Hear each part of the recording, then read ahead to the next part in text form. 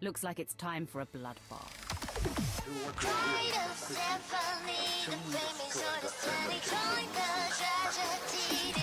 Remember Nerd if they looking for other things? They can get themselves. Oh, wait, no, but we have. Oh, that's true. That's true. Do you think we can also do that for Star Wars as well? For School Tour? Yeah, okay, back to okay, good. That is your go-to, and I can tell. Shrek turned into a slug, and then a degraded sus.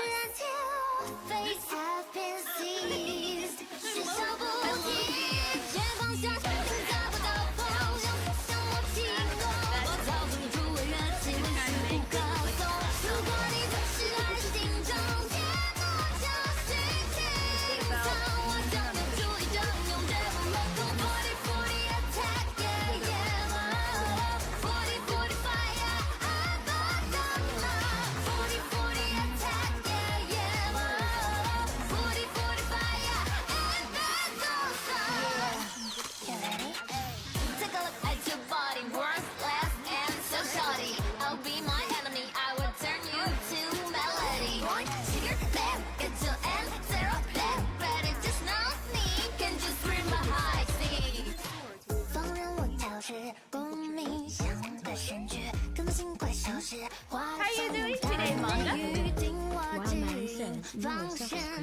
No ice. Oh! And your grandma's name?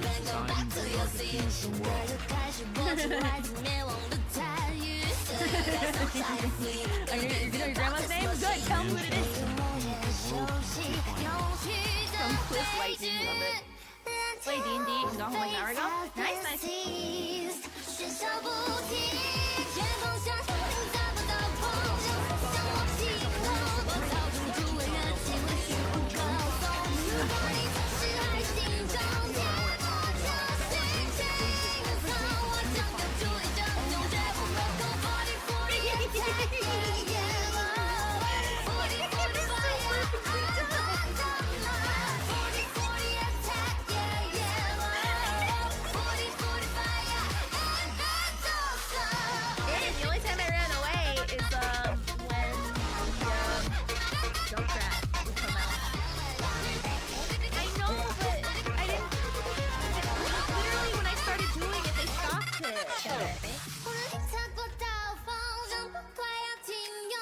I was literally busy to get a bit.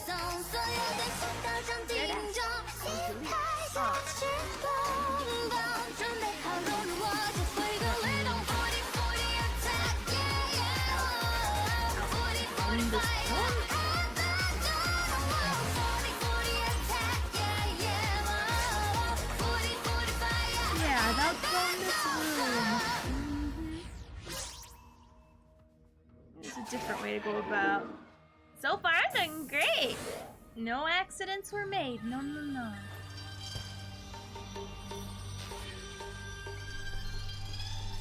Where's Vi and Brody? Ooh, the sound.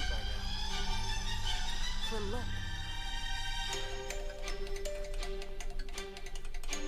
Thresher shark? Ooh. Monster. Why wouldn't you just let this go? Wait, isn't that one of our spears?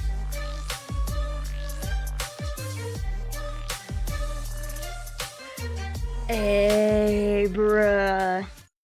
I am so tired. I did a lot of chores. Not a lot of chores, but really like strenuous chores. So, bruh, I'm excited. Happy Friday. Mashiro, congrats on the verse. Ay. Tataro, it's good to see you. Kuma, ay. Aw, Kuma, you're too sweet. Asking how Pan's day. That always makes me glad when you guys interact like that with each other. It brings a smile to my face. It's okay, fans. Who cares? It's Friday. Ayy. Water sub. Ayy, bruh. Whew, I am. Oh my god. I could finally get to sit down. I lay down for a little bit, but I barely felt it before I had to get up and walk the dog. Oh man, I am so excited. I finally did what I said I was gonna do. I did my research. And my findings are quite interesting. I finally figured out what's the deal with Hanya. Yeah. I finally found out her deal. I figured out Argenti's deal as far as in the grand scheme of the game. People are gonna move up, some people are gonna move down.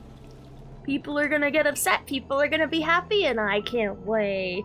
Also, I will post it. I will post the updated list on the Star Rail section of the Discord. It will be in the pin, so hey, there you go. I'm really excited. I can't wait to see people go, why is that character there? Oh, why is that there? I can't wait to see it. How many people do you think you guys were gonna get where people are like, Hook is ranked way too high? Or I don't know why Jingliu isn't over Minbibitor because... I can't wait. You got 4 new characters. Hey, I got both the new characters. I'm really happy. I mean, I should build Shuei at some point because I do need a quantum. But, you know, it's whatevs. I'm gonna be one of those people. Ayo, fans, it's okay. You wanna know why? Because when I come at you guys with facts. So it's okay. I'm ready. I'm ready to Yamcha people. I'm ready to go toe-to-toe like Goku and Frieza. I am excited. So, as said, I did get Ron May. I'm gonna show you what my intentions are with Ron May. Isn't QQ still better? No, Adventurine is the best character. I think that's been established. But we will go over that definitively in a little bit, of course. We gotta do dailies first. We gotta make sure the timer is done. We gotta watch some videos, because I forgot there's some new trailers and new videos that I want to watch. I would run on auto and watch them, but the problem is that we gotta do this boss fight and get mats for Ron May. So, where is she? Where's Ronnie girl?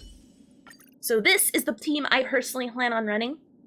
Once she's leveled up. She is nowhere near close to ready yet. I need to get... Her traces are a fucking disgrace. Her relics are actually pretty decent because I stole them from Pela and Asta collectively. So she's actually in a much better place. Where's her break effect right now? It's at 177. That's sexy break effect right there. So anyway, but her traces, sorry, are a disgrace. I gotta get that new boss mat. And I beat the boss originally in the story so far. I think I beat the Ron May section. We're in the Neopet section now. So now I heard it's harder when you actually go in and fight it. So now we're gonna see, because I was told it was hard before then, and I was able to beat it. The only issue was that I got screwed out of the RNG as far as having my Locha get hard CC'd towards the end, causing him to like die. And so we're gonna see how that goes. I'm gonna go in with the Bybear team and see how it goes. Yes, Ron and Bronya team are insane. I can't wait to see it. I'm gonna be honest. I was able to get Ron May built somewhat in less than 12 hours. Oh, it's really hard? I don't know. People keep saying that, and I'm like, what about that? Also, are you doing Andre A? Happy Friday! It's a wonderful day today, honestly. Like, it's cool. It's cold where I am right now, and I'm just like, ugh. And it's tier list day, eh? You want to see the most people come in, say their 2 cents, and never come back because I stomped them as far as being right in every way? Today's the day. We're gonna crack a lot of heads, and I'm actually super hard. And I can't wait to be that guy. But anyway, so let's... Oh, right, I'm not in English. Let me switch back to Japanese. Heck yeah, because you know when I come in with the fire. I legit come in. If I'm not sure, then I'll concede and go, oh, I'm not sure. I'll have to do more testing and more research, which I've done. And once I've done it, I literally come in like Super Saiyan Blue, okay? You cannot actually me hard. Oh. I guess out of context, that does sound kind of bad. It's okay. People will know what I mean in their hearts. Which is what matters. So now we're gonna fight this boss. We're just gonna use all our boss weekly on Ron May just to get her up to speed. See how this goes. Ah, frick! Hold on, I forgot to use my my technique points. Also, A. So We're gonna see how hard this is. Quote, quote. 刮目して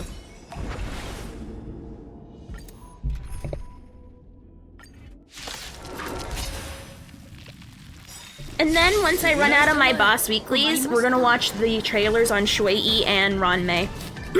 Just so I have time to eat my Lunchables. Well, people have been saying it's hard. The problem is that people confuse tedious for hard, and that's why when we actually we want to make sure we do it with correct facts. AKA, remember when I looked up yesterday why I wanted to see if Ranmei's broken? Well, people just said weakness break, and that's actually incorrect. She is great at you breaking the bar effectively. Because for people who don't know, weakness break is the thing that you benefit from the element that breaks a toughness bar, and then whatever that thing is, for example, for quantum, you do more damage. For ice, they freeze. That is what weakness break actually does. But weakness break efficiency, as well as adding more damage to people and more speed, now that.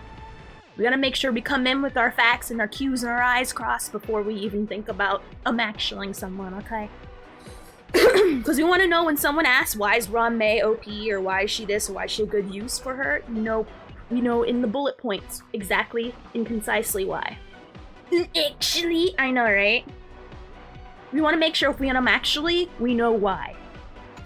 And we know why without sounding like an idiot or just AFK braining, you know. Because, yes. You know what I mean?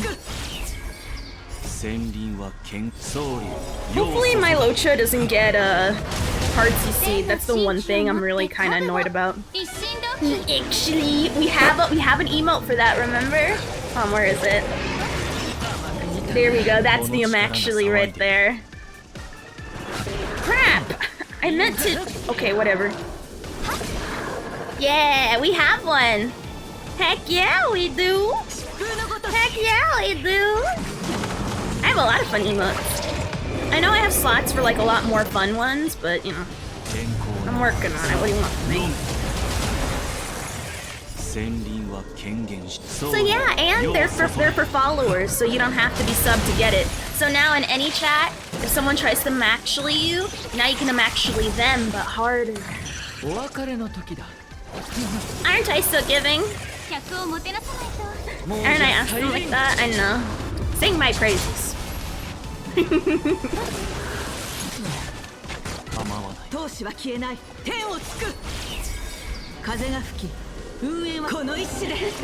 That's not singing. That's just words. Singing is different from words. Roommate.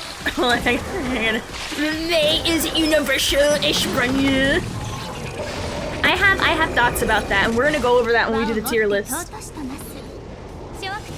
I'm gonna go over it in the tier list. The only annoying thing though is that when I do the tier list, then we move on to the next character, and some newbie who, to be fair to them, doesn't know that we've already moved on and changed topics. Like, they'll talk about a character like I've explained way beforehand, and it kind of gets annoying when that happens a lot over and over. You know what I mean? So generally, I'll try not to get too lost in the sauce on it, because I can't help but wanting to like literally like jump up as high as this thing will let me and like literally elbow slam them into the freaking Adam's apple, but I'll try. Someone try to wrangle me if I get a little too lost in wanting to sumo slam somebody with my facts and my bald head. We'll see, because I have thoughts. Some people will not like it, but still.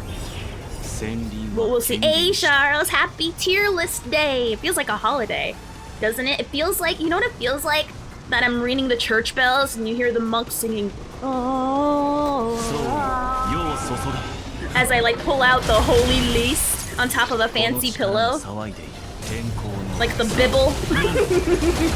A very fancy bibble. The Ophelia Sky edition. The most hailed and most respected edition.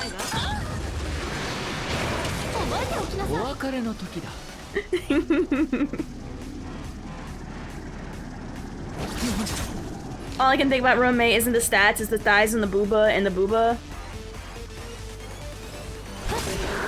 All I can say is sure. That's all I can say. And then my health said hello.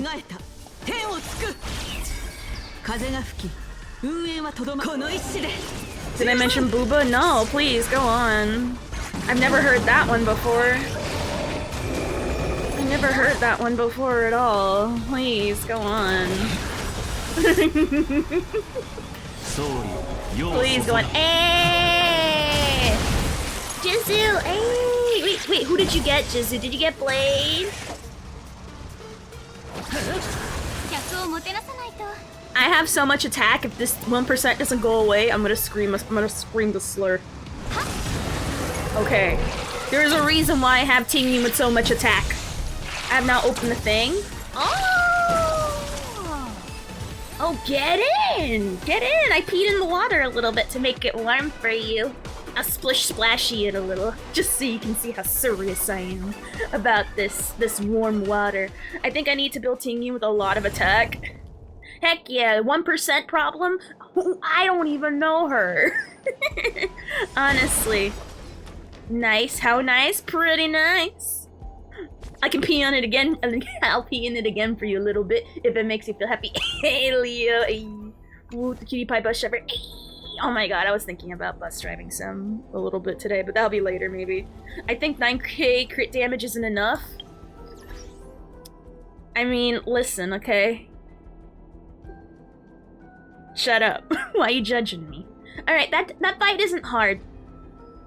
If anything, it's just tedious, and I did that with solo sustain Locha. I'm tired because I did like strenuous work earlier, but I am doing well, pretty nice. Like I feel like stream is energizing me up, and I'm like, yeah, I do have a giant PP. Yeah.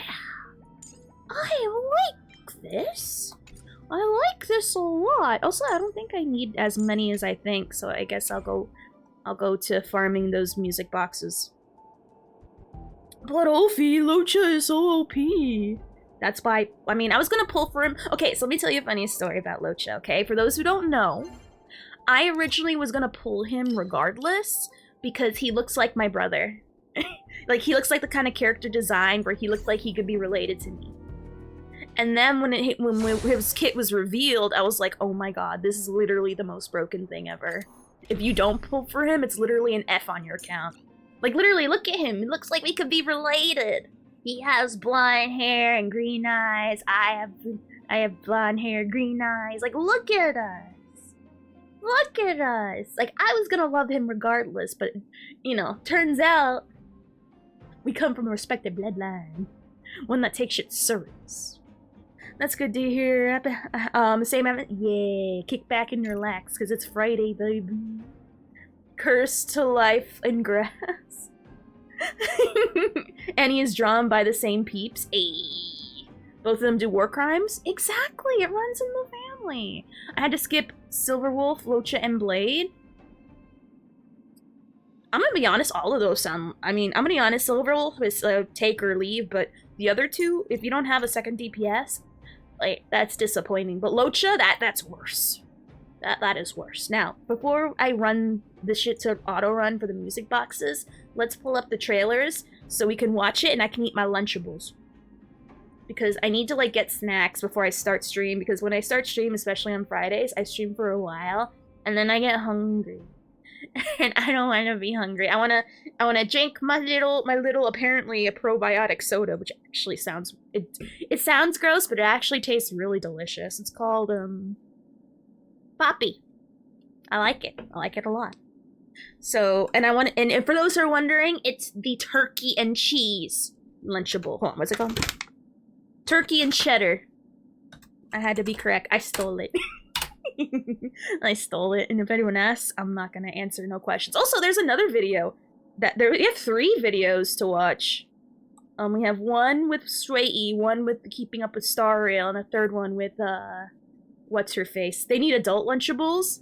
They do. It's called the normal regular kids Lunchables. If I get Blade, I'm not sure I'm gonna be able to build him. Oh, if you can't, then yeah, don't even sweat it. Like, we have a lot of videos to watch. Like, unironically, we have so many videos that we gotta watch, it's redonkulous. I had the pizza cone. You get the pizza one? Ayy. I'm just gonna be back later. I'm having much fun texting AI those old texts. Hey, that sounds fun. Definitely try. At least have him so that way, you know, when he goes away, you're not too sad about it. Because honestly, I pull for characters I'm not ready to build yet, but I can later, and they'll be ready when the time comes. I mean, look at my Jin Yuan. He's been sitting waiting to get maxed out for the longest time, but then new characters keep coming along, and, well, it don't work out for him so good. No. It does not. So, let me just... Let's see. Let's watch him in let's watch him in order. Or, I guess whatever order that doesn't annoy me. Can you, like... I don't like opera. Whoever, like, likes opera willingly is... I mean, gosh. It's like the equivalent of eating, like, whole grain. Why would you do that to yourself? Alright, let me just set it up. Make sure it don't look dumb before we set it on auto run. There we go. Alright, because I want to watch this. We usually watch all the trailers, and if we run out of TP, I'll make it full screen. How do you feel with the new SU so far? I haven't played it yet. I have not played it yet. Literally way too much content. We finished the story part of the content with Ron May yesterday, so now we're going to we're gonna continue with the Neopet section part of the story. Yeah, there's too much to do. I can't touch Mach yet because Ron May is now a part of the secondary team, and the secondary team is currently going to be under maintenance, quote quote. I could use combination of Clara and Genuine's relics. That's what I did. I bastardized my Pela and Asta for the sake of my Ron May. Pile Parmesan on top of, like, sprinkles. I just beat difficulty 5 in the new SU.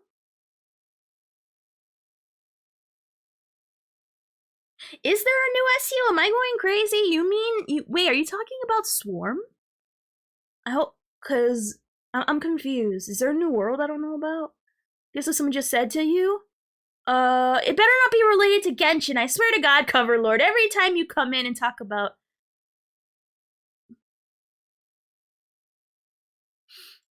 Oh, we'll look it up in the video, because I haven't even looked at it. I have not even looked at it. Anyway, let's watch the video now. I want to enjoy myself. The soft wind beckons the early spring. A joyous mood does it bring. Oh, my mouth sizzling, sorry. A chilly wake from rest. A plum blossom in a mess. Play Freebird. Where is the home I miss? Only remembered in drunken bliss. Oh. That's actually funny. Looks like it's tea time. Ooh. Without accelerating or postponing the arrival of death, life will always wither. That's funny. That's how you doing, everybody? A never-ending cycle of melodies. The core of all existence is unity.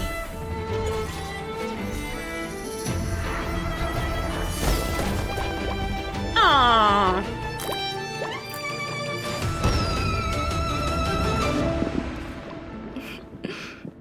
Sometimes, waiting around is also a change.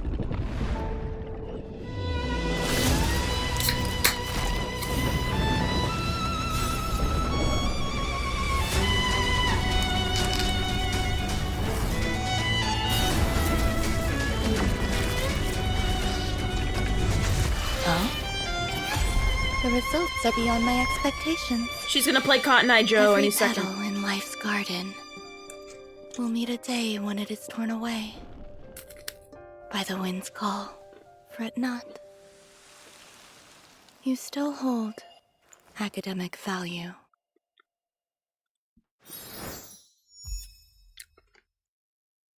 Unironically, she's the kind of person where if you say "over my dead body" to her, she's already preparing the poison.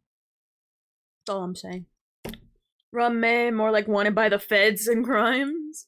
It's okay, you just say it's for science and it's totes okay. Trust. a sweet-tempered and elegant scholar, member number 81 of the Genius Society, and an expert in biological science.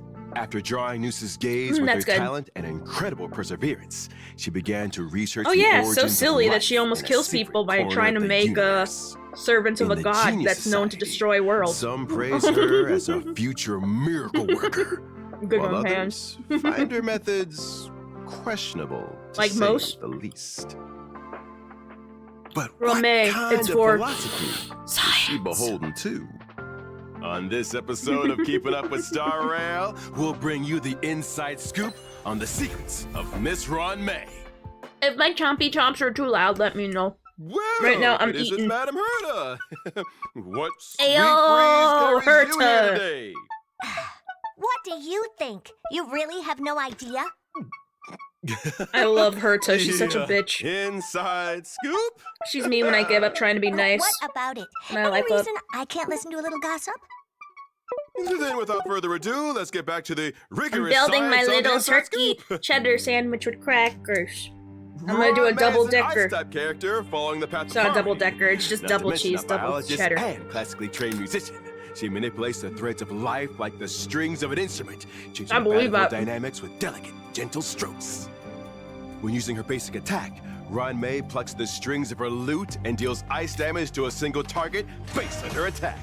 When using her skill, she gains overtone, increasing damage and weakness break efficiency for all allies.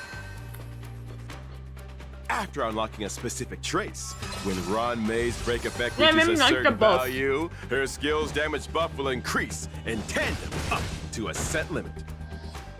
Ooh, I can listen to And this that's how we don't music see the all HP day. bar. When's the album coming out? She's not interested in making a musical debut. Well, during exploration, if Ron May uses her technique to enter battle, she automatically casts her skill after entering We will said explain battle that later. without consuming any skill points. In the When t- in Ron the May sec- in uses the her tier technique in a section. simulated universe, By the way, for those who don't know, today is tier list day. We're gonna make major updates. Some people are gonna go up, some people are gonna seriously go down. And I can't wait to fight all of you at the same time and show you and explain to you from my findings why certain characters are how they are. And I can't wait to see the people get upset. I like seeing them upset. Makes me feel good about myself. allied attacks on enemies are treated as entering combat by attacking the enemy's weakness. This attack can defeat the Echo toughest of the Hurdle, entire get enemy free! team, irrespective of Oh my weakness god, types. someone named themselves When breaking a Least. weakness, I love the it. attacker's own weakness break effect is triggered. It's worth noting that within the simulated universe, for every blessing possessed, the toughness Least. reducing damage of the current attack can be increased. If the current No, attack it's not, causes weakness Overlord, break, that's just additional a break grunt damage equivalent to a set percentage of Ron May's ice break damage is Her dealt addition to the still enemy sucks. based on the number of blessings. I know what you're thinking. If you encounter Ron May's occurrence in the simulated universe, you better hope she's on your side. Ooh. You think the Trailblazers are that impressed by her pretty tricks? Whatever. As long as she's happy. Oh! Ron May strides into Then the yes. battlefield, brandishing her lute and It's waiting awesome. for the petals to fall. When using her ultimate, Ron May deploys a field that lasts for a set number of turns. With this All of them speed, are fun. all type resistance Like, deadass, penetration all of increases the for resonances all are very allies, fun. and their attacks apply Thanatoplum Bloom to enemy targets. When enemy targets attempt to recover from the weakness break state, Thanatoplum Bloom prolongs the duration of the weakness break and inflicts action delayed based on Ron May's break effect. Enemy targets will also take break damage based on a percentage of Ron May's ice break damage. The science Woo. of life includes the creation of life as well as its destruction. As a scientist, Ron May knows just as much about giving life as she does about taking it. So she's a Ron literal May's mummy. talent can increase allies' speed, and when allies break an enemy target's weakness, deal additional break damage equal to a percentage of Ron May's ice break damage. Oh, looks like the space station's pretty busy today. A new visitor, perhaps? Ugh, just a lab material delivery. Mm, Ron to May's her. already moved on to new research.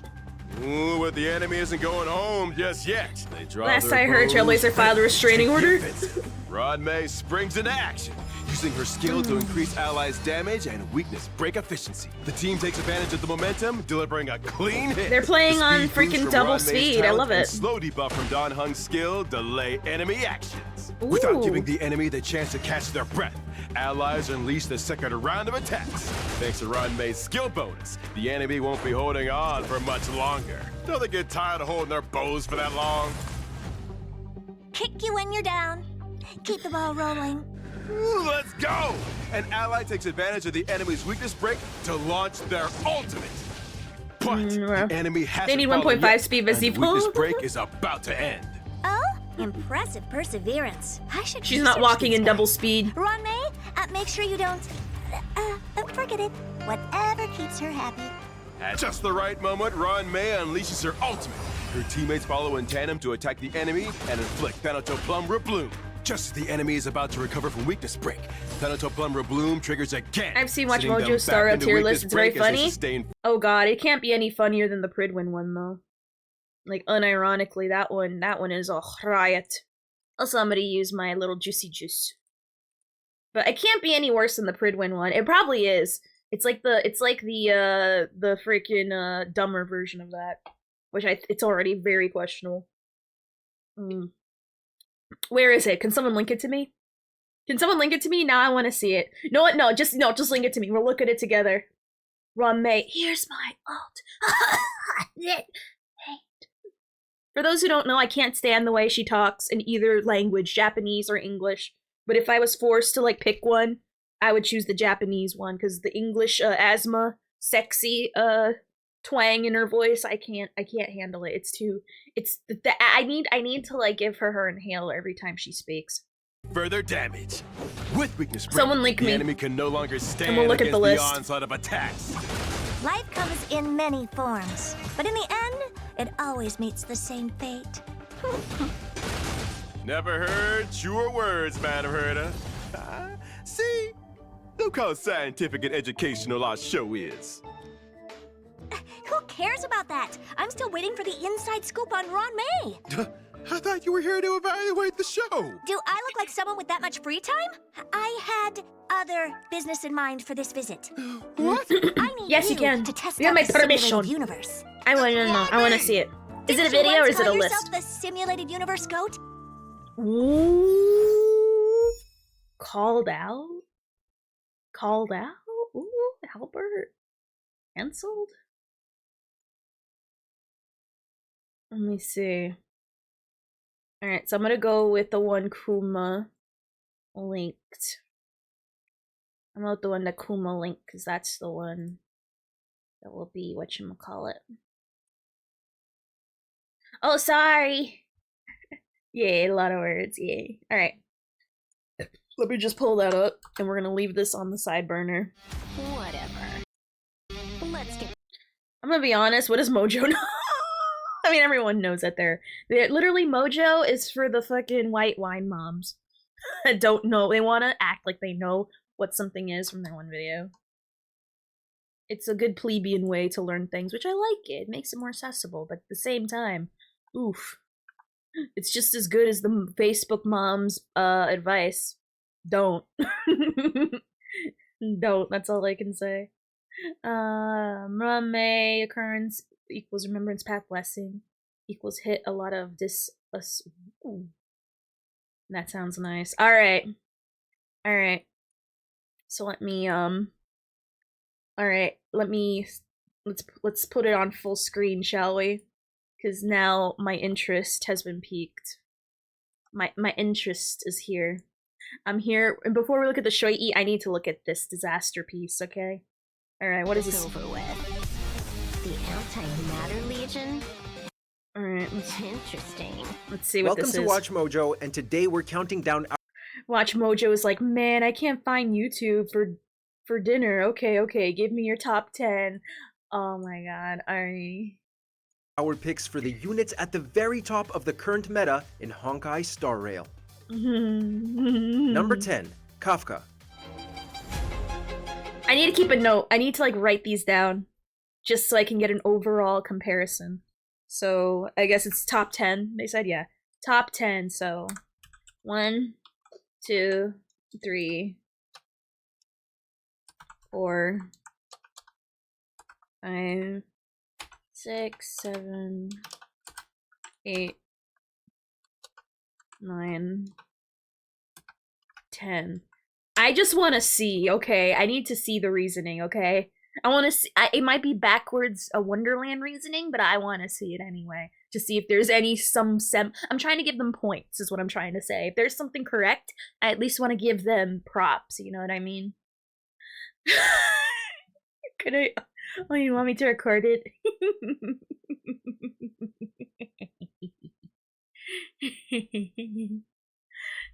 Oh God. Okay. Oh God. I don't know. I don't know if I want to record it. I'll be honest, because okay. I'm not in the mood. I'm not in the mood. It's like it's something that's so like it makes me like slap my head and like rub my face. I'm just like, oh my God. Okay. It's. Please look at stats when they pull up stats. Oh God. All right. Let's see. Anyone who says lightning never strikes the same place twice has clearly never met Kafka. While her damage output looks underwhelming at first, the initial hit is only part of the story. You see, Kafka is the queen of the long game. Most of her skills apply the game-changing shock debuff, causing electrifying amounts of damage over time. Once you land a hit, all you have to do is sit back, relax, and watch as enemies fry around her. It's a sight to behold. In fact, Kafka's consistent access to status effects makes her one of the most reliable damage their dealers game in looked the different. whole cast. Shocking, isn't it? Huh? Number 9. Where was the stat? Where were this? Did I miss it? Did I blink and miss it? Huh? Why does the game look different? Is this like beta? Oh, it says right there in the bottom, beta version. Okay, so I'm assuming they pulled someone else's footage and put their logo on it. It's funny. Dude, chill. It's just some numbers. I was gonna say I don't see anything. I'm gonna be real. Yeah, I mean, it's B-roll, so I'm gonna be real. They don't play the game, so they have to use other people's uploaded footage. So I'm gonna be honest. I'm not really sweating that they use beta footage because they don't play the game, and so they have to grab from what looks the coolest. Which honestly, I wish we got this instead of the current one because that looks cool. But honestly, I just see it as like B-roll, so I'm not gonna even like take it seriously. I'll be real. To me, what matters is just the order of the actual characters. Because if you want B-roll, it don't matter. Like literally, they could be putting on like a Saints Row playthrough, and it'll be just as informative as them and still be talking about Kafka while showing us as CJ trying to follow the goddamn train. It means nothing to me. It's just visuals. That's it. In the whole cast. Nothing indicative of Shocking, stats or anything. Isn't it? Number 9. Fu Xuan. As clear as daylight. There's one very good reason to always keep Fu Xuan on your team. To put it simply, this To girl live. does not die. Thanks to her litany of regenerative Not just abilities, her, she everybody. can keep herself on the battlefield through just about any attack. And even better, she can do the same with her Congrats, Jizu! team. You got an awesome Fu Xuan's unit. unique skill allows her to partly shield her allies' damage intake for 3 turns. Pair that with her insane healing, and Fu Xuan's party becomes nigh unkillable. Oh, and did we mention Fu Xuan's skill also boosts her teammates' critical rate? Clearly, she doesn't just support your lineup. She's the reason it's effective at all. The cycles of yin and yang never cease. No, she's the reason why you can live past the initial Number nuclear 8. bomb. Sela.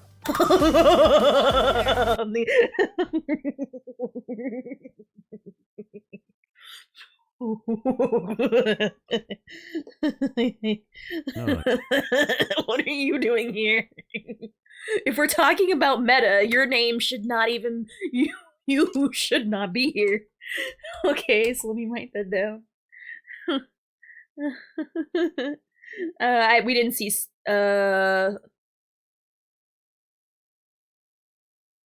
she has a lot of HP. That's a 10k that's a 10k Fu Xuan, which is really good. And that's a 150 speed Fu Xuan, which is not bad. But then again, this isn't their footage. This is or is it? If they grabbed it from a competent player. But no, I don't again, I don't really care much for the stats. It's the fact that The crit damage? Oh, let's see. I'm looking at the actual stats she should be having.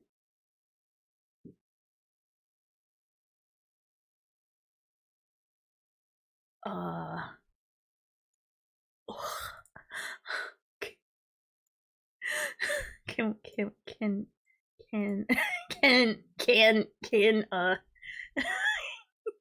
can we like talk about that? What the hell?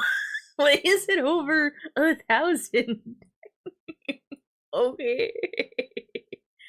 That is the canonical Fushwarma. No one can have her except whoever that is. God Jesus. Literally 1,087%. Her Qs will decimate Mach 10 alone. She will single cycle. And she'll find her way to get onto the other fight too. Just from sheer strength. I don't know. I'm not, unless we know for sure, I'm not gonna stay. I have so many questions. You got the godliest of god relics. It's all I can think, if it's even possible. She could kill Golden Frieza in one shot. She can Yamcha anybody. God Jesus. Shawarma is one of those many things we eat here in Saudi Arabia. Oh my gosh. Okay, so yeah, that is more shocking than the fact that Seele is even on. Why is she higher than Kafka? What? Why? Let's hear their explanation. Why is Fushwen beneath Seele? That's what I want to know. Let's see what the heck is that about. In comparison to flashy skills, debuff mechanics, and situational ultimates, Seele is pretty straightforward. Debuff she simply mechanics. does damage, and a lot of it. However, in a game like Honkai Star Rail, that alone wouldn't be enough to make her stand out, especially since she's limited to single targets. But that's where Seele's super powerful talent, Resurgence, comes into play. Whenever she eliminates an enemy, Resurgence buffs her attack it's not and as lets good her act again. Essentially, she has the attack stat of a single target master, but the versatility to plow through hordes at the same time. So, that whether barely you're did any chipping away at a damage. boss or grinding through grunts, Seele always deserves a spot on your team. They chose like the worst footage to show off Seele. If you're gonna show off Seele, show her like fighting the swarm. Don't show her fighting singular people and then barely doing damage to NPC done over here. What the hell? Like you're doing, I know I do Seele dirty by being a jerk to her a lot for a good reason, but that is, if you want to show off how good somebody is, this is not the way. This is, whew. I mean, again, it says beta, but could you have like found any? There's literally so much footage you can find of people sucking on Seele, and okay. Again, they're wine mod. This is a basic white guy. What do you mean? Well, this is a guy that doesn't even know what Star Rail is. At the same time. So, whether you're chipping away at a boss or grinding through grunts, Seele always deserves a spot on your team. No, she doesn't. Disappear among the sea of butterflies. Collisions of the past. Number 7. Blade. My sword will be At least Blade is above Seele, I Given guess. his name, it's only fitting Blade is the epitome of a glass cannon. He's got some of the best wind skills in the whole game, but they come at a high cost. No, they Namely, don't. his health bar. While That is trading not a damage high for damage cost. sounds risky, It just it's chips away at circumvented it. by the fact that Blade doesn't start fights. He ends them. But, as an extra precaution, his ultimate has a built-in failsafe too. The ironically titled Death Sentence always restores Blade to half health, whether he's above or below the threshold. Then, it takes all the damage he's taken in the whole match and converts it into one explosive. Can I get some blow. actuallys With that kind of firepower in the chat? Because who that's what needs I'm health feeling right now. anyways? Actually. Number 6. Tinyu.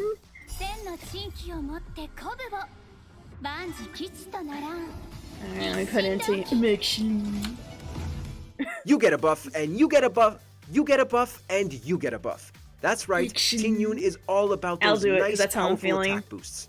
She's basically a walking, talking I'll do it battery too, I pack for can't. your team, and with the right synergy, she can help even low-level heroes clear the battlefield. What's Right synergy? Right synergy? The right synergy.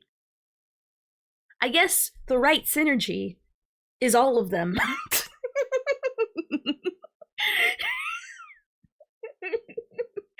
imagine the right synergy counting as all of them. What happens when... Tell them, like, deadass, unironically, you can put Tingyun on every team. Unironically. You can. You'll always be ulting all the time and get a damage increase and be skill point positive. Apparently, the left synergy, I don't know. She improves work synergy at the office, but only for some, apparently. I can't. Oh yeah, we got an animated actually too. I forgot to mention that, by the way. We have an animated one for subscribers, and for followers, we got the normal actually. I completely forgot about that. Also, hey dub. So only certain people will want this synergy. Tingyun has one of the most Can you think of someone that doesn't want her? useful ultimates in the game, in that it helps others to get their ultimates. And yes, Tingyun's damage modifiers apply there too. It doesn't take a mathematician to see that attack buffs plus frequent ultimates equal a must-have for your team. After all, I thought if it was you only plan for it certain right, teams. Tingyun can be the buffer that keeps on buffing. I thought she was only for certain teams. Yeah, I forgot. I forgot to mention that. You have it though. You have an egg, Pan, so you can, and so can you, dub. Oh, you've been doing it. So I'm gonna be unironic. How can you say in one side of your mouth she's good for certain synergies, and then you say she's good for all of them? Think, Mark, think. Think, Mark, think. Alright. Number 5. Silverwolf. I can do this in my sleep. Nothing howls quite as loud as good old-fashioned debuff. Entering Silverwolf. She specializes in reducing all of an enemy's stats, and we do mean all of them. Defense, speed, Kuma. attack, you name it, Silverwolf can do it. But that's still nothing compared to her unique skill. Using Allow Changes, Silverwolf gives a foe an elemental weakness of one of her teammates' types. No other character in the whole game has that kind of mid-battle versatility. It's so flexible that honestly, Silverwolf can slot into just about any team composition and still do Unlike Tingyun. well. At this point, there's really So, according to this AI script, this AI bot, hold on, we gotta fully break down what this thing is saying. We gotta pull out the paint for this one. Alright? We gotta pull out paint. I feel like this might be too big brain. This might be too big brain, okay? Alright, so according to video, Silverwolf.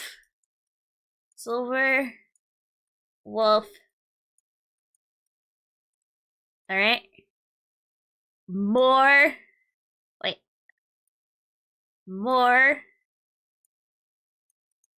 than Tingyun. This is what they're trying to say. I gotta see it. I gotta make sure that I understand this correctly, because I feel like my brain is breaking. I gotta hold on. So, in a world where everyone wants the fox, so we're gonna draw a little fox, okay? We're gonna draw a little fox, okay? We're gonna draw a little fox, okay? There we go, fox. No, not a lot of people want that. They all want the, oh, thank you for the follow. Oh, you got, oh, I'm gonna give you MPV. Let me finish drawing this wolf for a minute, so that way you guys can visualize my brain. Oh, so how you doing, Moria? Hey, right now we're watching a really bad video, and I gotta show people what this video is doing, because I feel like it's not gonna be it's gonna be very misunderstood. Okay, so this is a wolf, okay? Alright? I was gonna say, but congrats, Stargazer. Thank you so much. I appreciate it. You're new to Starro? Hey, we love new blood. Hey, if you have any questions, please let us know. We're very new player friendly. I try my best to not go over spoilers as much as possible.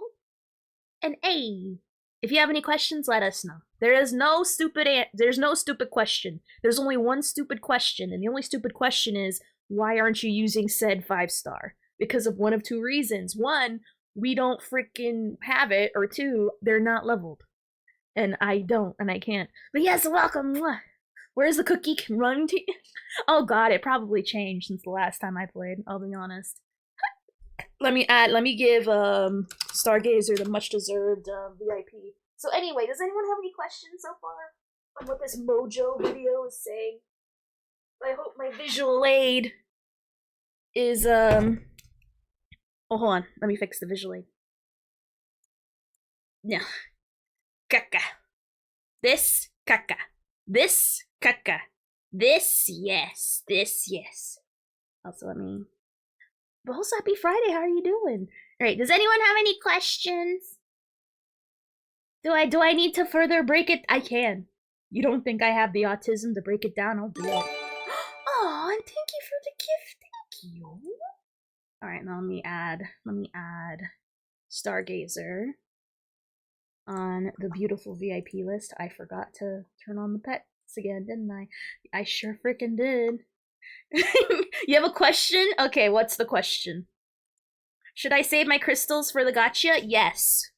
Yes. Get Blade and Rom May. Get both the characters if possible currently in this banner. If possible. If you can only get one, get Blade. No, get Ron May. Sorry, get Ron May. I'm thinking in the terms of Mach. But yes, definitely save them. And you get a lot of the standard passes, the gray ones, for free. So don't even worry about spending crystals. Also, how you doing, Sensei? Why is Silverwolf better than Tingyun? Because Mojo said so. That's why, you stupid. Never mind, there's a new stupid question. But congrats. Thank you so much for watching me and lurking so much as you do. I appreciate it. I actually didn't think about that. If this is new players' first banner, this is a tough choice. I'm gonna be unironic and serious. Get Ron May, because there's a lot of DPSs to choose from, and then there'll be more that come down the line that you'll probably want more. Whereas the list of supports is not long enough for all the DPSs that need them. I'm gonna go over that when we do the tier list later, but honestly, always go for the support, because there's not enough supports to go around, and Run May is a beautiful addition to that support roster, because we need more of them. Branya can only be stretched so far. Tingyun can only be stretched so far. No excuse to leave her on the bench. So go for Ron May, the Ice Lady. Exactly. I don't know, they could, Kev. Number 4, Branya. Branya is a wind-type fighter. Speaking of Branya, the path of harmony, who leads her companions to victory in the name of the Amber Lord. And when I get into it, I get into it, to see why Branya is worth joining the front lines. By activating her Banner of Command technique, every ally starts the next match with a passive attack buff. But yeah. So unironically, Moria, first of all, take your time and enjoy the game, but save your crystals and pull for the Ice Lady that's in the thing. She is a buffer. She helps you, you know the little toughness, the white bar, where it makes the people kind of inoperable for a turn? Just put her, okay? Like, I cannot stress enough. I love Blade, but we're gonna be getting a free 5-star soon, as someone mentioned. I forgot who said it, but whoever said it. Thank you for reminding me. We're gonna get a free 5-star DPS later, so. And there's not enough supports to go around, because majority of the top DPSs use the same characters over and over. Yes! In the 2.0 patch, we're going to be getting a free 5-star thanks to Honkai Star Rail winning Game of the Year. I'm sorry, mobile Game of the Year.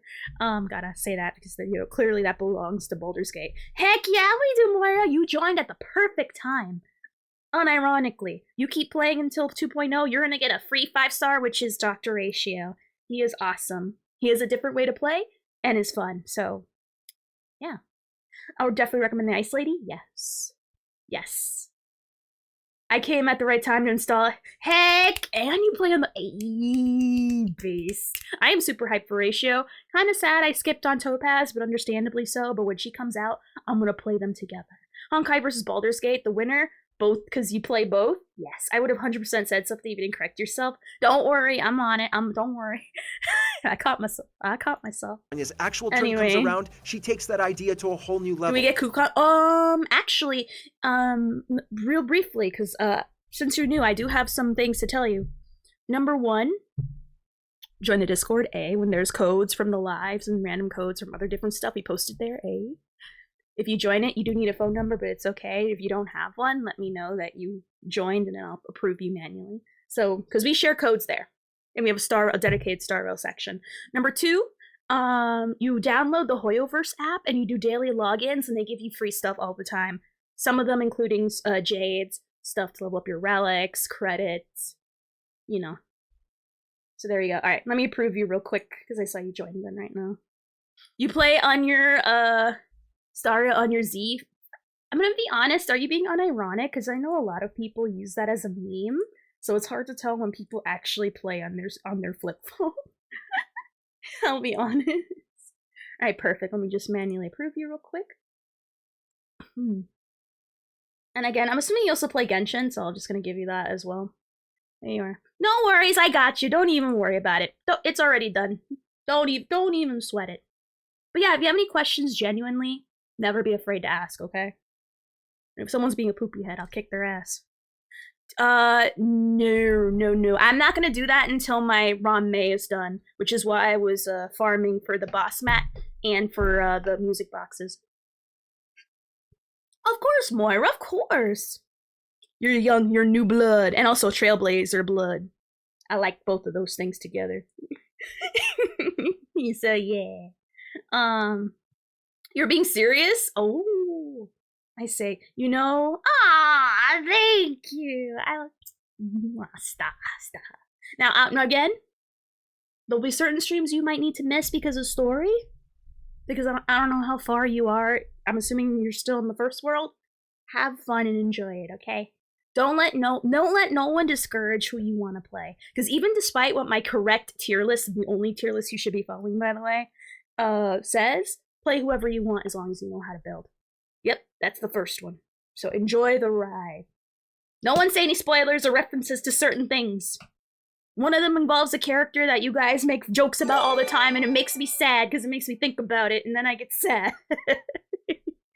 We're talking about dispelling you know debuffs, the one. raising the whole team's damage output, and more. And if that's not enough, whichever ally Bronya targets immediately gets another turn too. Fun fact about your new favorite shaver. They only be good. OP's truly Aeon. I try to be. I think myself as wholesome, but also, you know, I'm not gonna be like, you know, oh, let's you know, cuddle. Nah, I'll kick your ass if I have to. Gotta be strong with me. She's secretly a guy. Shh. I'll say, hey, Sindel. Bronya is so much more than your average support unit. Can someone ban Pans, she can control please? the flow of the entire game altogether. To guard and defend. Ban? Crush them. It's like you read my profile. Number Or 3, my about me. Locha. Remember. Who the hell is better than Locha? I need to talk to this list's manager right now. The true Aeon of smooth-brained. Okay, I'll take that. Locha Fushuan at 9. Her real name is Brun. No, my real name is what is it? Giorgio or something like that. I can't remember how to say his name. You can never silence the unsilenced. Remember your oath.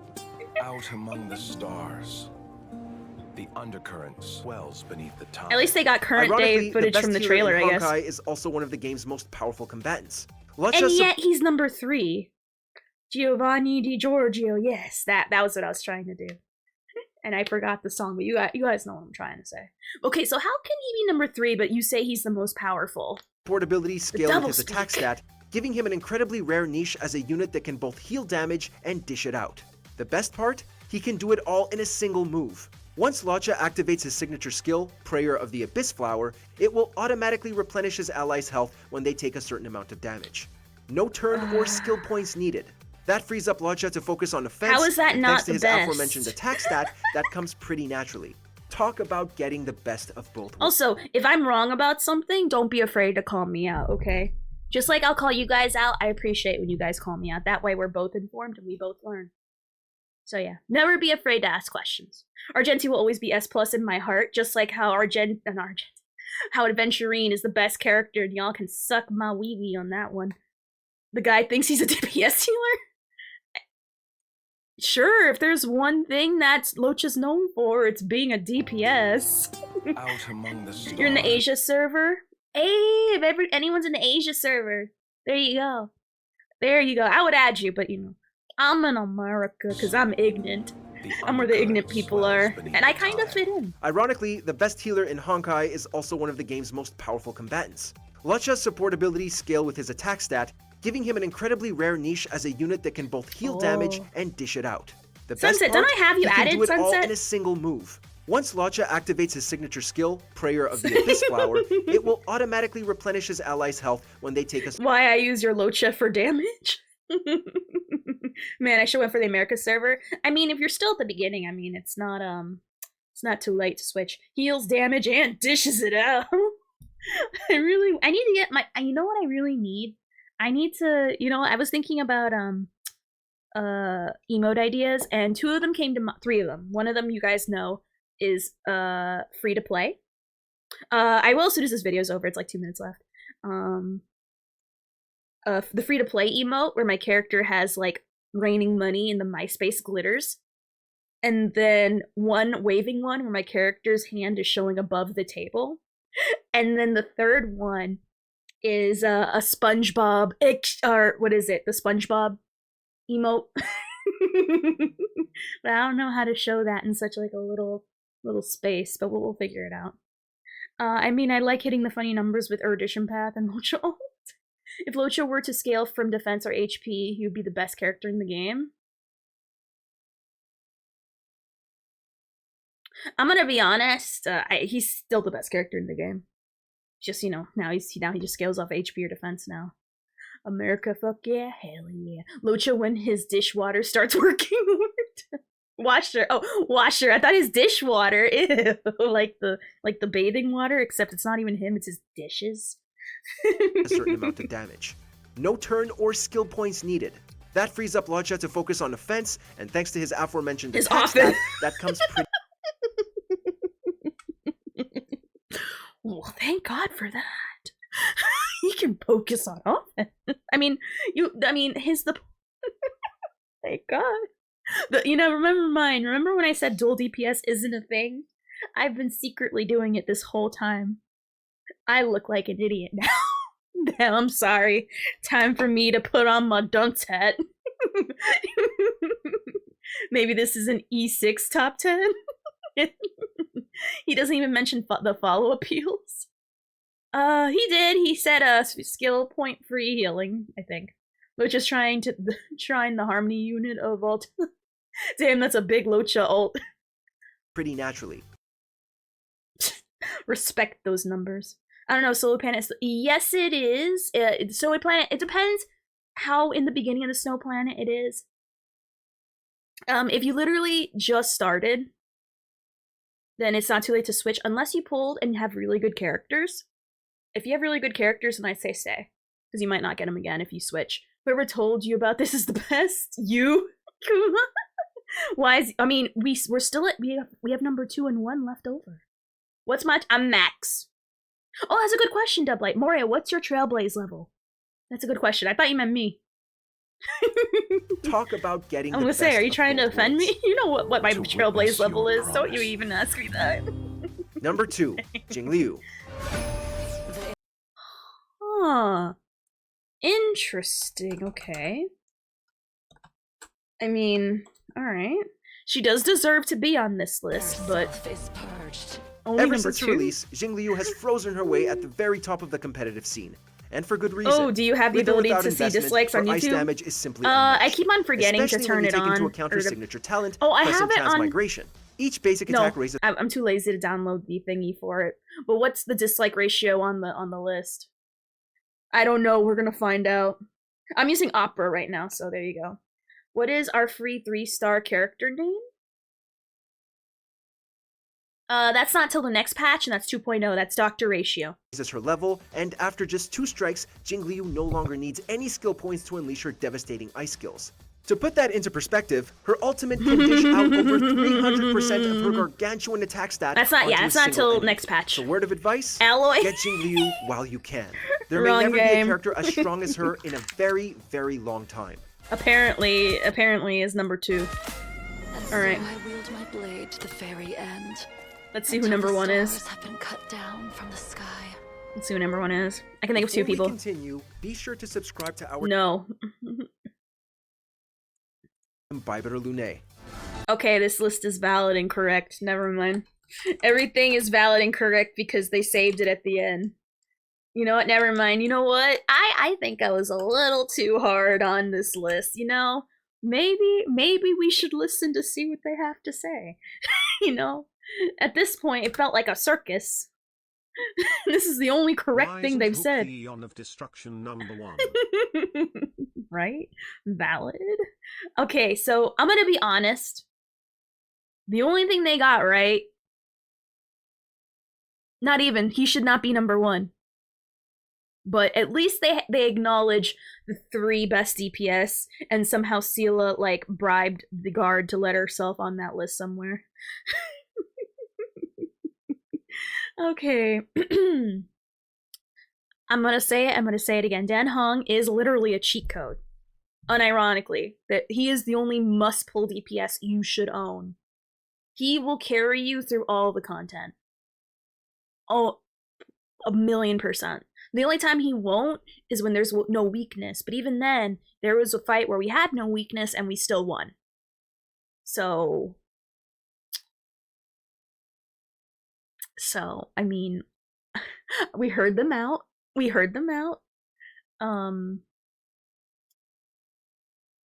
Okay, so we got Kafka #10. I mean, I'm gonna be honest, the only thing that highly offends me, the only thing that really mostly offends me, can you guys guess what mostly offends me? Me with Dan, Blade, Jingliu, actually, you feed Dragon Boy enough buffs, he just evaporates enemies, exactly. He Thanos' them. You gotta read the comments. Oh my god, I didn't even think about the comments. I don't believe in must pulls. I pull in whoever True, you should pull in whoever you want, but if, I'm gonna be honest, if you ask me for like an opinion on, I think he's a must pull. Alright, so let's read what the comments say, because I'm actually really excited. Oh my god! Remember guys, Blade is a glass cannon. Hold on, let me see if I can find a way to make this big. Hold on. Alright. Remember guys, he is a glass cannon, and look at all the thumbs. I'm gonna thumbs that up. True, pull for whoever you like and build for whoever you like. But but literally unironically when you pull for him, bruh. Even a half HP Blade is more tanky than all the bruh. Alright. Remember guys, Blade doesn't start fights, he ends them. You lost us. Man who gives me nightmares. Which red-headed man? Just got to level 80 and farming trace mats. Ugh, good luck, that's where I'm at, Sindel. It is not fun. Also, how are you doing, Debbie? Also, bruh, alright. There is so much wrong with this list of stony characters. Fushuen is so broken because blah blah blah, we all know why. Blah blah. Okay, they're going into like a whole spiel. I just want generics. Imagine as a new player in this game searching an explanation for a good character and how they work, and then found this video. That's what I'm thinking too. Like, oh my god, that is so bad. Locha isn't a damage dealer. Oh, I mean, I understand. I can definitely understand. He's gonna like, you're gonna wake up one day. He's gonna be lying next to you, staring at you, going, "Beauty." What are you talking about? Everyone loves farming for trace mats. I mean, I'm gonna be honest, it's not as bad as Relics, I'll be real. I doubt Ricky even knows this is a turn-based game. Get Jingliu while you can. Dude, her banner ended 2 months ago. Don't try to make people think you can get her right now. Oh, I didn't even think about that. As someone who plays and dives in to say, I need to say this, in no world does Sela or Blade have more value than Fushuen. True, I didn't even think about that. But yeah, can you guys guess why this list offends me while we read through the comments? Can you guess? I feel so bad when you spend 60 TB and still get no purple. It happens. Do top 5 should be Locha, Fushuen, Bronya, Jingliu, and Dan Heng in that order. Flip around Dan Heng with Jingliu and you're on to something. Alright, as someone that plays in, oh, I read that. How to say you didn't research the material without saying you didn't research the material? Says the characters that scales HP doesn't need HP. I mean, we already know they're ill-advised. It's Ron May. Remember, it's Ron. Gotta be respectful, saying name right. Remember, guys, Fushuen deals 7.1 mil. over 1k crit damage, while Locha dishes out 605 and is better than her by being a healer and damage dealer. This is killing me. Watch Mojo editor. HSR 1 game of the year. Get a video out. None of us play. Just Google some. Ting Yun's buff is only one ally at a time, so Oprah line does not make sense. Does not make sense that huehuehuue is not on. Okay. Get her while you can on Jingliu. Footage is so weird highlighting Sela while she's getting dominated by Kafka. Playing Ting Yun on solo. I didn't even think of that. Oh my god, I didn't even think of it. It's been proven Jingliu can out DPS Dan Hung. No. Fu Xuan at number, she could, but under the same conditions, he can also outdamage her when put under the same conditions. Fu Xuan number 9. I think more people are more offended at she's at number 9 for Fu Xuan. A lot of clips are like the leak videos where it shows characters' animations. Yeah. This video seems to represent what happened here. Played the closed beta for a couple days way back when. Remembered the game after it won all these best mobile game awards. Thought, hey, I vaguely remember how to play the game. I'll give some pull recommendations. You were on the right track with most, but the details were clearly lost. Oh my gosh. Watch Mojo saw Star Rail at the Win at the Game Awards and wanted to make a quick buff off new players. Asked some intern who happened to play the game about the characters. Completely tuned out said intern's explanation and slapped together hot steaming garbage. Alright, so we get the idea. We pretty much get the idea. People are offended that Blade is a glass cannon, and people are offended that Fu Xuan is 9. Which, honestly, valid. Valid and correct things to be annoyed about. To me, what I'm more mad about is that the thing I'm most offended about by that list. Oh god, no, I messed up my thing.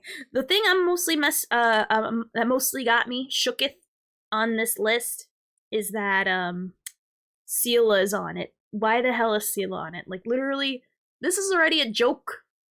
Why are you here? Go away.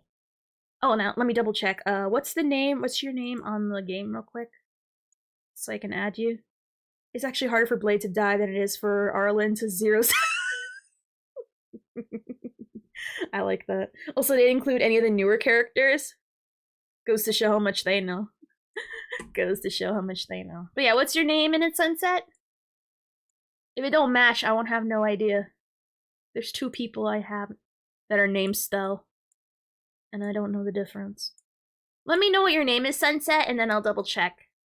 Lunar? I don't think I have you added. Unless you added me, no? Yeah, add me and I'll add you. Wait. A little spoon? Oh, wait, you saw Spooner's thing?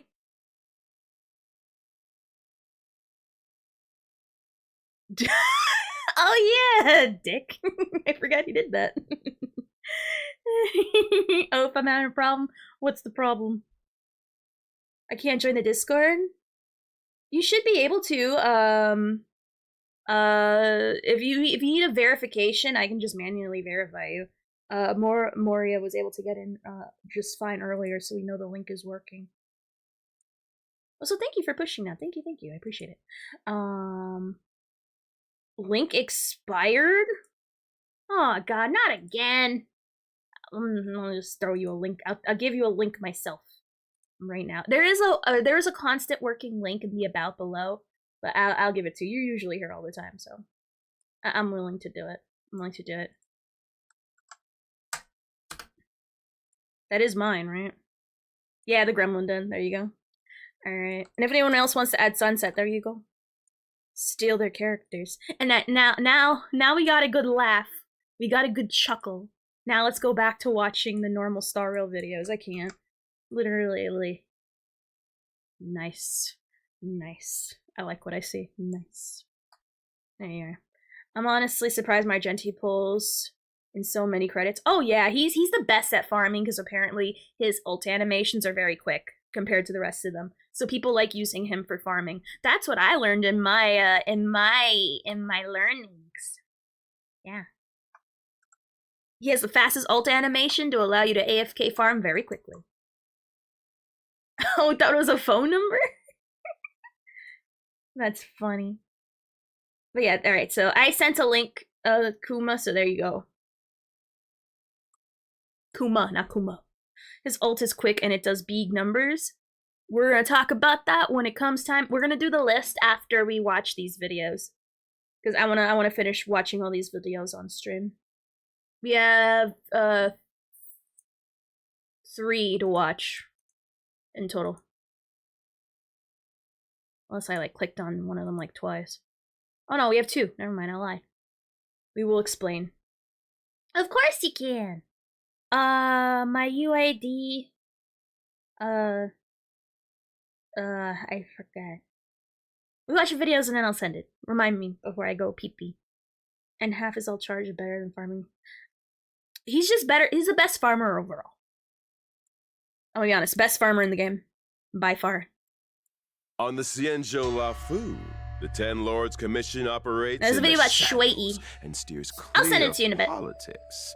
But when After it the comes videos. to the Mara Struck, the Commission wields supreme authority, dispatching ghost-like judges to apprehend Oh no, he's their very targets. fun. Very fun from what I've seen. They say that every judge possesses unique and exceptional abilities, but that the people who Yeah, generally a lot of people don't know these videos come out, so that's why I like watching them and showing you guys. I'm subscribed to the Honkai Star Rail YouTube channel, and I like seeing these videos because it teaches me the characters, we get to see them in action, I get to hear Albert, it makes me happy. join the Ten Lords have pasts that are better left unquestioned. Oh, she has Shui earphones? Yi is one such person. I didn't know she had Perhaps earphones. the word person no longer applies. Shui Yi is a quantum-type character following the path of destruction whose physical body long since turned to dust. She now resides within a puppet body given to her by the Ten Lords and repays her previous I guess those life's are her karma ears. by apprehending wrongdoers. When Shui Yi uses her basic attack, she deals quantum damage to a single target based on her attack.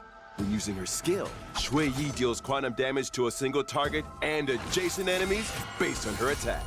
That looks During fun. exploration, when Shui Yi uses her technique, she immediately attacks the enemy. Right, Kev? After entering battle, she deals quantum damage to all enemies. As one of the 4 judges responsible for detention, interrogation, incarceration, and punishment, Shui Yi is charged with the foremost, sparing no mercy in the face of evil. When unleashing her ultimate, she deals quantum damage to a single target based on her attack. This attack ignores the enemy's weakest type and depletes their toughness. Enemies with their weakness broken in this way will trigger the quantum weakness break effect. The more toughness depleted in this attack, the higher the damage dealt. God, This that's so effect cool. has an upper limit. Each time Shui Yi uses an attack that depletes the enemy's toughness, she accumulates karma. The more toughness depleted, the more stacks of karma accumulate. Nice. Allies that deplete enemy toughness are also able to accumulate karma for Shui Yi in this way. Once the karma stack limit is reached, Shui Yi instantly launches a follow-up attack, dealing multiple hits of damage. Each hit deals damage to a random enemy, So equivalent to a set cool. percentage of Shui Yi's attack. These follow-up attacks do not accumulate karma. After unlocking a specific trace, Shui Yi accumulates excess stacks of karma up to a set limit. After Shui Yi's talent is triggered, she gains karma stacks equal to the I number know, of excess right? stacks. Keep He streams, candles he's really lit and cute in his evils at streams. bay. Banish the Mara and the author of plagues. Dan Heng takes the initiative, dealing damage to the disciples of Sanctus Medic and Shapeshifter, and depleting their toughness. Yeah, he's on Shui falls up in Twitch. a flash, activating her skill, dealing damage, and depleting the toughness. Oh my god, I of the hope I can. Mara-struck soldiers. I don't even remember what the name These of it two is. I don't know if he attacks streams allow Shui Yi to often. build up her karma. But he does stream on Twitch. I don't know if it's often, but I've seen Divine it. punishment of the 10 Lords I've seen is clips and it makes me imminent. happy. After another onslaught, Shui Yi's karma is almost completely stacked. With her ultimate, Shui Yi bypasses the enemy's weakness type, depleting their toughness. What's the best and trace, dealing increased Kumo? damage proportionate to the toughness decrease. Because he might have, and he might have missed it. As Shui Yi launches a follow-up attack, swept up in the ruthless dance of the judge's blade, the enemy and their misdeeds are decimated. Ooh, karmic atonement. That is Better to awesome. lose your golden jade than enter the shackling prison. Better to suffer disaster than to face a judge. As a judge, the world That's gives sexy. Shui Yi a wide Sexy. berth. I love it. Few could imagine that within this cold exterior lies an ordinary girl. For every culprit she apprehends, Shui Yi is granted a half-day's respite in the world of the living. The struggle to rebuild Aw. her soul and reclaim her humanity is ongoing, but the day those wishes are realized still seems like a distant dream. Aww. Lore, why is she so tragic? But yeah, what makes her weird? What makes her weird? Not that. This one. It took me till today to realize that destruction light cone with the two little girls, Shuei and Hanya.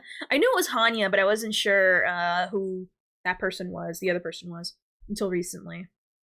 Tragic sure into the toaster. Here she go. Oh yeah, that's right. We have a separate tier list that we have going on, where we have a toaster section, right? I don't know if I should do full quantum set or full break set. I would personally do quantum. I would go quantum set personally, and then I guess planar break and see how that goes.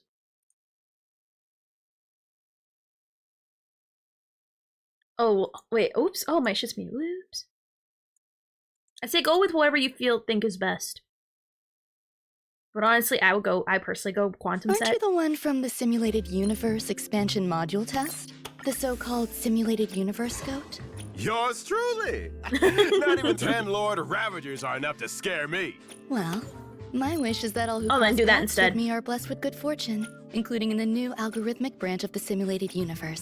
Expansion module, Golden Gears. Madam, encountering you is the epitome of good fortune. Do me a favor. Don't tell Herta about the slices, alright? Is it true that after your last test, you wrote very easy on the feedback form? Yup, Trailblazer told me to write that. Your feedback is exactly why we've added new mechanisms to the universe, which encourage participants to be even more creative. No wonder that was so exhausting. Assembling dice, People have been saying it's too easy. Precisely calculating May always ASMRing, honestly, yes. intracognition values, not to mention the erudition resonance extrapolation. I'm gonna need some tips. By the way, is it true you're visiting the space station? Is that why you're— I love how many times they brought up Argenti. able to make it to the show today? Correct. Herta summoned all the Simulated Universe collaborators. Not everyone And showed she's up, hot. but I happen to have some important business to It's take okay, care cool. of. All the collaborators? Well, if Madam Herta sent out the call, there must be some interesting history and fragments to explore and assemble. Oof, sorry, Looks like Pegasus. we'll need the Trailblazer to be our guinea pig again. Yes. Now that you mention it, it's only fair that your hard work is rewarded. Seriously? Miss Ron May, you're too generous. And you're Damn. too kind. Also, there's I feel a like new it's some feature design liminal to messaging saying, hey guys, he's good this patch, use him. I mean, lighten the tester's workload. Did you notice yes, it? I guess, You even must though be his referring to banner's the gone. shared weekly progress between the Simulated Universe expansion module and the original Simulated Universe. It means that Trailblazers can now accumulate weekly points in the Simulated Universe while testing the expansion module. When asking for something. Is it now? I'm assuming it's just that one? Because I'm kind of annoyed Swarm doesn't count as part of the counting as the weekly. Does anyone know if Swarm counts now? Because this other expansion counts? Because if it does, that's huge. No? Frick! I would have been done last week already, because that's all we were— remember, before this new content update, we were doing nothing but Swarm. It both now does— it does both now? I'll have to see. You've been getting points doing Swarm? We're talking about Swarm, not this new one. If it counts for Swarm, I'll be so happy. I'll be like literally very happy, because it always made me mad that I'd have to like slog through the normal one, and I didn't because remember, we were doing all the challenges and we got pretty far, and then the update happened, and well, we'll get back to that whenever we finish all the content, but if it counts for because it used to not before, and it says if this one counts, then the other one should count too. Someone's help. It's only proper to minimize their inconvenience. You mentioned wanting some tips, right? Well, I gotta say, Quality of life. I think I aced the I testing love with it. flying colors. But some parts were confusing, especially the dice. Am I supposed to assemble them myself? It was Steven who came up with the concept of custom dice combinations. You may run into him in the expansion module. Why is the arrow Fascinating pointing? individual. I'm looking at Always the arrow, pushing I'm the like, limits what? of the game with his groundbreaking Looking at the ideas. screen, I'm looking at it. Just like our Ron May pushes the limits of life with her groundbreaking ideas. Oh? Seems you've also heard about the Life Helix system. Let's focus on addressing your questions first. Right. Dice assembly. If every side has something I like, then every roll of the dice is a good one. Time to think like Steven. You have paths and dice as your variables, but they aren't directly linked to one another. A good strategy is to focus on how choices affect each other, so you can maximize the effectiveness of each choice. Oh! Okay. So for instance, if I choose the newly added erudition path and do a little bit of this, a bit of that. Oh my god, his little wing. What do you think? You gotta look at his wing, like, look at that, look at that. Look at that. That is so good. I love it. What do you think? Look It's at that. hard to say, but making choices that stay true to yourself is always encouraged. However, I would suggest the following. Okay, give it a try. Madam Ron May's dice setup. There'll be some high-level logic at play here. Wait, what? Increased cosmic fragments? You seem quite pleased with this setup. Ooh, should I buy another one? Another increase? I get it. It's all thanks to the dice. Nothing's stopping me now. Ooh. Hey, the shop's still around, right? I haven't hit my target earnings yet. Getting back on track. Are there any restrictions to dice face setups? There are less restrictions and therefore more high-quality dice faces now than before. Different combinations and arrangements can produce interesting results, so be sure to update your dice with your favorite faces as soon as you acquire them. Unless you They look prefer a more different. intense experience, of course. I can handle intense. Even with blank dice, I'm bound to get lucky. I mean, look at all these curios I found. An interesting choice. The rotting fruit of the alien tree could be somewhat useful to the General of the Lawfu. Way ahead of you, madam. I really am Good digging how fortune she lies drinks her within tea. Bad, and bad fortune lurks within good. Right? It's difficult to know which is which in the moment. And if the fortune is really bad? Well, should you encounter a cuckoo clock fanatic, what you thought was misfortune might actually be fortune in disguise. Their generosity won't leave you shortchanged. Still, utilizing your own intelligence and wit can bring you more than you might expect. Luck isn't everything, especially in the simulated universe. Ron May, I couldn't agree more. It is in Swarm, though. I tried my hand at the Lucky Compass Challenge a few times without success, so I looked into the Trailblazer. Then I ran into the Avoiding the Beams Challenge, and I thought I had it all figured out. I asked Yukong for a helping hand, only for us to discover that techniques can't even be used in that room. What's this? Why, it's a precious memory with you. And there's even more to be excited about. When faced with so many tantalizing options, how do we even make a choice? These pertain to transactions between Herta and the IPC. If you want my advice, think rationally and don't let greed consume you. Or, well, that happens. It's all good. I didn't even know that was I a recouped thing. everything while exploring the map. Wait, what is this? It seems you finally caught sight of the intercognition system.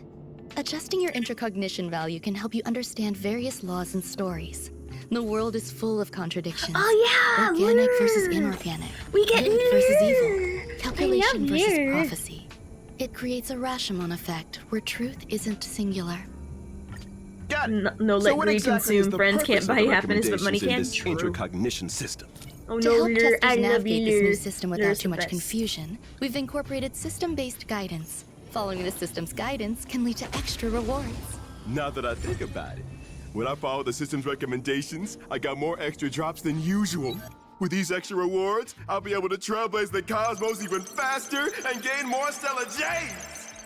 Ah, that's the dream, What was I gonna ask? isn't it? Oh, as more paths become available in the simulated universe, will blessings become more scarce? I'm a little concerned. We thought of that too. That's why in Golden Gears, we implemented a system to prohibit specific paths. Once you prohibit a path, it's unlikely you'll come across it again during your current exploration. Talk about user-friendly. that. Leave it to Madame Ron May to think of such a brilliant idea. Still, cool. I don't want to prohibit anything. After all, the more paths, the more path residences. It's just surprising that these path residences are no longer exclusive to testers. Given that Noose is the Eon of Erudition, encountering resonance extrapolations in the expansion module that are related to this path is to be expected. I hope this doesn't cause any headaches for Trailblazers. It's giving me a headache. But you did a great job testing this special version. We'll look at your test feedback to see if any essential changes need to be implemented in the official version. Thank you, Albert. My pleasure, Madam Ron May. I don't know if you like pets, but I was wondering if I could be yours. It's best I don't answer that question. Isn't that the answer she gave to you, Trailblazers? Dang. I brought He some homemade tried. treats for you. They're just as delicious as the slices I implanted into the universe. Dang, he tried. He shot his shot. Snack time! Madam Ron May, your cooking is the best! Don't mean, forget hey. to test the simulated universe. The expansion module is waiting for you. I have too much content to go through to even think about that. But I don't know. Maybe. Definitely maybe. So, I'm glad that we watched those videos. Not only are they fun, but they're also informative. They're quite informative. I honestly forgot about the simulated universe update, I won't lie. I'm gonna be honest, I'm like too busy like looking at everything else, or I'm like, oh my god. I'm so hyper focused on doing story and leveling up Ron May. Which, speaking of, let me see how many music boxes I got.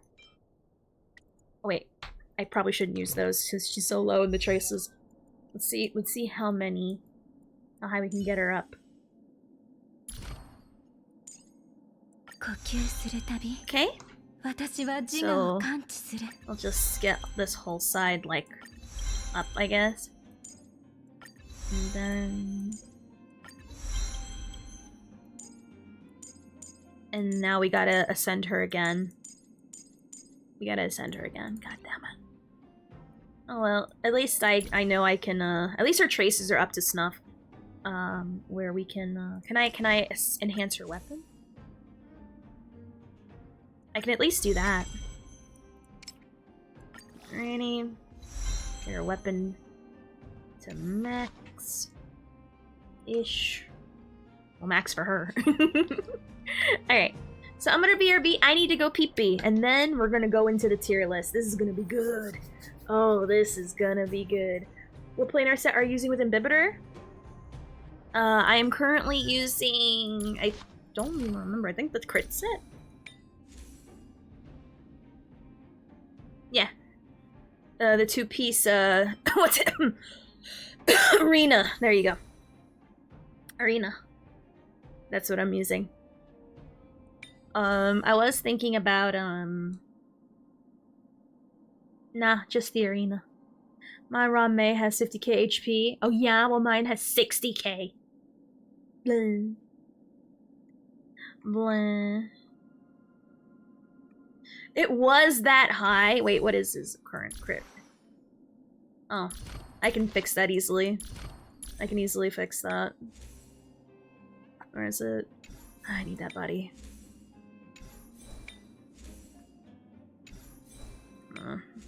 Because I have one that actually gives, whatchamacallit. Where is it?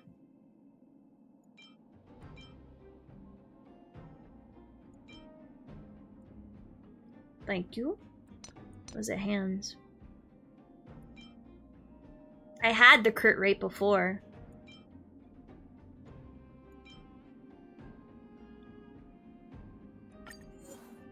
To be honest, I'll just level this up. Okay.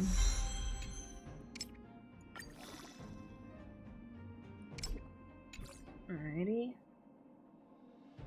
Wait, I don't have enough to fully level it up. Really? Hold on. No. Okay.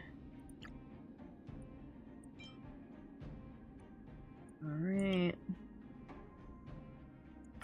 There we are.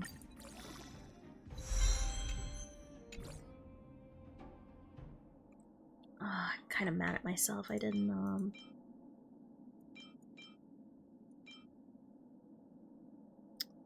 oh, man, I don't have enough to fully get it to what you call it. How you doing, Fear? Ay.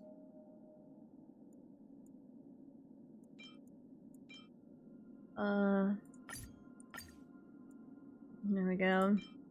Just have to... Oh, fuck it. I'll just use one of these. I don't care. I'll use one of these. Yeah, I'll use this instead. There we are. And we'll have extra. I don't care. Alright. Really? I'm too shy? Dang, that level up stuff really hurts. That level up stuff really hurts. Oh, damn it. I kind of forgot that arena needs whatchamacallit. Because I used to have the crit rate, which was here. Let me just Let me add this. No. That. No. That. Yes. Yes. But yeah, I'm having a ton of fun. I think that's a bit overkill. I think that's a bit overkill. I think I can switch back to the other thing I have. Or is it the other hands? So I think these hands are actually better. I think I inadvertently, like, got better hands. Oh, let's see. I overkilled it. Now I'm at 100. Dang. Why do I have to be so extreme? Why do I gotta be so extreme? Oops. Kinda got mad for a minute. Okay, let me... I guess the crit body is too much, but... It's either I'm at 100% or I'm way under freaking. Oops. Well, I'm keeping it now, because screw you, Charles. Middle finger. I might lose crit damage, but at the same time, eat my ass. 100, pretty much 100 for one. I'm 1-on-1. Screw you. Tried me. Also, I realized I kind of need that higher crit rate. I forgot. I'll be honest, I forgot. While watching, got Fire Trailblazer to max chase. Ayy, congrats. So let me see what to get instead. I think I might have some leftover. Oh no, I don't. I think I scrapped them all.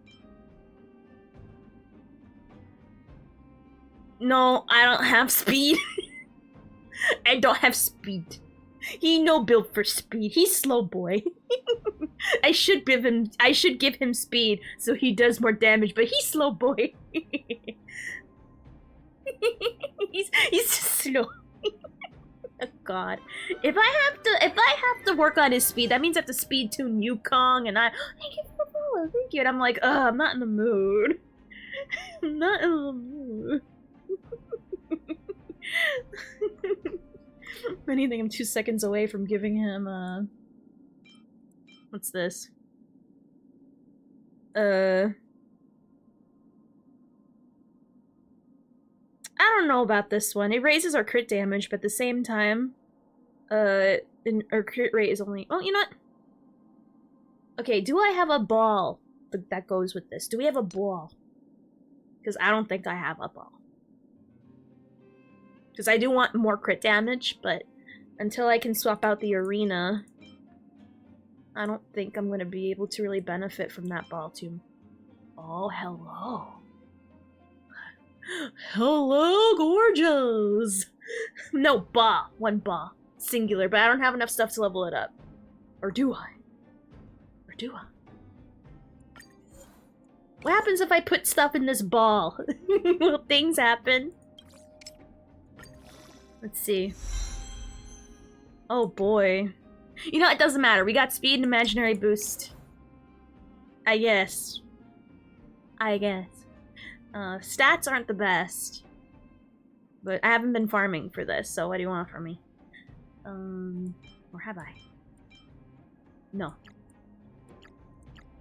That's the rub, not the balls. No, I already got bit in the ass by that. Also, the boots are fine. What are you talking about? The boots are pretty good. What are you talking about? The boots are as good as they're gonna get. I feel like anything else is just like a downgrade unless I get like struck by the miracle lightning of Zeus and get something better than that. Wait, imaginary boots? You mean farm for new imaginary boots? Is that what you meant? Because that's what I thought you meant. But yeah. I do actually want to switch him to that other set. What is it called? But, you know. Hell no.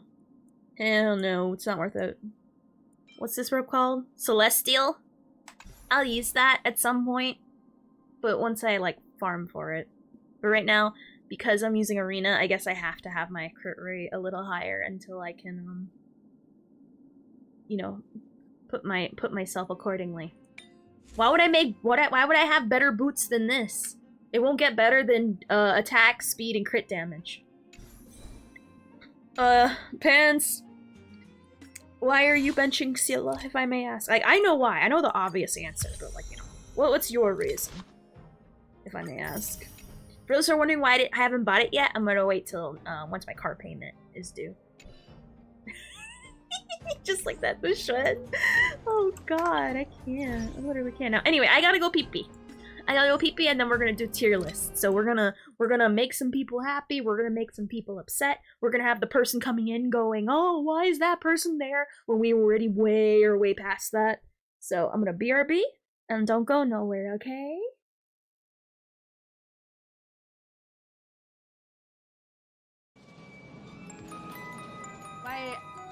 I think I know why the divorce happened. Because Gojujo was stupid enough to say yes to begin with?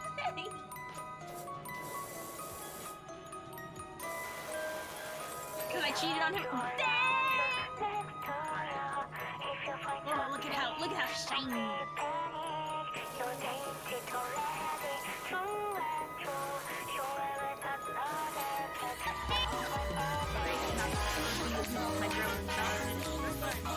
I will miss you to the most. We will meet again. Aww. Yes, no worries. If anything, there will be Friday for. I didn't say bitch.tv, I said twitch.tv, but dang, what an interesting I have to remember that for the video. Yes! Thank you, Dust, thank you. Amazing mod. Yes, that.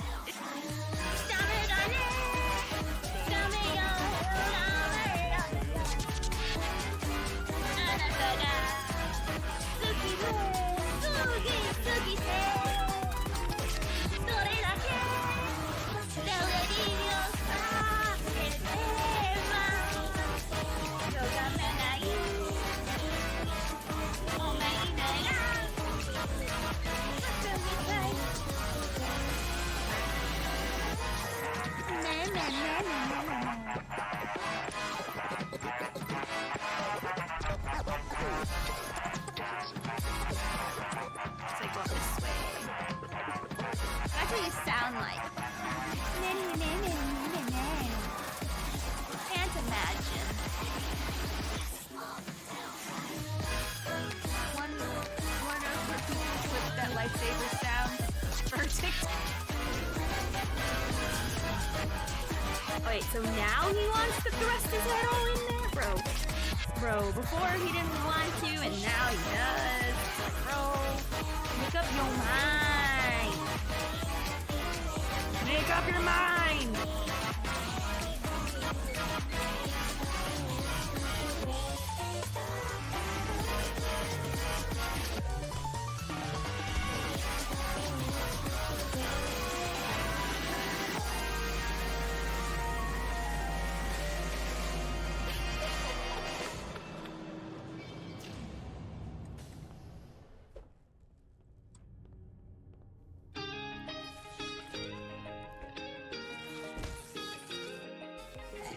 The only time I ran away is when the Junkrat came out.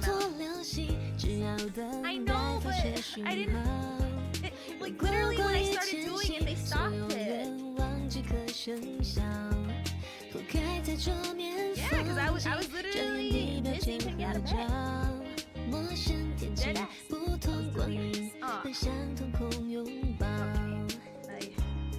Let me.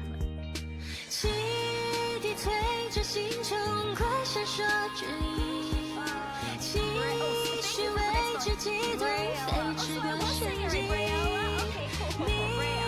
Okay. Alright. I feel. Alright. So let me pull it up for a minute. But before we pull up the list, let me first do this. I feel like we need like church bells. Like the scary ones, not like the happy ones. So let me see. Church bell. No, I don't know why I put Eblis, but you know. There you go. Also, thank you for sitting through the commercials. I super appreciate it. Sound effect.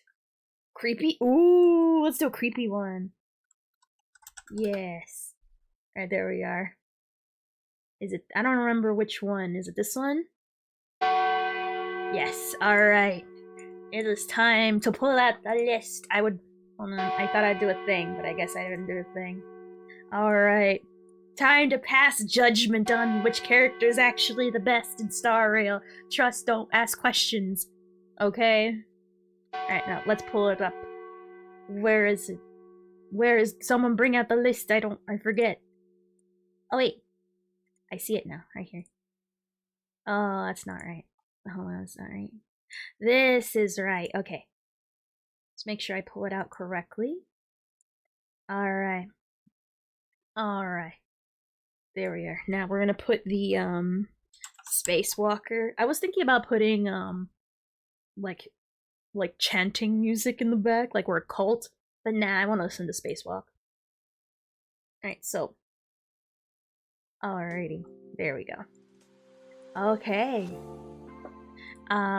So this is the current list as it stands. Oh, let me make it a little smaller so you can see. Alright. So, here we go. Alright. So, we're gonna go over every single character individually, okay?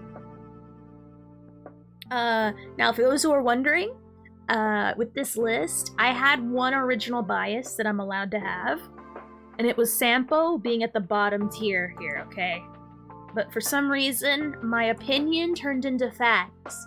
So now when people see it, they're like, oh yeah, it makes sense now. No, I don't like him for many other reasons. That makes him D tier. But now that he actually turned into D tier, now I'm allowed to have a new based and biased opinion. Whenever Adventurine comes out, he's gonna be the best character in the whole game because shut up. Adventurine land. There you are. Only Adventurine is allowed in Adventurine land. And same thing, Sampo's the only one allowed in the Sampo Hotel. For the opposite reason that Adventurine is allowed in Adventurine land. Alright, so. Let's start off with the new characters, and then, as we go down, after we place the new characters, we're going to biased fact, I'm crazy. You mean based? I know, very based. Now, I was based before. Everyone was talking about wanting to do Sampo back then, and I was like, nah, literal F tier. But now, people don't like him anymore, so, what are you gonna do? So, let's start with Shui. So, Shui is very interesting. She does the numbers. I'm gonna be honest, this is kind of hard, because she is a 4-star. She can do numbers. So, and honestly, I've been seeing a lot of people replace her with Seela. Or, I'm sorry, replace Seela with her. So right now, my brain and also my heart from what I've been seeing is saying here that she is double S from the fact that, well, maybe not, if anything, I don't know. I'm kind of debating just having her be, like, arguably here or here. So, that's the thing. Like, I think here is fair because she does, like, a lot. But I'm also thinking, So I'd say maybe in the coming days when we see even I've seen the math and I've seen it, what she can do. I haven't been able to nor see any vids. I'm just gonna trust your opinion on this one. Not a lot of people have. I've seen some numbers, but not like enough to compare. So I'm gonna say tentatively here for now. But if the back of my brain someone proves that, oh, she's not as consistent, then she'll probably realistically be placed here. She's still pretty good, but you can't beat the people ahead of her. I think what makes her really crack compared to other quantum characters is the fact that her break effect is converted. Actually, let's read what she does, because yeah, I kind of I'm gonna be honest, I barely read into her stuff. Like, I mean, people explained it to me in the videos, but I didn't really care for about how. All I cared about was the results, which were interesting. Let's look at it real quick. Since I own her. Alright. Alright. Deals quantum damage equal to 70% of her attack to a single enemy and to other people around it is a technique. When Shui reduces enemy toughness with attacks, karma will be stacked. The more toughness is reduced, the more stacks of karma are added, up to 8 stacks. When Shui's allies reduce enemy toughness with attacks, Shui gains 1 stack. When she reaches max stacks, consumes all current karma stacks and immediately launches up a follow-up attack against an enemy target, dealing 3 or more times. With each time dealing quantum damage to 45% of Shui's random attack. Single attack to a random enemy. And follow-ups do not count. Ah, her ult, okay. Deals quantum damage equal to 150% of Shui's attack to a single target enemy. This attack ignores weakness types. And reduces enemy toughness. Yes, I think because she alone can break toughness no matter the frickin' no matter the element, which is insane. I think it was Satara that said it's only when they're already weak to quantum, but no. This ignores weakness types. So I say that alone is correct. Ignoring that is big. It's very big. When enemy's weakness is broken, quantum weakness break effect is triggered. Okay. In this attack, the more toughness is reduced, the higher damage will be dealt up to 36%. Up to max 36% increase. Where does it say that? Oh, it's her traces, right. Shui will Talia, blah, blah, blah, blah. If the enemy's target toughness equal to higher toughness, deals 10% more damage using ultimate. Here it is. Okay. Increases damage dealt by this unit by an amount equal to 100% of break effect. It does cap off at 240, but god dang though. Then yeah, it's very safe to say. I'd say for now, yeah. Yeah, for me, I knew why she was getting high numbers. I'm gonna be honest, I didn't fully understand why. So I definitely say she deserves to be here. She definitely does. I thought I got the 10 like the hour version. Alright. Let me just put the song back up. There we go. So I'll be honest, let me just put it back on now. Alright, so let's say, like for real Shui, because she can ignore weakness types, and apparently her shit scales off a weakness break when you activate a very early trace too. It's not like one of them level 80 or 75 ones. It is like dang near at the start. So yeah, I definitely say she deserves this spot above Hook. For a 4-star, that's crazy. So yeah. I'm gonna be honest, it's because I forgot about that weakness break being converted that like blows my mind. Is it better than Chinchwet? No. But we'll see. We're gonna make a case for every single person on this list. There's one change I see myself making, and it's hilarious. But I don't know. We'll see. We'll see. We'll go through each one. Some characters will move up, like Shui might move up or down. Depends. Alright. Argenti. Actually, we'll save him for. Oh, let's do Ranmei. Let's just make it like a quick, alright? I'd say easily here. Like, easily like the best harmony unit in the game. Yeah. Yeah. Because, now, again, like I always say, any character is good if you build them and you know how, you know, your team works and so on and so forth. But I feel like the best... To me, there's 2 reasons why Ranmei is better. Number 1, everybody could benefit from her damage boosts and the weakness break efficiency. That's amazing. Everyone can enjoy that. And number 2, she is so skill point positive. Like, if the more skill point positive you are as a unit, the better I view a character in my eyes. And I think that's way more important. You can also do dual DPS. She does allow more flexibility to allow different kinds of gameplay. You can go dual DPS if you want, or you can do basic ass hyper carry. She is more universal. Now, granted, I feel like I don't like using up this, I don't like saying this very specific, instance, because I feel like it can apply to anybody, but I'll say it anyway.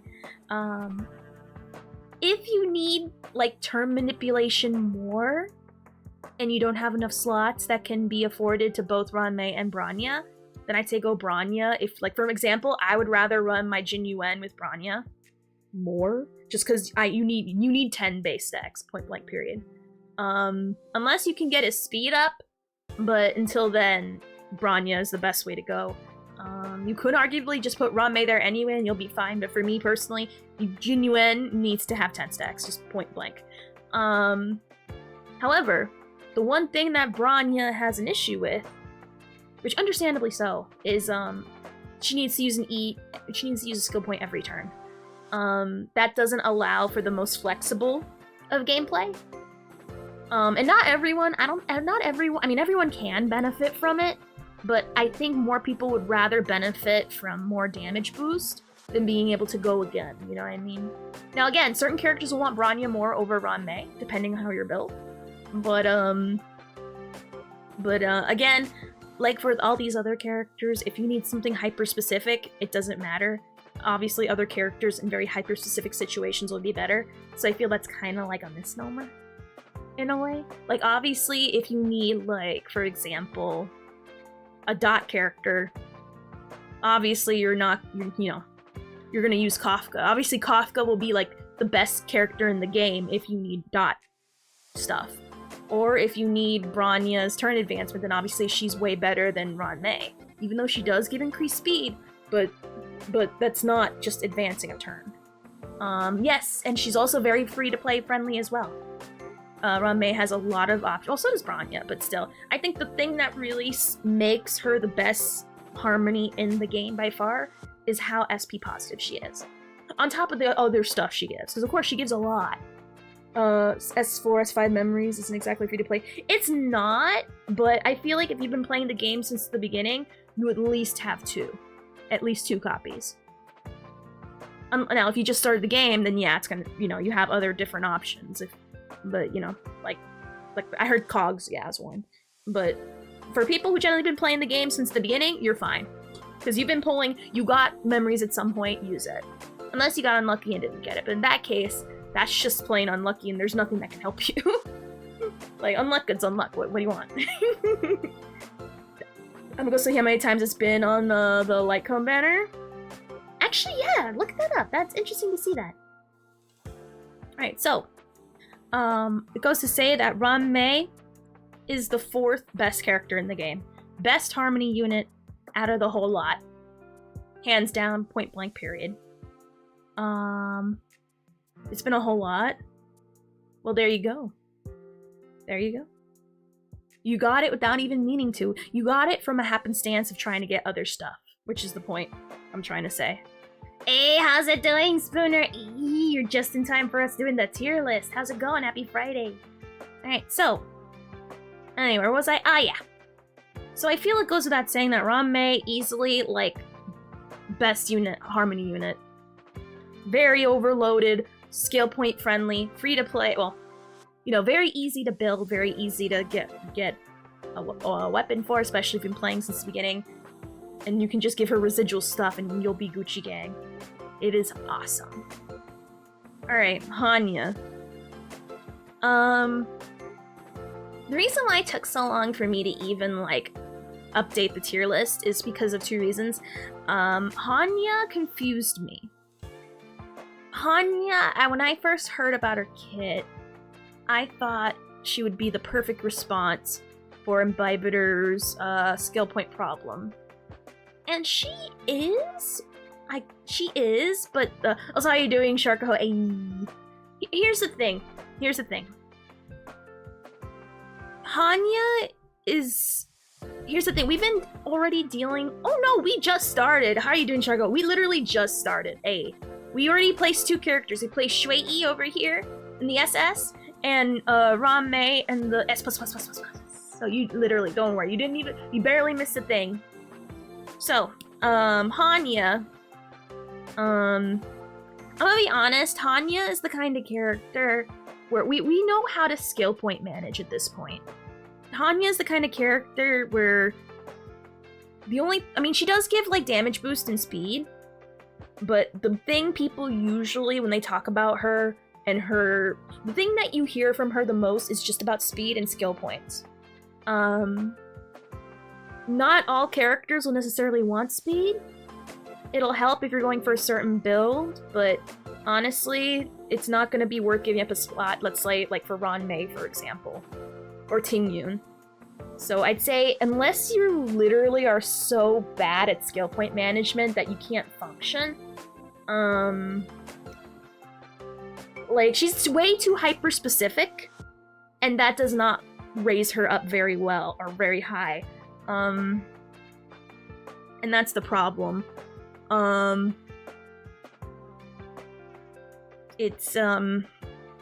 problem is she's too situational, and she's not, like, let's say, for example, like, Pela, you can put on any team, it'll be fine.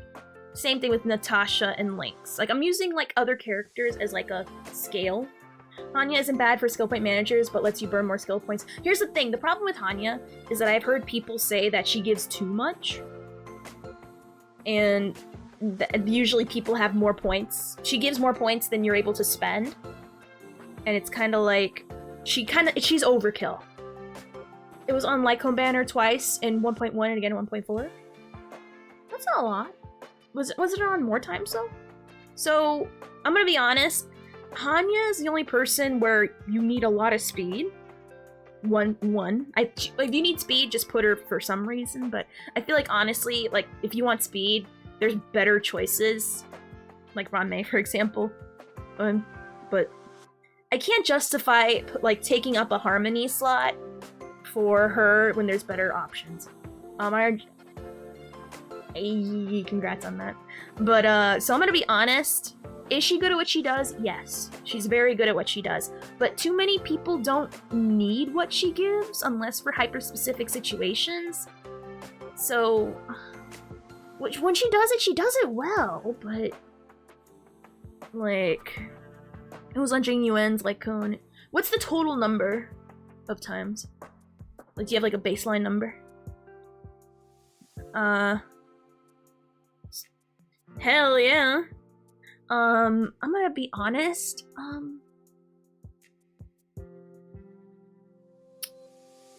like, I'm debating putting her potentially... Here's the problem. If I put her here, that means this is universal, and I cannot justify her being there. So I'm gonna be honest, probably the top of the A tier. She might move up when we go down the list, but right now, she's feeling about here. Great if you need her, but, like, when you get down here, when you get to the A list, you get situational. I'm gonna be honest. Like, I don't see her being on a lot of teams unless for hyper-specific situations, and that cannot be justified being put. Because on this tier list, on this layer, every single person can be used in every team comp, except for Sushang. But Sushang, she's here because of her dabblage that she can do. I have no opinion on Hanya. She's the only character I don't have. I've been looking up at videos, and I'm looking up a lot of people. Her being on the same tier as Topaz feels about right. Yeah. Like, Topaz is amazing at what she does, but not a lot of people will use her for what she does. That's why she's hanging out with her buddies in the back of the line. So honestly, for here, being at the top of the A tier, because everyone people can benefit from her speed and skill points. Like, if you're really, really bad, like, I'm talking about, like, so, like, you do not know how skill points, you don't know how to save skill points. You don't know how to plan, like, consistently. Like, there'll be times I forget, but at least I know what to do, how to fix it. Like, for her, she's like the training wheels before you learn how to skill point manage, which is not that hard. I mean, like, when you play in Bibiter, it's like playing on hard mode, but honestly, if you play with someone like Jingli, it's not that hard. But I kind of feel like Jinyuan, Topaz, and Hanya should be 3 of the 8. We're gonna go over that. Right now, we're putting the new characters, and then we're gonna go down each single character, see if they move up or down. Once Black Swan comes out, we can get rid of Sampo Hotel and name it Sampo. Honestly, yes. What's the name of the purple spot in the Monopoly board? You know what I'm talking about, right? Like, Black Swan's gonna be the boardwalk, and Sampo Hotel is whatever the purple ones are called. And I'm talking about the one right in front of the Go. I play Beberlune on auto, I never run SP. That's because the freaking AI never uses, like, his, like, they barely uses enhanced. So that's why you never run out of skill points, Duplo. That's how you do an AE. The AI is really stupid. Like, the AI is literally really stupid. Oh yeah, no, Ron May is, like, super friendly. Literally, like, you can AFK Brain, put her on a team, and you're already doing pretty good. That's why she's the best Harmony. Bronya, you can't necessarily... I mean, you can AFK Brain her, but the problem is that because she's so skill point heavy, it's gonna require more brain think, whereas Ron May doesn't, because if she gives you all the points, then you don't need to think. Sample having haters just means he made it big time. But unfortunately, oh, well. It's okay. I mean, at least she's pretty, I guess. Even though everyone... In a world full of pretty people, does that even matter anymore? Does that even mean anything? But anyway, so, Argenti. Now he is very interesting, because I've seen crazy numbers, both in and out of Simulated. Here's the big problem that I've been noticing, not only from my feelings about it when I see him in action, but also when I see a lot of showcases, both in Simulated and in mocks, various mockses, that made me hold off on updating the shit to begin with. This boy is all over the place. Like, unironically, this boy, it's either he's doing the most damage, or he's doing no damage. And that's the problem. He's not as consistent as Jingliu and Blade. He does good, but the problem is that most of the high numbers that you see are from his fully built ult, or his fully double ulted, okay? The problem is there's two characters he needs. One of them is easy to get. The other one, if you have to have that character stapled to you to work, that doesn't rank you very highly. Even if you give, high numbers aside, if you have to rely on a 5-star support to be amazing, that does not bode well for you. That does not bode well for you. And the problem is you can't ult with him a lot, unless you have these two supports. And who am I talking about? Alright, so Argenti has to have Bronya and Tingyun to ult consistently to the point where you'll see those big numbers consistently. And not only that, you also need multiple targets. Yes, he can. There's some mocks where I have seen him like two-shot, like just 2 people on the field, but it's all over the place where it's not consistent enough to say, oh, he's the best character ever. No. He's more consistent when he has Bronya and Tingyun stapled onto him. Or Hanya if you want to like not have a healer. And just go balls deep into it. I don't use my 5-star supports on him because my QQ has all of them. And that goes into the next point. Thank you for saying that, Kumo. The problem for him is that he is in competition. Like, I said this earlier. Also, Turtles, before the buffer fixed itself, I thought it said shampoo. Might as well. Here's the problem. The problem is that Argenti needs the same hyper carries everyone else uses. But the problem is, you don't need to have Bronya with the other hyper carries. It makes it better, that's how you pump even more damage, but she's not needed. But Argenti needs her. And everyone uses Tingyun.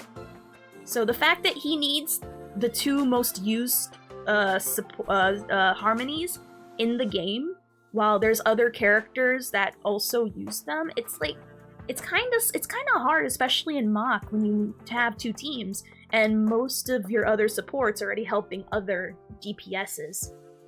Hey, how you doing, Aloha? Hey, I was wondering, it's Friday, I was hoping to see you, and you're here. Hey, he feels bad without Bronya, I gotta agree, as much as I love my Argenti, I never run him without her. Now, you can run him without her, but you don't see those big numbers that you see on YouTube. Because I've seen some crazy numbers on YouTube, okay? I've been doing Ron, Mei, Lynx, and then 2 DPS on Element for No, I'm not saying it doesn't work. Any character can work fine as long as you have a team build. But the problem is when people say, oh, he's OP, oh, he's OP, oh, he's this, oh, he's that. The only exclusive character support that he can have that's unique to him, arguably, is Hanya. Not a lot of people use Hanya. But everyone else that he would require, everyone else uses.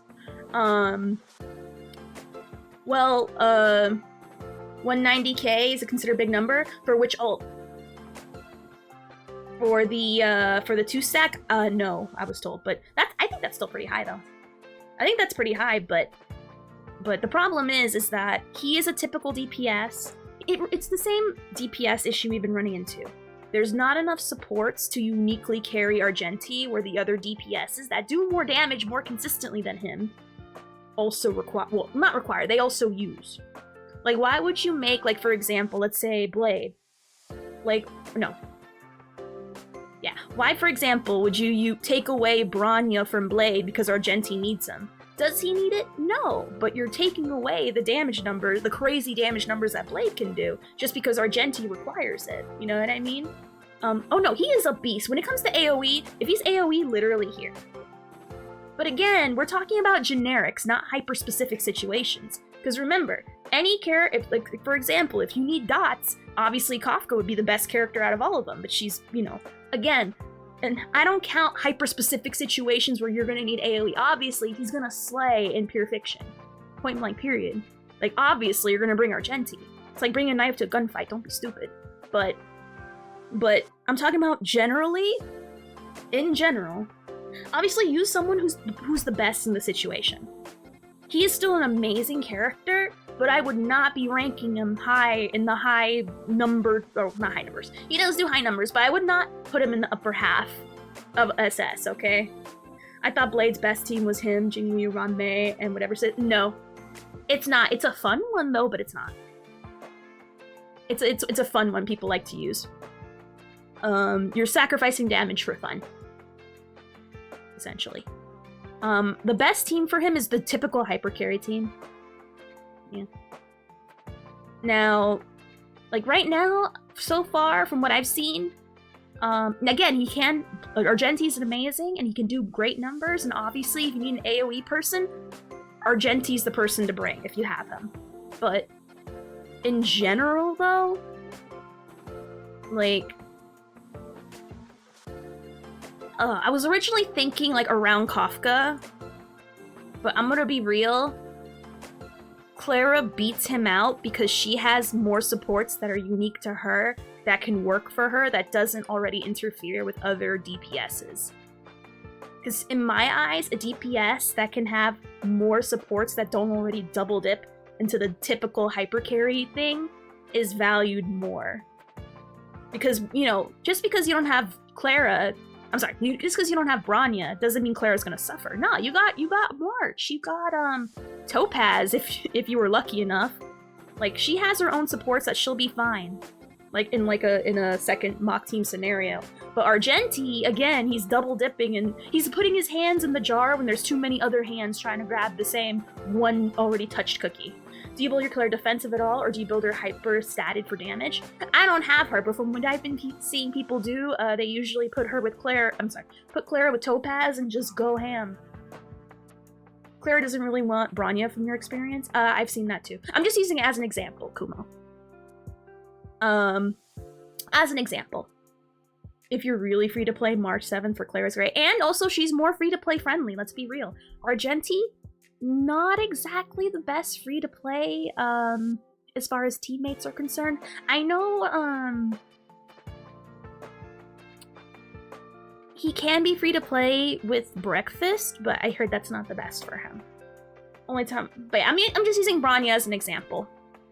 But Clara doesn't need the same hyper carry, the typical hyper carry people.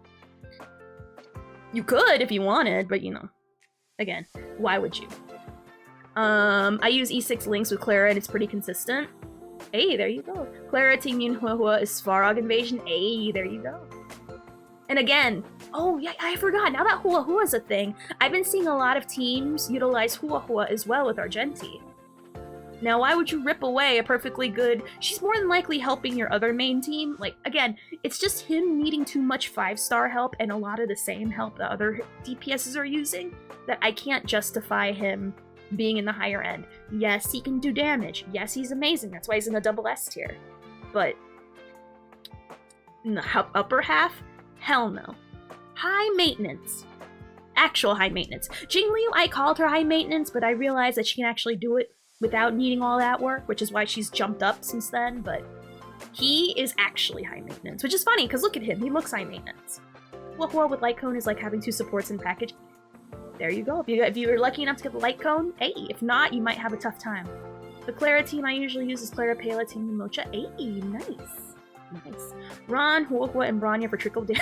Why not? Hello, why not? Argenti is the true depth. Yes, he actually is. I strongly regret not going. I tried and I lost the 50-50 and I'm still mad about it. I got... What Light Cone did I get instead? Oh, I got the Hunt one. The 5-star Hunt one. I'm still mad about it. To this day. Okay. So, I'm gonna be honest.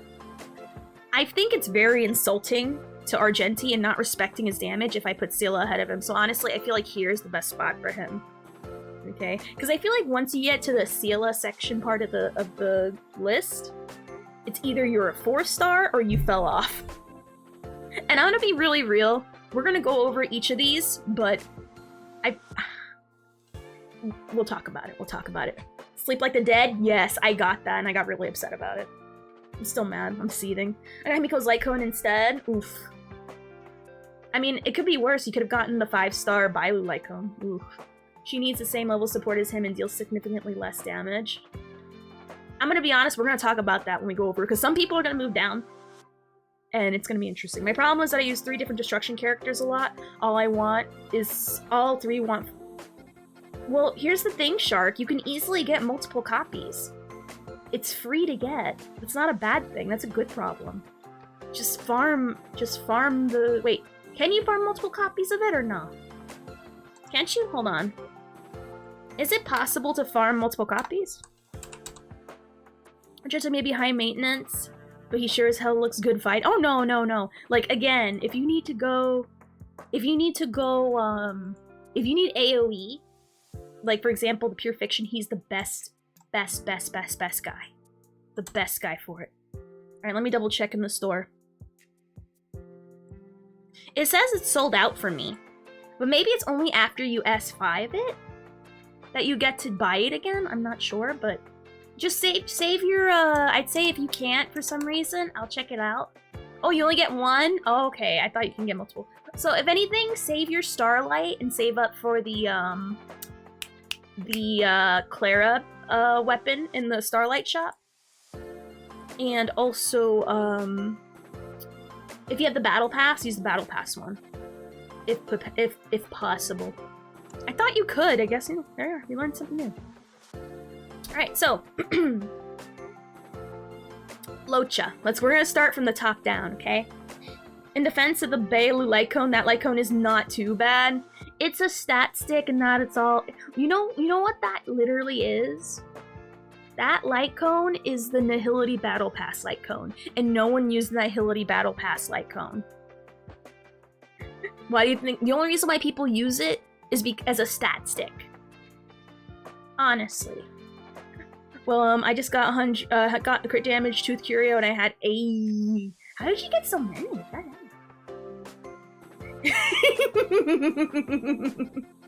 Oh my god, but anyway, moving on. So let's move on to the king of Star Rail.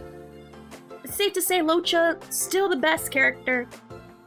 I'm gonna say it once, I'm gonna say it again. Skill point free healing, can't beat that. Just literally can't. Cleanses, he makes everyone a healer with the field up, he removes buffs from people, just honestly, that's it. He's the whole package.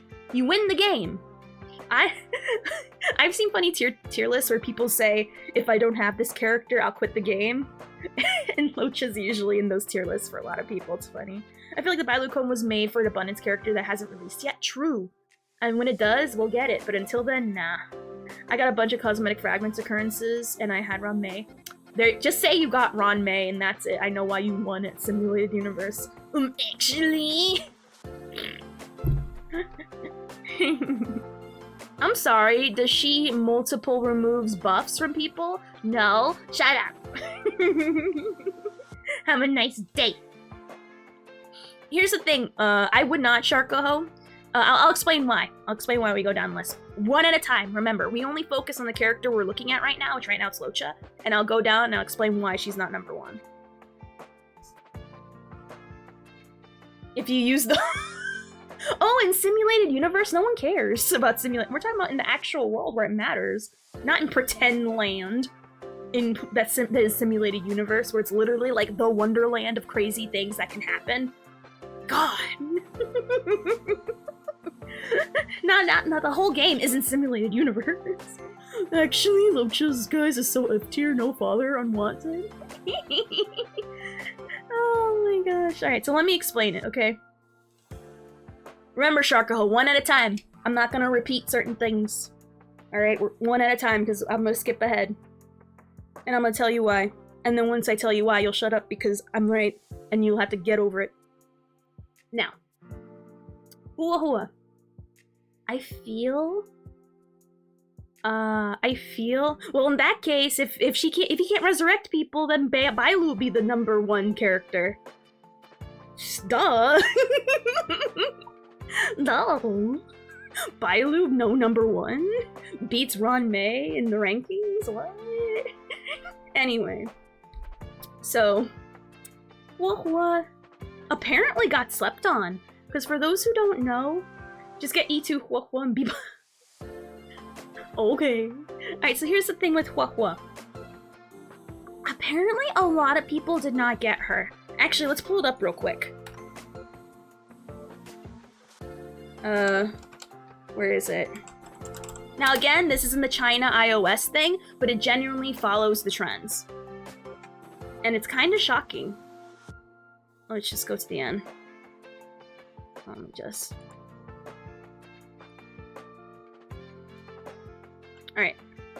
Alright, so... I was Huehuehuue believer from the model leak. You were the original superfan, I remember. So yeah, Huehuehuue at the bottom of the list. Now again, China market iOS, but again, this generally follows trends. And her banner was actually awful. I feel like they thought she alone would carry that banner. It was complete trash. Whereas the Argenti one was loadedthegoats.com. And I think it was because of that, and also Silverwolf, why it did so good. Because I guess a new character alone isn't enough to carry it if the other characters with her are really trash. Because, you know, bruh. I don't regret the mental pain I got from getting Jades for Huehuehuue. Oh no, she is very worth it. She is very worth it. I was an Argentine mega fan, and it doesn't help that I love physical characters. We will get more physical characters. I can't wait for more of them. I'm really excited for them. They overestimated the player base. They really did. Silverwolf just had that ass for the players to look at. She's flat as hell! What are you talking about? She don't have no booty. If you want booty, she is not where? She's flat! Where? It's non-existent! Where? No, no. Like, literally. No, again, where? I don't see it. So she bounces her butt up a little because she has lack of cheeks. The frick? There is no gat. Where? If I walked with a slightly bumpier walk, people think I have a bigger butt too. Hell no. Hell no, she just bumps her hips a little. And you guys think there's more there when it's actually nothing. It makes me think of that meme. I hope you're hungry. For nothing. You can smash, but don't say she has an ass, because she don't, liars. You know what elite boss that summons Mara-struck soldiers and heals? Mara? Heal. I like Silver because she is Neptune. With Smash. Where? They left it. They left it at the freaking office. They left it at the store. But also, yeah, wait, are you talking about voice actor-wise? I know nothing about Neptune, yeah, I'll be honest, I have no idea. But no, I don't see it, you're on crack. Anyway. I know I have a booty. My model don't, but the real person do. I don't know. And also she's flat! Nah, never wrong. Y'all just seeing what you want to see. It's okay. I don't deal enough damage to get rid of the ads, and I've been auto battling full HP elites for 30 minutes. Fight them yourself. What are you doing? They took the ass they nerfed from Topaz and put on Silverwolf. Ah, now there's an ass that actually got nerfed. That was too much of a hit on us. In that tier list, Herta's ass should be S+? No. I mean, in that case, everyone that's flat ass should be in top tier list. Oh, sass. I thought honestly you meant ass, but you added an S. Okay, fair enough. Never mind. She's the best character in the game when it comes to sass. I like it. Based. I thought you meant ass, but you added an S. I auto-corrected it to what I wanted to see. Like Golden Spooner trying to see what he wanted to see on Silverwolf. Anyway, point aside, huehuehuue I felt was dealt a dirty hand. She does a lot very well. The reason why she's the second best character in the game is because she gives, that was Topaz before the nerf. She gives energy, which everyone wants energy. She heals. She can heal out of turn. She boosts damage. She gives that a good ol' AoE healing. That's freaking awesome. That is very awesome. The only thing that keeps her from being the best is that she is not skill point positive at all. Not by any means. That doesn't mean she doesn't do her job well. She does her job amazing. But when it comes to the universe, she can be put on any team. But ideally, you're going to want characters, especially your healers and supports, that are as SP positive as possible. And for her, it's not so much. Not so much. She cleanses. Oh yeah, she also cleanses. Forgot to mention that. Yeah. So, I'd say because of that, she is the second best character in the game. Like, hands down. If she was more SP positive, then I would probably put her here, but she's not. So there you go. We don't count people having their light cones. If you give people their signature, it's like giving them roids. We're talking about them with like any weapon. Like any weapon in general. Because if you're talking about that, then everyone would be like up here because they have their signature weapon that makes them better than the baseline out of the box, you know what I mean? Oh no, that's okay. But no, very, very, very, very good. That's a very good thing to point out though. Obviously with everyone in their signature, they're gonna be better than how they already are. But we're talking about like if you don't give them their light cone. Are they gonna still be as good? No, they're not gonna. Wow, 2 healers that got slept on at the same time and they're the best healers. Why Pegasus? Honestly. So that's why she is the second best character in the game. Unfortunately, these two have been slept on. I don't know why, but you know, there you go. There you go. And yes, that is very massive. You are very correct. Very, very correct. Alright, so, Fu Xuan. Fu Xuan is the third best character in the game. Arguably, if you have her light cone, here. Hands down. But we're not counting light cones. Because that's unfair. Because not everyone will be lucky enough to get the light cone or gonna be able to afford it. So I would say out of the box, she's the third best character in the game. She makes Swarm doable. She takes Swarm BS and levels the playing field. Like, she levels the playing field, or even, not only does she level the playing field, she makes it even better. She gives you an advantage. Pardon me. She heals. She makes you more tankier. She can heal herself. nothing but good things. Sad Fushuen, how do you know that? How do you know that, Pegasus? Fushuen just domain expansions and exactly.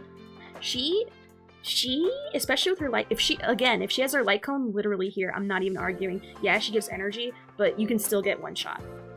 Here's the thing, you can also get with one shot with Locha too. But the thing is,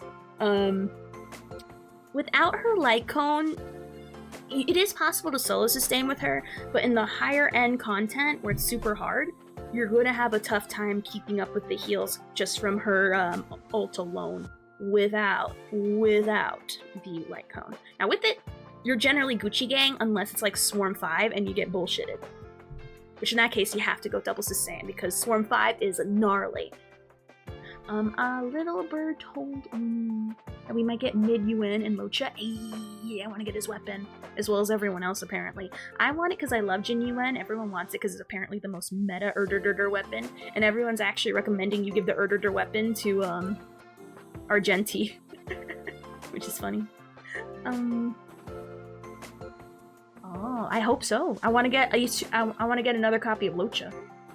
But yeah, what's the question? I saw one of the IPC gun enemies one-shotting a QQ. Ooh, scary. I mean, with Jingliu, I don't even need all the SP Locha gives, but it's there when you do. She will struggle to stay alive because of lack of energy, even with the ERR rope. It is true, she has a very high energy cost with her ult, which makes having her... I mean, it is possible to solo sustain with her if it's not hard content. But if it's difficult content, I mean, even with just the one, even with the light, without the light cone you can survive, but you're gonna be struggling a little bit. One of her traces gives her a ton of energy though. Pre-E2 Dan Hung needs it, needs what? Oh yes, he does. He needs everything you can give him. Yeah, I understand what you mean now. The SP points for a liver, yes.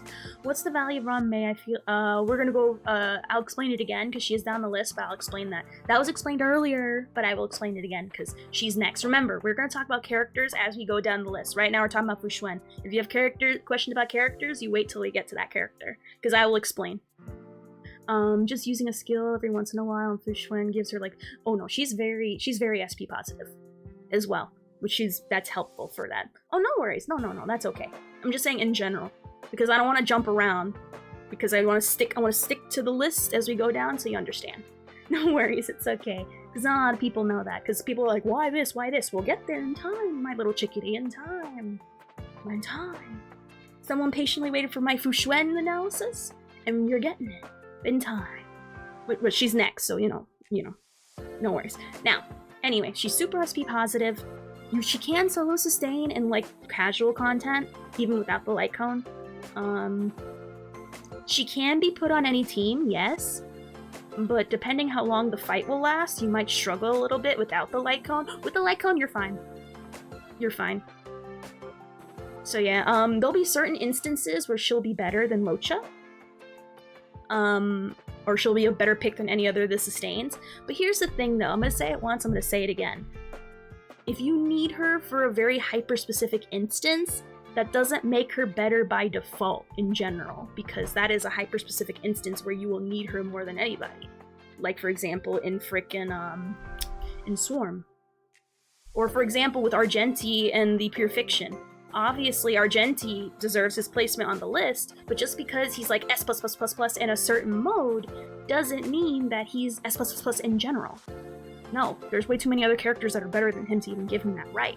In this one hyper-specific instance, yes, always bring the right character for the right situation. Can Fushuen be put in any situation? Yes, but would I be choosing her over Locha in any generic scenario? No, I'm not going to. Let me dead-ass honest, there'll be times I barely get, the only times I get one shot is Swarm difficulty 5. Aloha's memeing. they say it to spite me. So Spooner. they trolling. But anyway, so in certain fights when there's gonna be characters that knock you out in one hit, sure, bring her. But in general, I'm not gonna bring her. I mean, I do have her solo sustaining my second team.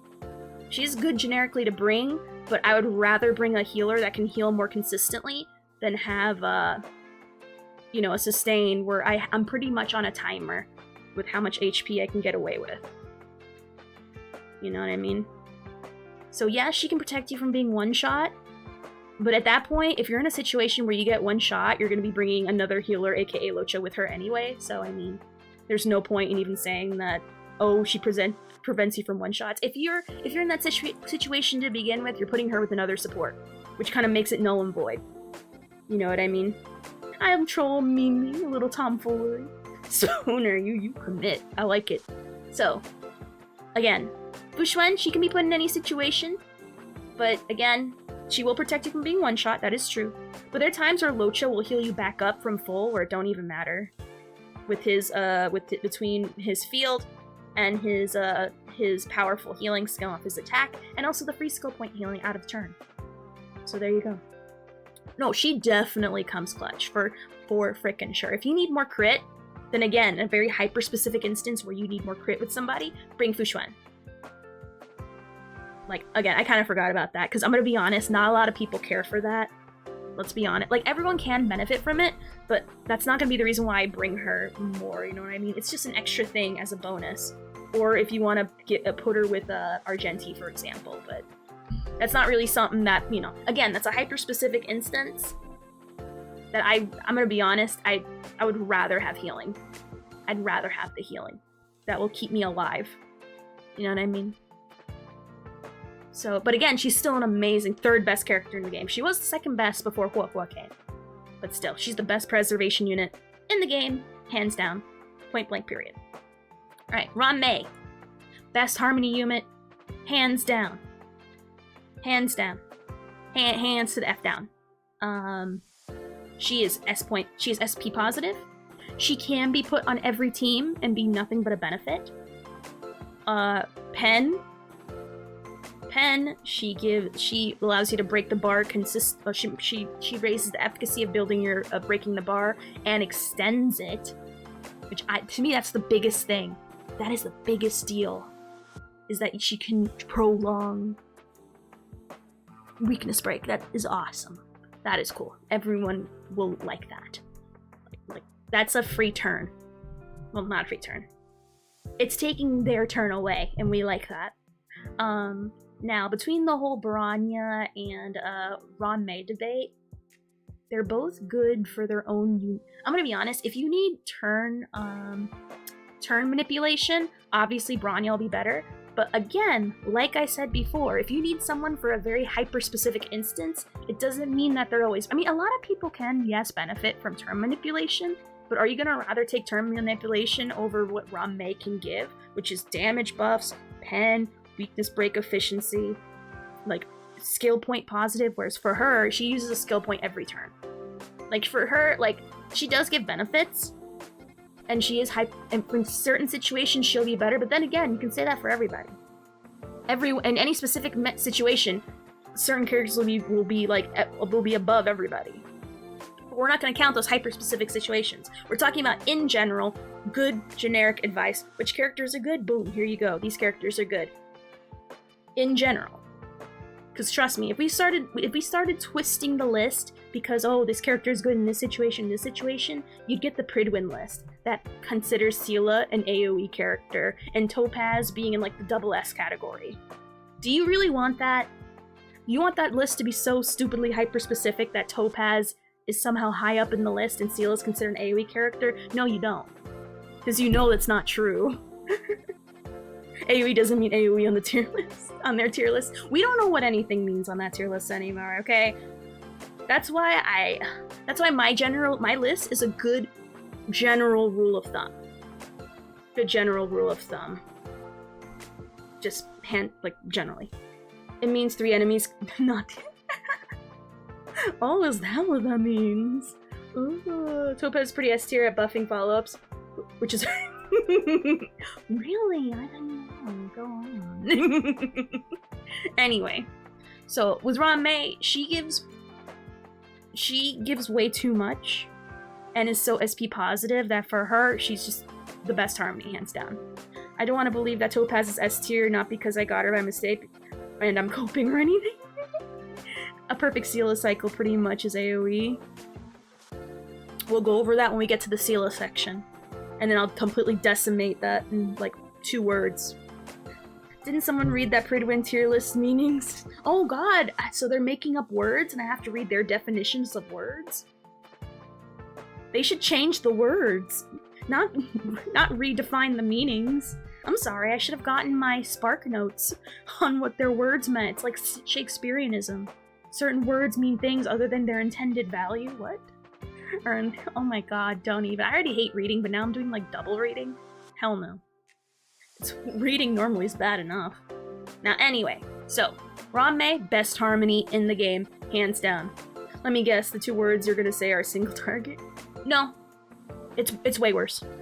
Way worse than that, but, you know, also that too, but that's not the reason. Good guess, though. AoE is definitely much shorter than riding 3 to 4 enemies on the field. That's not what words mean things, Pridwin. I use pledge and donate.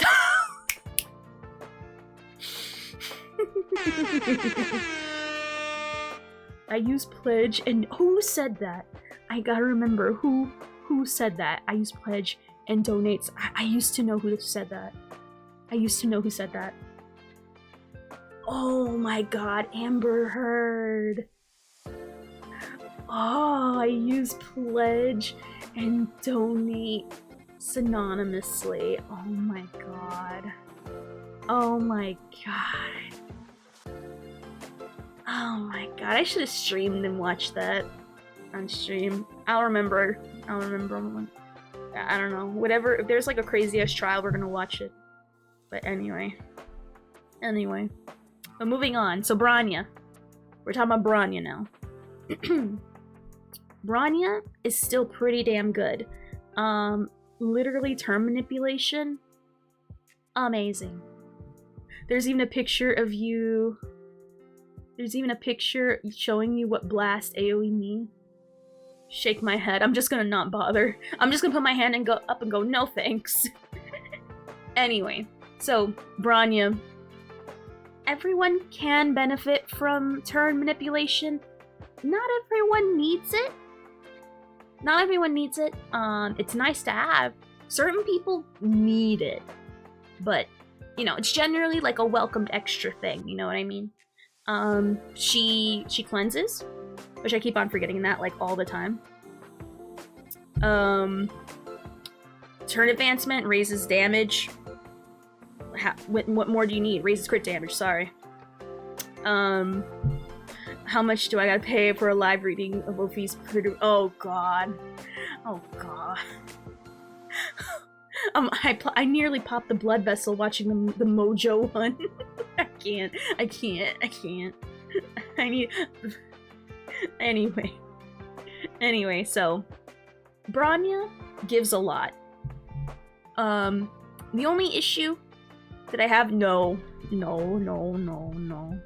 I want to actually play the game. No. You can do it anyway now. I won't do it, but that would be nice. Oh god. Anyway, let me get through my list. And then I'm not gonna promise anything. I'll be honest. I'll be too tired to even wanting to review lists to even entertain the idea. But, yeah. So anyway. So Bronya, she gives a lot. She was the best harmony before Ranmei came along. She's still pretty good. Not everyone, this is the issue that I had before Ranmei came out. Not everyone necessarily wants her help, but it's never, like, not welcome. It's always, like, you know, even if you, like, AFK brain slap her on, as long as you know how to maintain your SP points accordingly, she's fine. But again, not everyone wants it or needs it, but, you know, it's there in case you do. Whereas Ranmei is universal. Goddamn near it. Or no, she is universal. So, yeah. So that's Bronya. Now Ting Yun. I'm gonna be honest. I'm gonna be really real. With all these DPSs coming out, like, oh man. I'm gonna be really real. I'm debating moving her up. But I think, the only thing that's... The thing is, I keep forgetting she dispels debuffs on people. But if it weren't for that, I'd say Ting Yun easily. goes. I don't know. The problem is with the more DPS is coming out, Tingyun is more and more needed. Whereas for Claire, for Bronya, she still has a use, but I feel like Tingyun is. I'm getting a feeling that she's way more. She's actually universal. Does she dispel debuffs? No, she doesn't. But that's your healer's job. I mean, you already have a healer that's cleansing, so does it really matter? Yeah. I'm gonna be honest. I think Tingyun definitely, I especially these days, beats Bronya so far, because that's what I'm like genuinely feeling, especially when we keep getting these hyper carry DPSs like Argenti. Huh? As though if he's getting frozen every turn, just raise the speed and there you go. Ooh. It's an almost 80%. Huh? We're not talking about Ranmei anymore. We're talking about Bronya. Well, between Bronya in relation to Tingyun. I'm gonna be honest, there's way more people who can benefit from energy. And also, she's way more SP positive. Whereas Bronya, she can raise her damage, but you're eating every turn. And not everyone wants turn manipulation, honestly. You can if you want. Bruh, it's already been established Ranmei's the best. It's already been. Look at where she is. I'm not saying. Tingyun's definitely not better than Ranmei. I am definitely not. Definitely not. Now, she can be if you need energy regen, but again, we're not counting hyper-specific situations where you need a hyper-specific person to do a hyper-specific job. We're talking about in general. I'm gonna be honest. Right now, I think Tingyun probably I think she probably outweighs. She outweighs Bronya right now. Until more characters come out, I feel this is actually the right thing. And also, she's easier to acquire. Again, a problem with Bronya and characters that need Bronya is that a lot of people, don't have Bronya. But it's easy to get Tingyun. She shows up, she's in the current banner right now, I believe, right? Oh, let me double check if she's in the current banner, because I don't remember the 4 stars. Yeah, she's in the current banner right now, and you can get her in the store shop. Like, she's very easy to acquire, easy to get her ease way up there, and turn her from good, like already great, to cracked. She's SP positive, she buffs, she lets you ult every turn, which every character wants to ult no matter what. No matter who you are, everyone wants ult good. Like, honestly, I'd say because of that, I'd say she outclasses Bronya. Unironically. Bronya 2, all you need is 300 pulls on the standard banner. If only! Now, what if people used it on somebody else and didn't know better? That's the thing. Not everyone has Bronya. And again, expecting someone to have... I know it is their fault. I'm not saying it's not, but again, you know, ill-advised choices aside, that situation does exist. And because of that issue, that's why I would put Bronya lower than Tingyun. Because of accessibility, and honestly, people always want energy way more than turn advancement. Yes, turn advancement means more energy, but it's not as SP cost effective as it is with Tingyun. Okay, so I'd say Tingyun definitely moves up. Below Ranmei, of course, but yeah. Silver Wolf. Alright, Silver Wolf now. Imagine getting 300 pulls and picking Yunqing. I did, even though I got Bronya. Damn, Bronya got shafted by Yunqing. Alright, so I'm gonna be honest. How are we feeling the general vibe of Silver Wolf in today's game? Like, I'm gonna be honest, I'm seeing less and less of a point for her, except in mono quantum teams.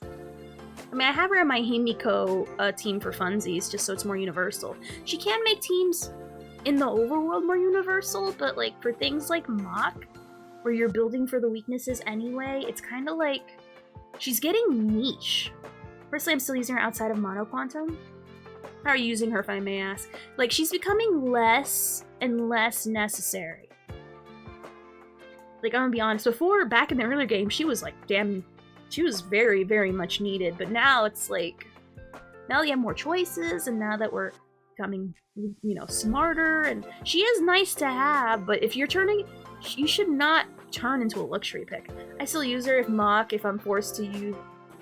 If I'm forced to use. Yeah, that is true. She does give debuffs, but I don't think are those debuffs enough to warrant a must pull status though. I still use her to force Quantum and Mach just to add extra debuffs to bosses. Yeah, I think we get Piaconi 5 stars on standard banner. No idea, maybe. So, I don't know. I'm gonna be honest. She's turning into... She went from a must-have to, like... She's gonna be absolutely necessary for ratio. Oh! I'm gonna be honest. If she's getting niche, and I'm gonna be real, that's gonna knock her down. Because in today's game, like, you're already building for the element. It makes her thing pointless. Like, honestly, if you want, like... If you want a debuffer, I genuinely see people going for Pela more. I'm gonna be honest.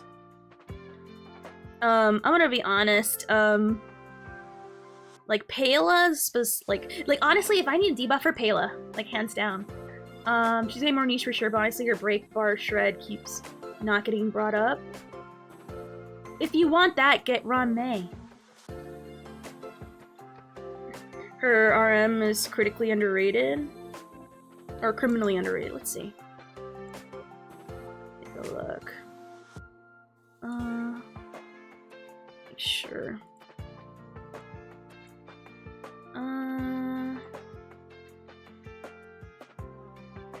What's RM again? I think I thought I understood what it means, but I don't think I know what it means. Pela's 2-turn ult though? True.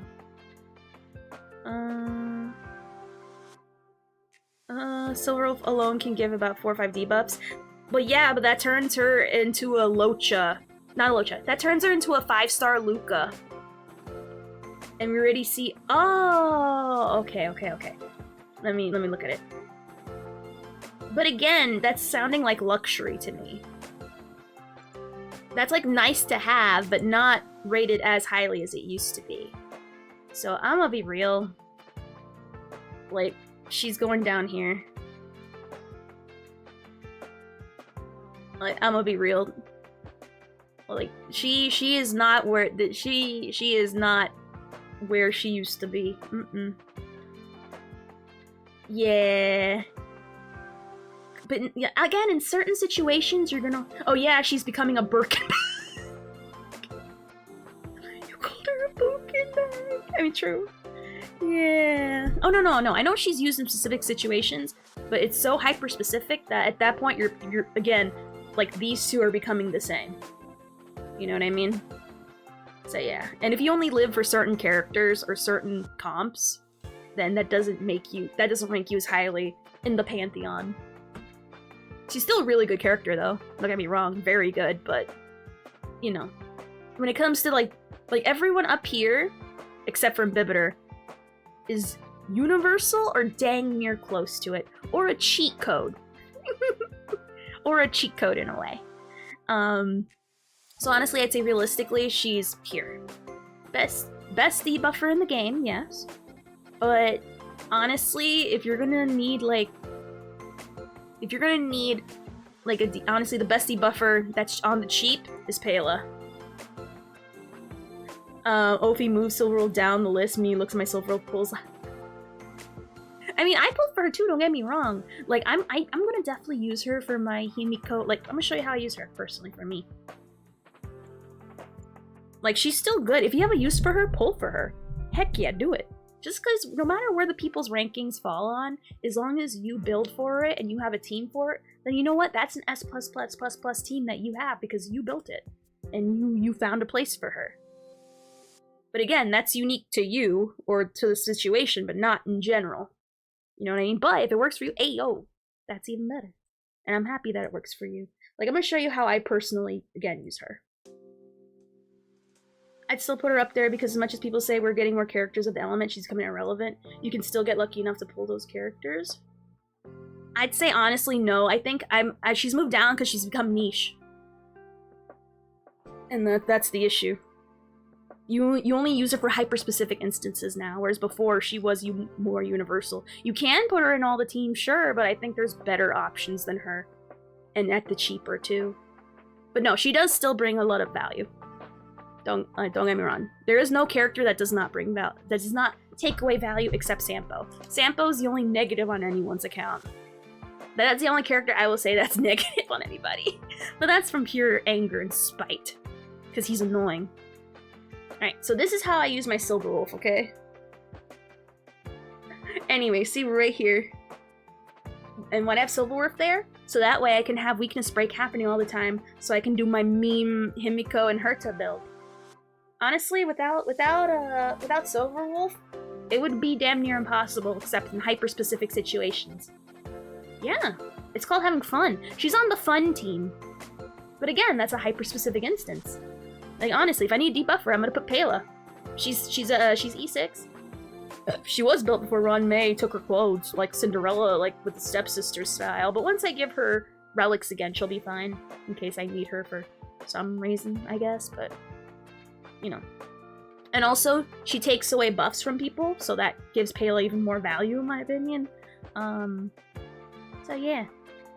But yeah, so there are uses for her. I'm not saying that she's a bad character, not by any means. There is no bad character in this game yet, except Sampo, who's caca. He's very caca. But yeah, so... But again, she's fun. Once more characters come out, we'll keep an eye on her rankings. She might go back up. The only thing that's keeping her from honestly moving behind Pela is that she's a 5-star. And also that adding element weakness, that is pretty busted. Her adding a lot of debuffs onto people at a time, pretty awesome.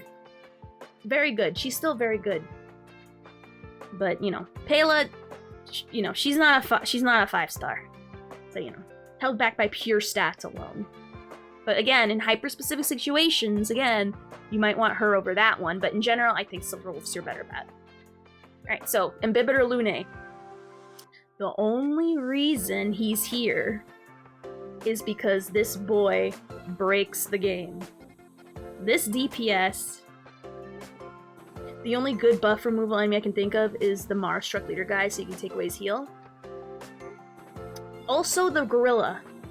Don't forget, Spooner, it's good to keep the Gorilla at level instead of letting him get his 3 buffs and do crazy amounts of damage and keep him on the level. That's the only other one I can think of as well. It's Mara Struck and the Monkey. I wanted Silver Wolf since I first started because she's a gamer. Hell yeah, if you pull on a character because they look cool, that's the most valid thing I can think of. Screw, like, honestly, this is why Adventurine is going to be ranked so high. Because, oh, I just do Fushuen at Gorilla. Oh, not everyone has Fushuen. God. I know they only tickle, but God. It's the principle of the thing. Now Adventurine, I love him. I love him. I don't care if he's the worst character in the game. He's the best character. Shut up. He hasn't been released yet, but I already know he's the best. But anyway, but Imbibitor Lune, he is a cheat code. When if ever you're lucky enough to get him on a rerun, he decimates, he destroys. Now granted, if you're very bad at SP management, I would not recommend it, but you honestly don't need that much. If anything, you just gotta be careful at certain moments, and be careful.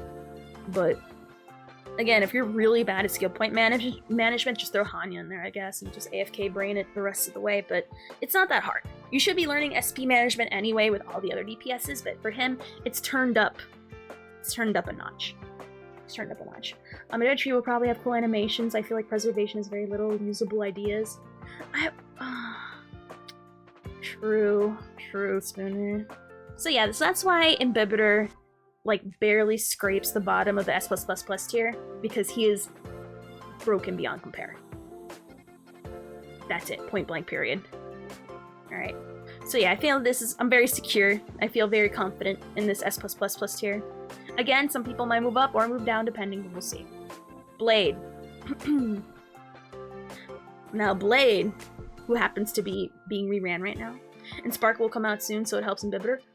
True. I'm keeping my eye out on that one. But Bladey boy. I slept on him at first, and you know what? I mean, honestly, I'm fine. I have 4-star Dan Hong at E6. All he needs is a skill point, and you just AFK brain Q until you see your E glow again, and then you hit E, and then you literally, like, imagine, you know that meme where the person has, like, half of their brave caved in? That's Blade's gameplay.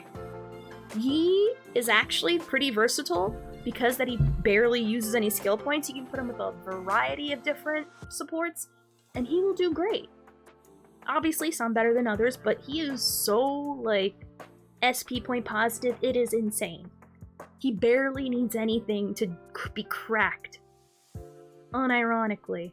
He scales up on HP. Yes, and he does scale off his HP, which is awesome. So brain dead for a cringe character. I know, right? That's why I think he firmly deserves to be at the SS+. The reason why I don't have Jingliu higher is because he is way too SP positive to consider. Oh wait, never mind, he's a glass cannon. He is a glass cannon. Shake my. Well, this glass cannon is very very SP positive, where it allows for various different kinds of gameplay, where you can put him on a team with Jingliu and it works. Is it the best? No. But does it work? And is it fun? Hell yeah, it's fun. You can literally put him with anybody else, or leave him by himself and just pump up the roids typical hyper carry style, and you'll see the numbers. So because of that, he firmly deserves to be at the top. And also he scales off his HP, which is awesome. So just give him a little bit of healing, just 1 SP point once every like 5 to 10 business days, and you're Gucci game. Like, literally does not get better than that. Now, Jingliu. I did call her high maintenance. I did have her originally like here behind Kafka. And does she need Bronya? I've come off that, does she need it? No. Is she cracked with it? Yes. But does she need Bronya? No. She can still pump out crazy numbers with or without Bronya. If anything, you'll need Tingyun more, arguably. But, again, Tingyun's easy to acquire. But Jingliu, there's people been making arguments that she's better than Bybiter. No. She can rival with him, definitely, but I would not. She's not cheat code. She's definitely not cheat code. It's not hard to get her to her second. It's not hard to get her into that state, but again, you have to get her into that state. You know what I mean? Whereas Imbibitor already lives in that state forever, so he doesn't need that. The only thing that you need to worry about is SP points. For you, for people here, it's just keep her in her thing. Alright, keep her in her thing, go burr, win. Just win at Stario. The only thing that's preventing her from being better than him, skill point positive. Is she fairly skill point positive? Yeah, when she's in her fleetality state, but it does not even compare to Blade. It does not compare to Blade. And yeah, she is actually she's very easy to build. She's actually shockingly free to play friendly. Will you get the crazy YouTube numbers? No. If you want the YouTube numbers, glue Bronya and Tingyun on her. Probably Bronya more than anything, but Tingyun is your next best choice. But again, she does the numbers. She is an amazing unit, by and large. Amazing unit.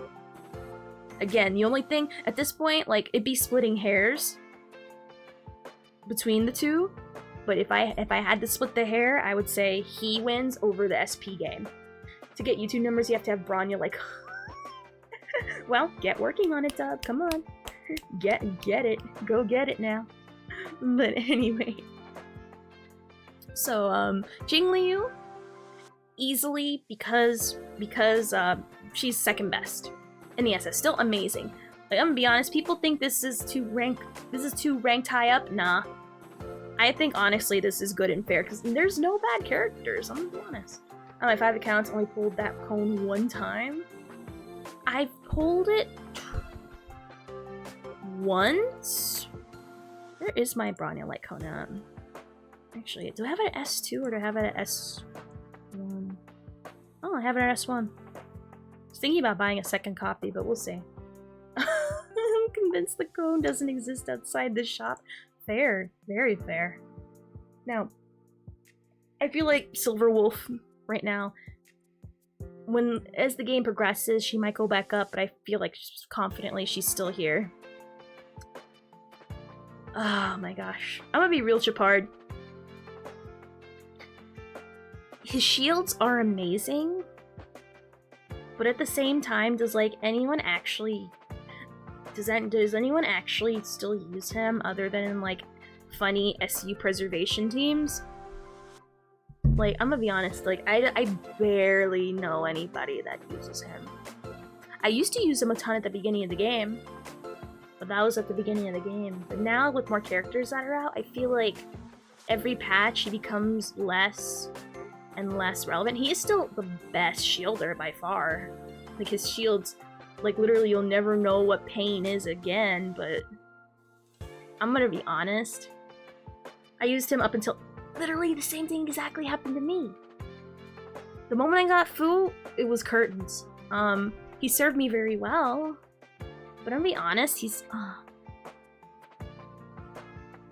I feel he definitely deserves to be moved down.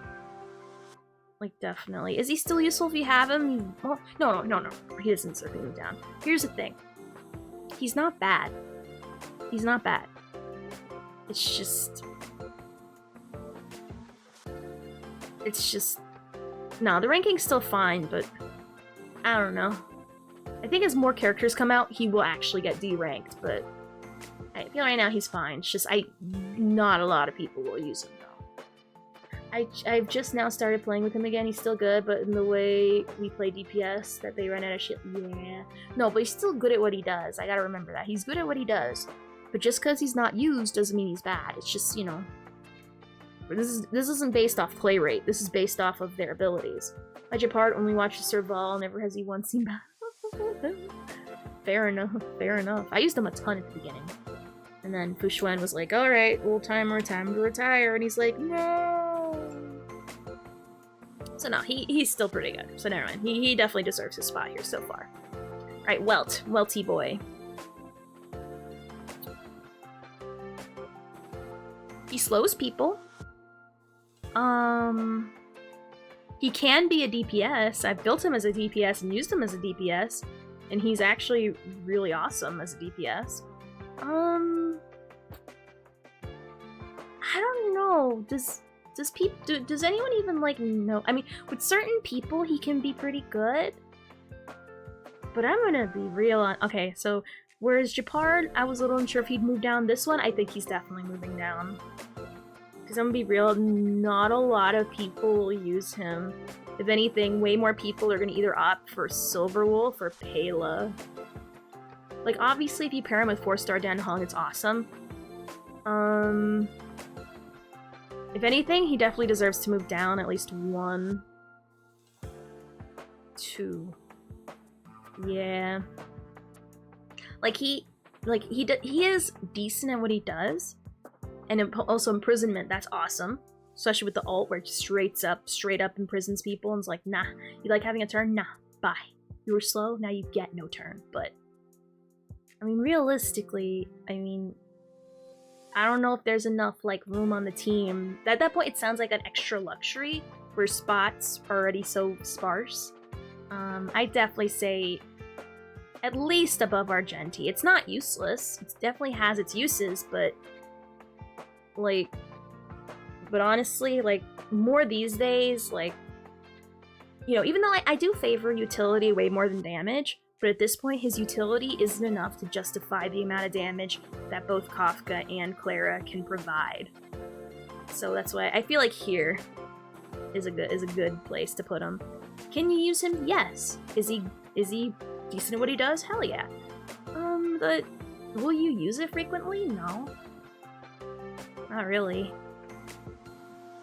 So, yeah. So I'd say Grandpa definitely is sitting next to the pretty boy here.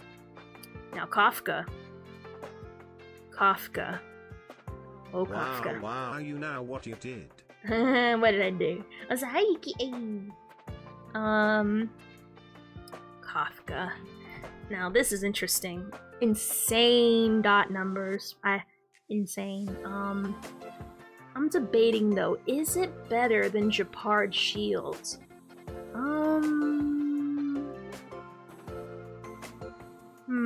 Oh, you're gonna go for a night? Oh crap, that's right, it's late for you. You have a great night, and thank you for being here, Pans. Mwah.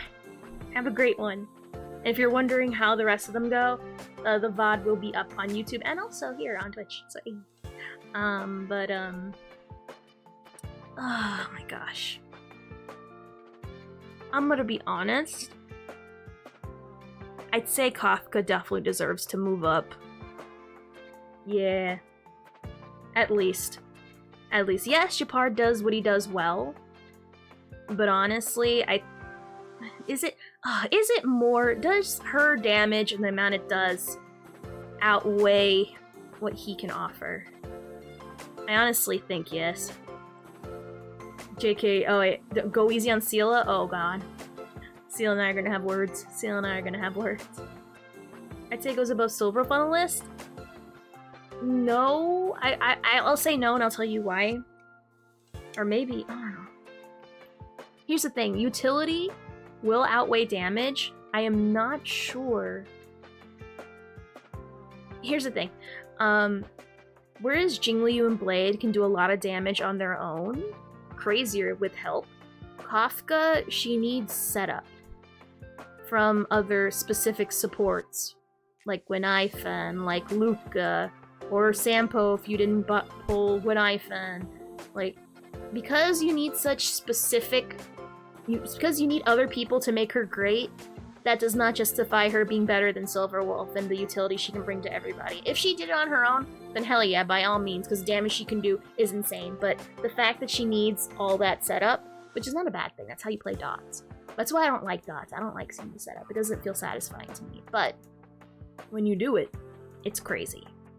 And then those characters need to be invested too. Yeah. So you're not only investing in her, but you're investing in her purse puppies. And that's a lot. I mean, you have to do that anyway, but you know, you're investing resources in a team anyway.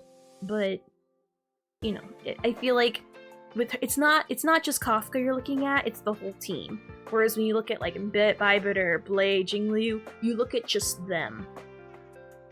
Kafka's in the Gucci store at Starrail. Honestly, yeah, the way she's dressed, she looks like she shops at Gucci. So honestly, I'd say definitely better than Japard, for sure, but not better than the amount of debuffs that Silverwolf can give, as well as putting people in entanglement to help other people. So overpriced, all hyped, and generally dang, coming in with a fire. God dang. So I'd say Kafka definitely moves up. Now Clara mains have been eating good recently. Clara has been literally like it's been Thanksgiving for like the last 2-3 patches.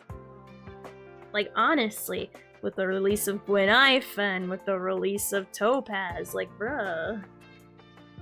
I mean, Rum mates everybody, but god dang, the other two though, like, can you literally say all for Clara without saying it's all for Clara? Like, because of that, she's definitely... Yes. No, that's for Kafka. Topaz. Sorry, I meant Topaz. I don't know why I threw Gwynaifen in there. Gwynaifen's more for Kafka. But still, Topaz, though. A 5-star support that, when paired with Clara, it's literally insane numbers. Sorry, my brain kind of got ahead of my mouth. Or my mouth got ahead of my brain. But yeah, but Topaz and Clara, like, bruh, imagine getting a 5-star support almost, like, tailored to you. Pretty much. I mean, yeah, you can say, oh, but there's other follow-up characters, too. Where? Are you using them? No, you're not. But a lot of people are still using Clara, so you might as well slap 4 Clara on top of frickin' Topaz's forehead. So yeah, can she work with other follow-ups? Duh. She's gonna be great with Dr. Ratio. But he's not out yet, is he? Yeah, she can be good with the other follow-ups, but why? You know people aren't gonna have them invested or play them. I'm the one guy with the hyper-invested Himiko. I have a hyper-invested Himiko and a genuine. And a Herta. I got invested in my Himiko way after Topaz left the shop, and I'm like, damn, I should have gotten Topaz, but it's whatever. I'm gonna get her in the next rerun, so it's fine. I knew I'd want to get her in the rerun anyway, but now it's like, bruh. So I'd say Clara has nothing but appreciating value from Topaz. Yeah. Now, is she better? Does her damage that she provide? I need to build my King Yuan. I'm kind of mad I didn't get his weapon. I tried so hard to get it, and I lost a 50-50, and the weapon wasn't coming home. That was just me taking the sign from the stars that I'm just not meant to have a genuine. So, yeah. So is Clara... She can provide crazy damage, yes, but Is it to Kafka levels, though? I mean, she is easy to build for. She's easy to build in general. I feel like the shields at this point for Japard outweigh, like, the benefits he can provide if you don't have Fushuen outweigh her a little bit. Did you know the most watched female on Twitch was pretty much a guy? Really? What's that? I have no idea how people get those high numbers on Clara. I can see it, but I don't know who that is, I'll be honest. I don't know who that is. But anyway, but yeah, so can Clara do crazy numbers? Yes, but I'm not sure. I haven't seen it as close to Kafka. Oh! How can it be a guy if it's AI? Wait, how can it be a guy if it's an AI girl? Nura's an AI VTuber, but the creator regularly shows up. Oh. I count that as still it being female, it's just the guy that made her is a guy. Alright, so I'd say Clara, she's perfectly good here. Ahead of Welt, and in between Japard and Welt, I feel is a good placement. Which I think is funny. It's like a lot of the standard 5 stars are here, which is funny. He's always on there though. Oh, I didn't know that. It's weird. Alright. Now, Welt has fallen down the list a lot. We already know why he's here. Not a lot of people use him, but if you use him, he's good. He can also work as a DPS, but, you know, nah. Argenti. High maintenance. He can do big numbers, but not without Clara. I'm sorry, not without Bronya and Clara. Why keep saying Clara when I get Tingyun? Not without Tingyun and Bronya stapled to him. Which at that point, if you have to rely on Bronya for the high YouTube numbers, then that's already a problem. He can do crazy high damage, yes, but not to consistent levels. It is wildly inconsistent without Bronya and Tingyun. You can try to do it with Tingyun and Hanya, but for you to be consistent and be doing, again, YouTube numbers, you have to have Bronya. And if you have to rely on a 5-star support, that's a problem. Like an actual problem. And honestly, we're moving on to Seela now. Same thing can exactly be said for Seela. Okay? Now, here's the 2 words I can say with Seela. She also needs Bronya. Yes, she can do the passive on her own. But, hey, ad Victorium Ducks, hey, what's it going? My Clara at 65, 126. I have pretty bad chest and orb. I mean, you can work on it. It's not bad. It could be worse. I've seen definitely way worse. But how's it going, Ducks? Hey, are you already home from work already? Or are you at work right now? So bad. Get back to work, wage slave. Seela needs her girlfriend in order to pop off? Yes. At least, again, to do damage numbers to the point where you see people going, best DPS ever, blah, blah, blah. And again, if you need to have a 5-star support, that, in my eyes and in general... Oh no, your tummy hurts! Uh-oh. Are you laying down right now? That does sound like a skill issue. Well, dang, why didn't... Well, I probably woke up recently. I was gonna say, why didn't you tell me? Anyway, I gotta continue this. Well, I guess after the tier list, unless you're gonna lay down. If you're gonna lay down and sleep off the tummy issues, then I'll keep streaming. But if you're gonna be like, hey, I'll be fine when you're done, I'll be like, hey, we're gonna play Fallout 76. I'm playing Fallout 76 and going to the restroom every 5 minutes. Just take the computer in the bathroom. Just don't shit on it. Damn, I forgot to play 76 today. Do it, Pegasus, do it! Tummy issue equals gene gap. I'm pinning that. Based, correct, valid, some may even say.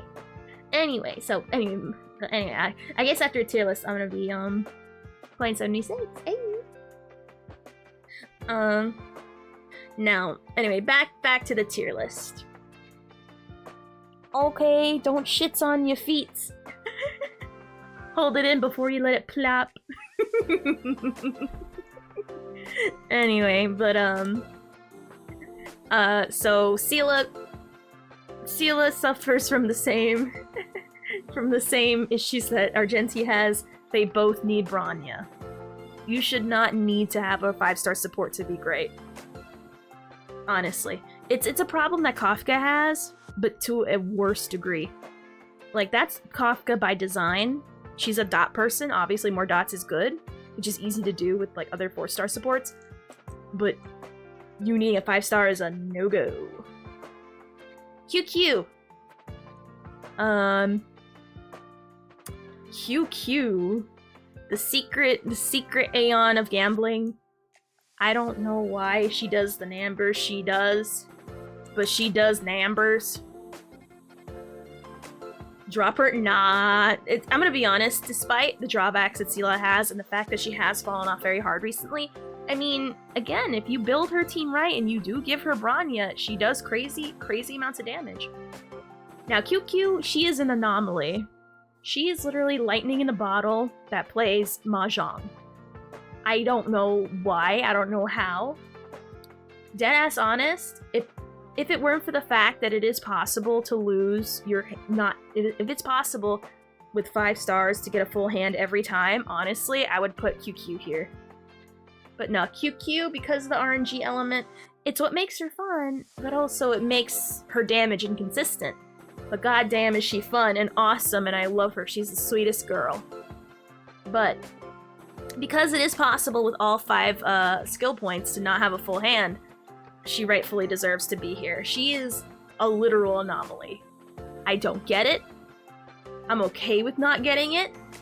But at the same time, bruh. So you're saying Mono Quantum QQ gonna be Pog? I mean, it can be. Once Sparkle comes out, yes. It definitely can be. It definitely can be. Yes. You mean Sparkle? The new Machine UNS? We'll go over that in time, Charles. I have feelings about my beautiful lightning boy. Who's Sparkle? Anyway, so QQ firmly deserves to be in the SS tier. I don't know why, it's been like that for the longest time. It's just like that. Alright, so Shui. I only know Hanabi. No! Nuh-uh. Ritadadadi. It's Sporkle. Sporkle. I trust the new guy. I don't know, a new guy kinda shifty. Or Spooner on a burner account, just agreeing with himself, A-logging. And immediately going, wow, that guy's so right. You do it for the meme. You got me.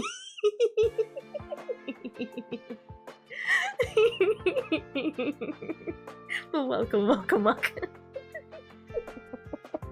It's actually really funny. Because people actually do that on Twitter and I think it's so frickin' cringe. Welcome, friend. Anyway. Shui. She's gonna ultimately be replacing Seela in most quantum setups. Hands down.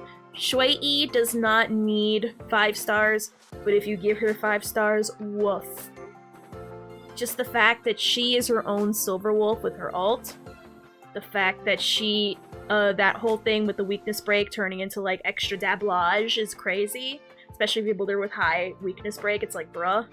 She is a monster for a 4-star. Granted, she can only get on this list so high from the fact that she's a 4-star at all. But hot dang. Hot dang. I don't remember Genshin giving this many this amount of crazy ass 4 stars the way Star Rail's pumping them out. Okay. Because so far on this list, that's 3 crazy ass 4 stars. Well, 2 of them. Hook. She's not crazy per se, but she pumps out damage that I don't know why. She should not, but she does. And I'm here for it. But at the same time, again, as a 4-star, you can only get so far.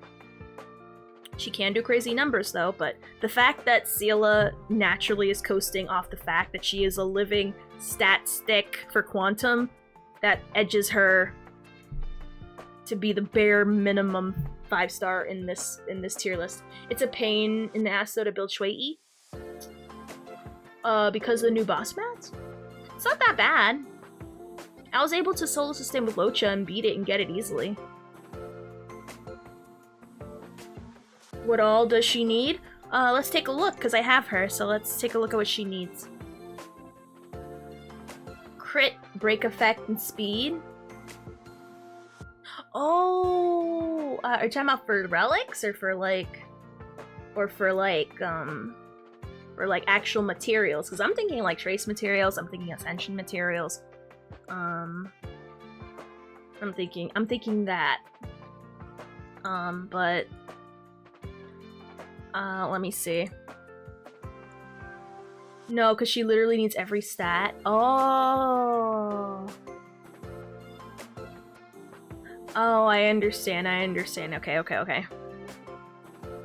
Does she need crit rate though? I guess yeah. I mean, who else raises crit rate besides Fushuen? Does anyone else remember? I don't remember. I think you can solve that with other characters. Not with just the 5-star though. Oh. That makes sense. I didn't think of that.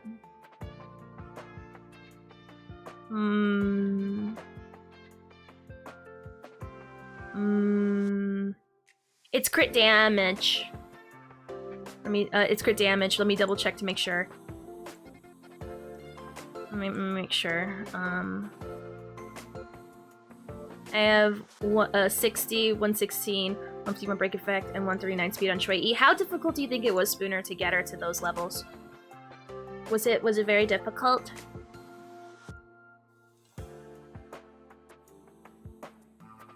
Yep, crit damage. Oh, and crit rate. Never mind, it's both. It's both.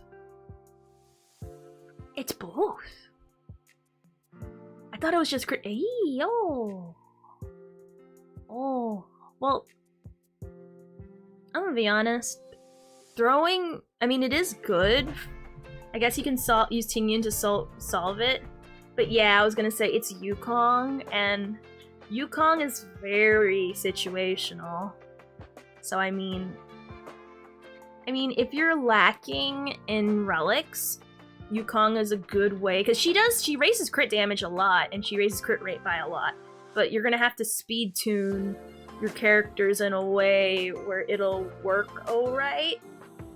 Bring Yukong to the equation, you have to speed tune. Yeah, and honestly, I'm gonna be honest, like, I use Tingyun for my main lineup, and I'm gonna be honest, it wasn't hard to speed tune, but I don't have the best relics, so it doesn't matter to me. But if you have really good relics and it doesn't allow you to speed tune properly, it's kind of annoying. It's kind of annoying. It's not impossible. It's definitely doable. Like if you have a brain, if you're able to sit down and work it out, you can make it work. And if you do, that's awesome. But for me, it's like, that's why I have her ranked here. But like, she is, unless you're putting her on an imaginary team, I wouldn't. And even then, you gotta make sure that your relics are on point. Because if they're not, it's gonna suck. That's why I want to try Shui, Bronya, Ranmei, and Fushuen to see what happens. Hey! There you go. At some point, I'm willing to try that myself. I know I gotta build Shueyi at some point, because honestly, I forgot I don't have someone in Quantum. But now that I have her in Quantum, I'm willing to try that out too and see how that goes. But,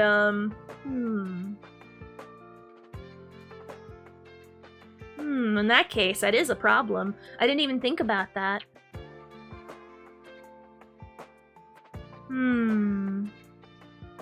Oh, thank you for the follow! Thank you. Thank you. I'm gonna be honest, if anything, because of that, it kind of knocks her down. Uh-oh, who am I forgetting? Hollow Eyes? Also, how you doing? Hey, happy Friday. Hey. That kind of knocks her down. At least below Hook in my eyes. And I'm gonna tell you why. I'm gonna tell you why Hook's even here to begin with. Well, let me explain what Hook first, before we go back to Shueyi. Alright? Trash Can Chan? They're right here. Or right here, I guess. But, Alright, so I'm gonna explain why Hook is here. Because I know, well, people who watch me know why she deserves to be here. But I know random people come and they're like, why is she here? I'll tell you why. This is the only time I say it. The reason why Hook is here is because Hook, way early in the game, is a Kylus. Oh, I am. Deal. Anyway, Hook was the sign of the destruction takeover. Like, Hook, for some reason, with barely any freaking, you put any little bit of tender love and care into her, and she does crazy damage. I don't know why. That just happens to be the case. She's easy to build and easy to get ease for. And she, like, literally, we all misunderstood how destruction was. Because she does damage. Okay? Please demote Hook. She is nowhere near QQ. She definitely deserves to be next to QQ, and I'm gonna explain already why. She does the numbers. It was there since the beginning. People only pass on her because, oh, is 4-star, next, doesn't even look at what she does. I played her for a little bit, and I was like, bro, why is she doing the hunt numbers? She is easy to build for, free to play, very easily free to play, for the numbers that she offers. Now granted, as a 4-star, you can only get so high. Like, obviously, QQ is in this section because of her damage. She is not ranked any higher, though, because of her inconsistency. Whereas Hook, for some reason, it's out there. I personally experienced it. I've seen videos about it to make sure I'm not going crazy. She does numbers for a 4-star. Be mad about it, cope, mauled, seethe, whatever you want to do. But as a 4-star, for some reason, she pumps it out. Just, again, she is the harbinger for the destruction meta right now. Okay. So, I would say because she's easier to build for and doesn't require, so now that I understand that, I didn't even realize how many stats Shueyi needed. I'll be honest. She is still amazing. She firmly deserves to be in the SS tier because of what she can do, but she will be on the lower end because she's more harder to build for as far as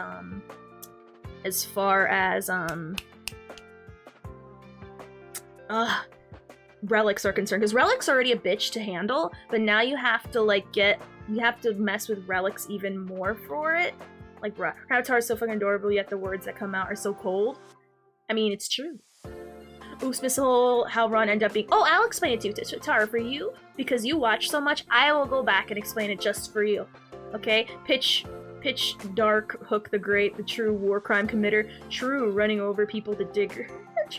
Exactly. I don't get where to get those Hook numbers. Look it up on YouTube. Charts. I experienced it myself. You have her. If you have the spare resources, you don't have to put much to see the numbers from not even being fully built yet. Once I get everyone built up, I'll fully build her up and I'll show you guys what she can do. But yeah. Right now, I don't have the resources. Right now, I barely have the resources to get Ron May usable, so I can play Mach right now. I'd be playing Mach already if it weren't for the fact I kinda, you know, stripped Payla of all her stuff, and Asta of her stuff too, to put on Ron May to have her be usable. That's a cope. She's never getting everyone built up. I'm gonna be honest, that's more for Jin Yuan. Because trust me, when I say when building them, I'm building them. But the problem is that new characters come out, I'm like, shit.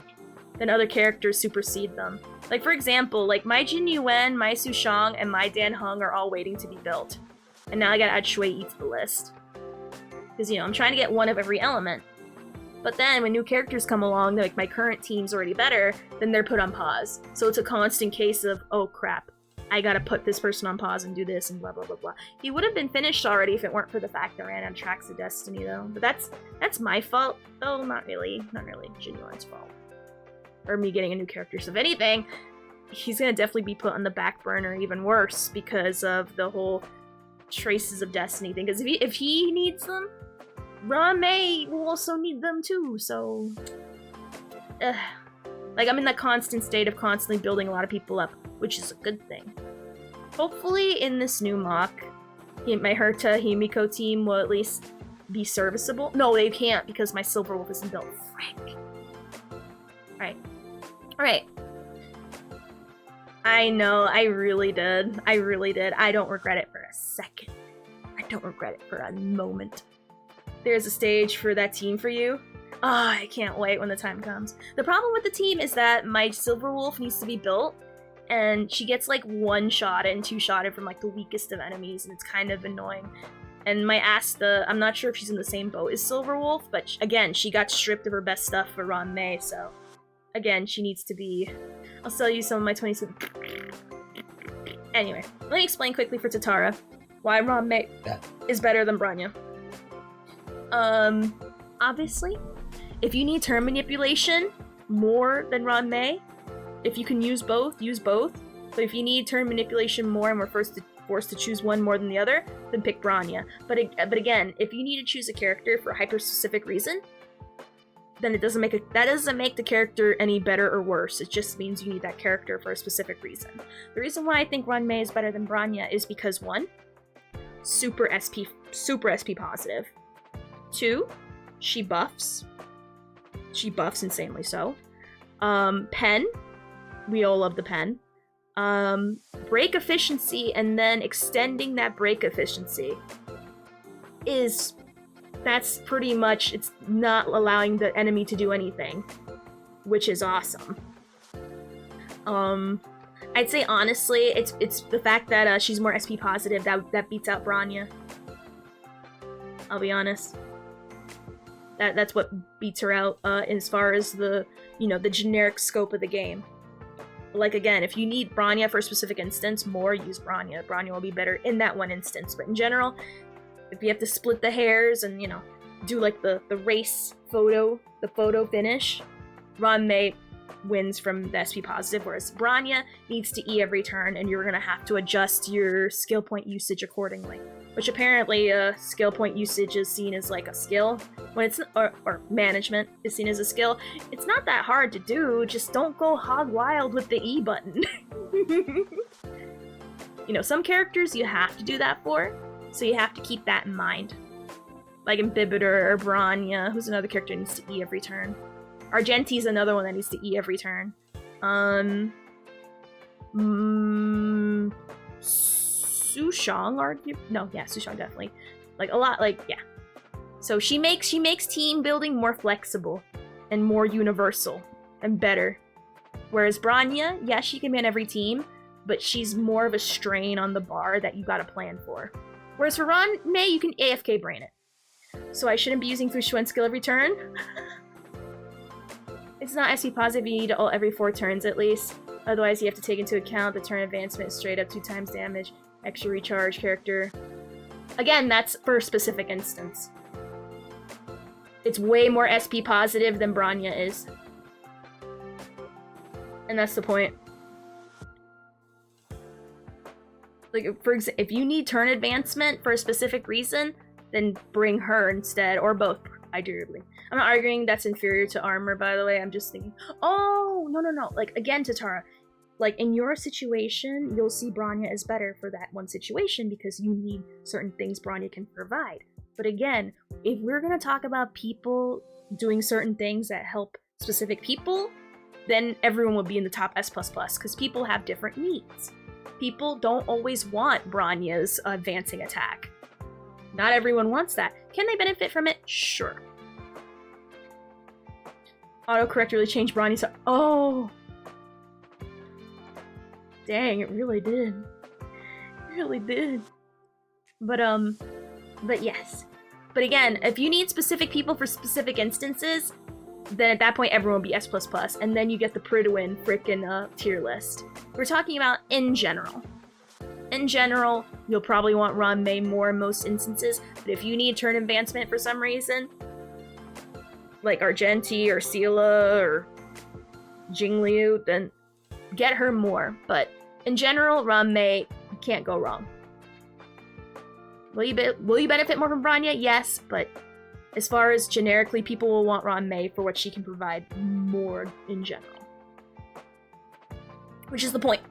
If you are more universal, you are more highly favored. If you're more niche, oh, and also if you're universal and SP positive, or SP neutral at least, you are more revered. If you are a little bit more niche, a little bit, not a lot, a little bit more niche and SP negative, then that's not going to be highly as favored. I'm a little bummed that the main damage bonus to Ron and her E1 is inside ultimates. Outside of ultimates, still like 68% buff.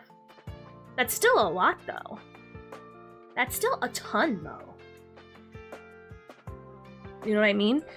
Is it a slight dip? Sure, but I mean, you just build her speed and you'll be getting her doing hits and getting your ER up in no time. That or put her with Huehua. Or Tingyun. You know what I mean? That's 3% on time on the field. Still, in general, she's still better to have. Regardless. I feel like it's not that hard for people. Generally, it's not that hard to get her field up, from what I've been seeing. I'm going to experience it, and then I'll tell you. But generally, I don't see people getting the field up. It's like complaining about Locha's field not having, like, 1,000,000% uptime. Like, bruh. Like, it's not that hard to get it. You know what I mean? Oh, thank you for the follow, Ren the Knight. But no, I totally get what you're saying, Tatara, and I agree with you. I totally agree with you. You know, I'm sure there's ways to circumvent to get her to have 100% uptime, but honestly, out of the box as is, again, if I were forced to have a gun to my head, I'd rather choose Ranmei. But again, Bronya's still an amazing unit. My problem with Bronya is that she doesn't give damage bonus before her move. E6 Fist is that. Yeah, I was gonna say. You know what I was gonna say before I even said okay. Okay. But I'm just explaining to you why that makes Ranmei better. Hopefully you understand where I'm coming from. You know what I mean, Tatara? As long as you understand, then I'm Gucci Gang. It's the first time I can't relate with the majority of people because I have Ranmei E1 S1. Ranmei 4-turn ult with memories?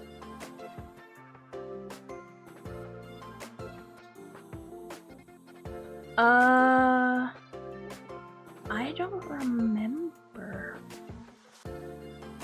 I'll be honest, I did more research into Argenti than I did on a Ranmei. I was 3-turn ulting with memories. Oh. I think it was like 4. I think I heard 4, but I don't remember. Remember, it's not hard to... If you've been playing since the beginning, it's not hard. A majority of the people I've seen played since the game's launched.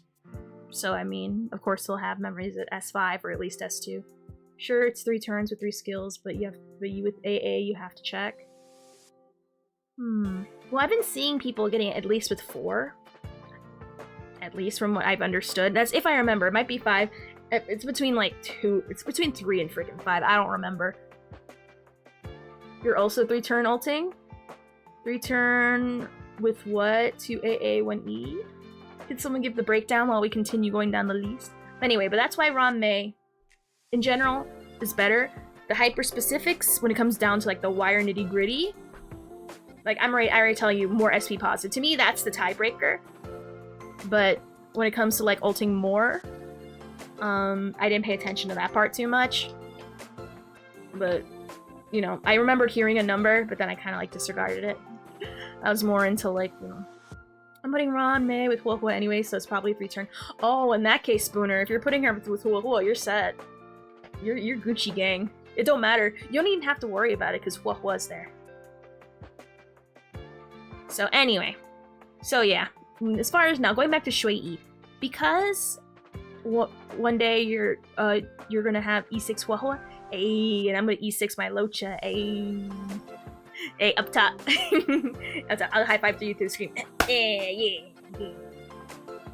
Now, anyway, so with Shui-E, she is an amazing character that deserves to be in the SS rankings because it does. Now that it's been brought to my attention that yes, she does need more stats. I thought she just needed weakness break and crit damage, but you know, she does need a lot of like everything, and trying to get that while trying to beat the double defense and HP rolls are kind of like living life on hard modes.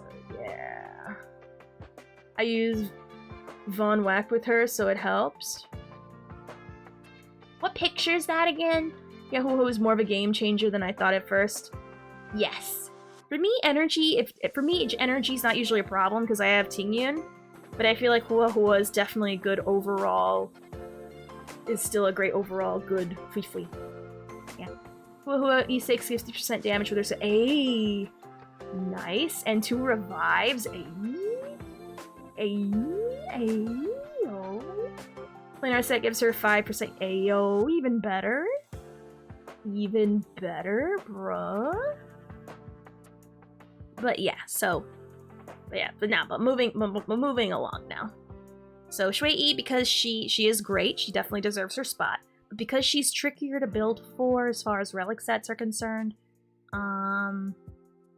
I would say she's definitely down here. Below Hook, not because of damage, but because of being able to build to get...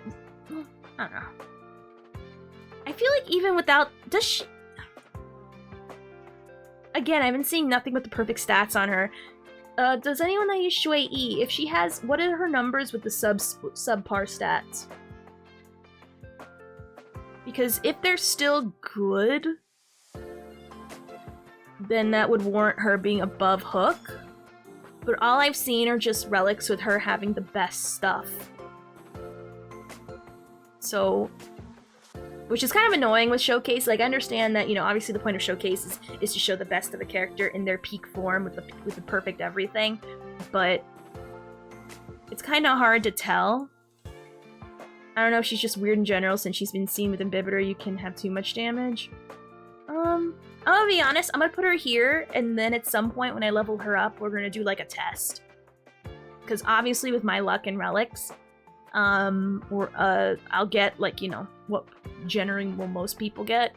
So I'll keep her here tentatively until more tests with like subpar stuff can be seen. Because right now the perfect everything, she'd be here. But because not everyone's gonna get those relics, as relic grinding's a bitch, we're gonna put it down here for the time being. Until we can see further evidence of her having subpar stuff. In the update, hopefully when you know, in 2.0, once everyone's got a chance to use her and get a better feel for her instead of showing her at her peak, we'll be able to get more better thing. They're better than Hook, even Genuine deals more damage than her. Who's they? And who's her? Shui-E's better Hook and Genuine deals more damage than Shui-E.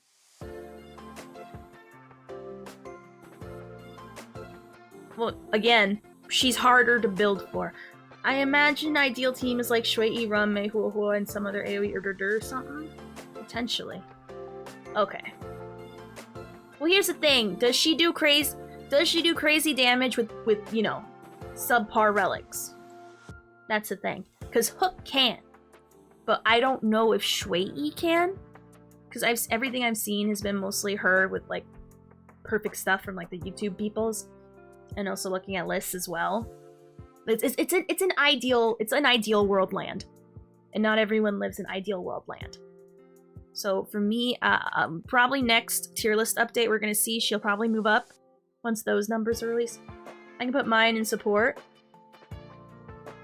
Yeah. If you guys have a Shui, let me know your numbers and see how it goes. Because right now, because it's too early to say, because she's harder to build for and you have to relic manipulate. What kind of godly relic hook are you watching, Ophi? Barely any investment, and she does crazy damage. Again, there's a reason she was the Harbinger of Destruction. Cope about it. Cope about it. That's it. Cope about it. It's okay. Die mad. Anyway, so for her, she'll be here until more tests are done with her relics to see if she's okay with having okay relics. If anything, what would be the thing to build on her first? It's weakness break, no? I don't know. I thought it was, for me, I originally thought it was just weakness break and crit damage, but now she needs crit rate. Which is weird. Give it a minute and it'll probably update. She doesn't have matching stats, but the stat leans towards ideal. Yeah, that's the problem. Hook doesn't need ideal stats. Shui does, but we're gonna give it time and she'll move up. She'll probably move up once the perfect ideal stuff clears. Because if you need to have the world's perfect stats for relics to do great, that's not very good. You know what I mean? I think she'll do okay with relics. Okay, relics can be up to here. But we gotta test that out. In my heart, I think she'll be here. But again, I've seen nothing but ideal stuff. So until then, here. We're talking about in general. Okay? Because in the perfect world, all these characters will be great. Like, everyone will be in the same tier. So that'll be the S. The double S as is for the time being. Some people might move up here from the S, some people might move down. But it's kind of annoying, because I understand why they make the stats perfect to limit test them, but I want them also to be slightly subpar to get the general person's experience, and not the super sweats having the perfect relics always to put on these characters every time. I get why, but it's kind of annoying, because it kind of gives a false sense of scaling when people won't even reach those numbers. Are you also counting Hook's E's? Yes. Yes, I am. She's also easy to get E's for. Yes. I have used her, and I have her, I think, at E6. Let me just double check to make sure. Because I used her, and then I got sad that I wasn't using Himiko, and I switched to Himiko because I wanted to use my very first 5-star. But I did have her built, and I used her for like a hot minute. She's at 70. She's at 70. I think, don't look at her relics. They're a mess. I ripped them away for a minute, but like her relics are all over the place. Let me give her fire relics back now that Himiko actually has her own clothes to wear, and I'm not ripping them off of Hook. I'll give like Shui E4. I'll give her another 40% damage. Well, remember, again, we gotta make sure that the relics aren't gonna be a problem. Will she do more damage? Yes. But if she's annoying to build for, then it won't matter.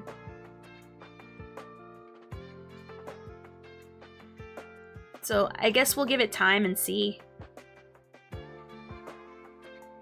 Because if characters are hard to build for and annoying to build for to even get that high, then what's the point?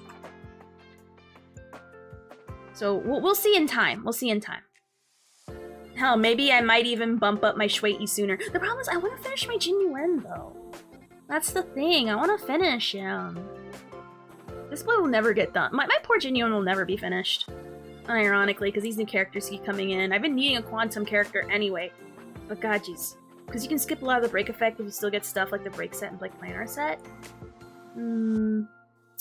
I will build her. I will build her because I do need a quantum anyway. And then we'll see where we go from there. Because honestly, like, yes, limit testing and ideal testing will show that she's great. If you go by that alone, she's better than Hook hands down, but I want the general man's experience. So, we'll leave that to be determined. But tentatively, still a great unit regardless. Still deserves to be in the SS tier regardless of the placement, which is way more than you can say for a lot of the other 4 stars. So that is still an honor to be up here among these super great units. So we'll leave it there for now, and we'll see. We'll see. Once I build her, and once other people build her and tell us the numbers with the relics, then we'll see. But again, I honestly think she'll probably be here. Ironically, but we'll see. I don't wanna get ahead of myself. I'd rather be safe than sorry. Now, S tier. Pela, I feel she is the model example of a really great 4-star support.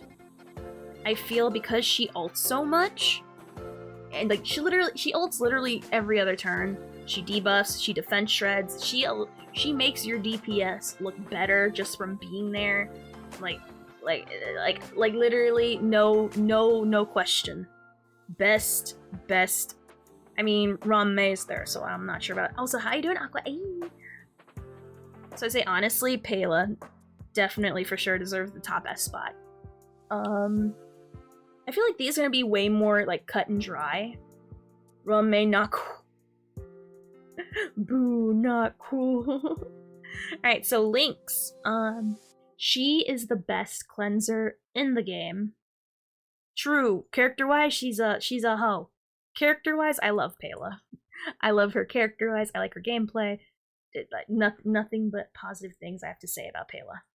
Lynx, if you need a cleanser, a mass cleanser, she's the only option. And we're gonna get a free copy of her in the game this patch. So if you don't have her, well, guess what? You're getting one for free. So you're gonna have the best cleanser in the game. Hands down, point blank, period. Is she the best healer? No. But I feel like if you jack up her HP enough, she'll be fine. She'll do pretty good. If you want like pure raw healing, then Natasha is your best bet. But generally, I see Lynx solo sustaining fine, so I mean... Huehuehuhue has entered the chat, true. And Locha. The king and queen of Stariel has showed up, but... As far as the mass cleanser is concerned, this is your best bet. Without needing to spend skill points. The only thing that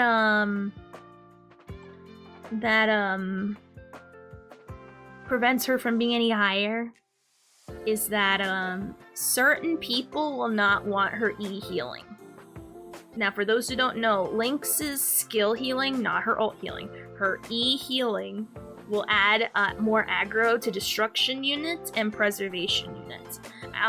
Obviously, all preservation units will want that extra aggro, but characters like Jingliu won't. Characters like Imbibitor won't. Characters like Blade will love it though. Blade, like honestly, I see way more people run Blade with Lynx than anything, because A, they target him more, which means he gets to get hit more, which means he gets stronger, which means he gets more of his little stackies, which means he gets more angry, and more angry means more damage, and that means a happy Blade. So if anything, it's more ideal to run these two together because of that secret little aggro. I feel like a lot of people don't know that for some reason. So in general, I feel like Lynx, she is good universally, but certain people might not want the extra side effect of her healing. So what is good light cone for Bladey? That's a good question. I'm gonna be honest. I'm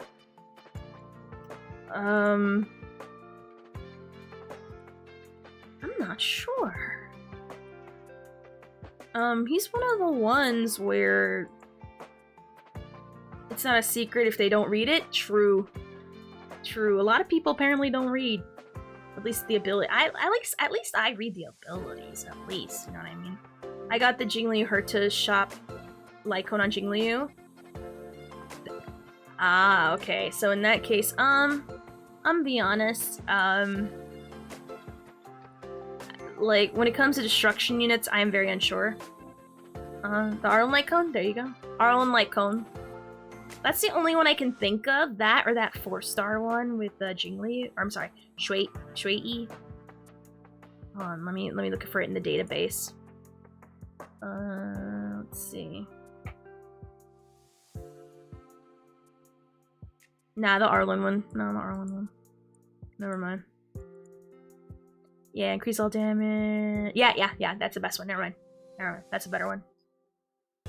Obviously, goes without saying. Signature, blah, blah, blah, blah, blah. Let's take a look. I think it heals. You don't want him to be healed.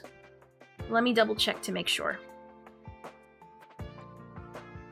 Increases the wearer's attack by 24% whenever the wearer defeats an enemy. They restore HP. Yeah, don't put that on him. He doesn't want those heals. You don't want him healing. You don't want him healing like that. And this is the light cone I usually see people put on characters to, like, you know, solo, like, do simulated or solo do mock or something so they can self-sustain, you know what I mean? But no, don't put that on Blade.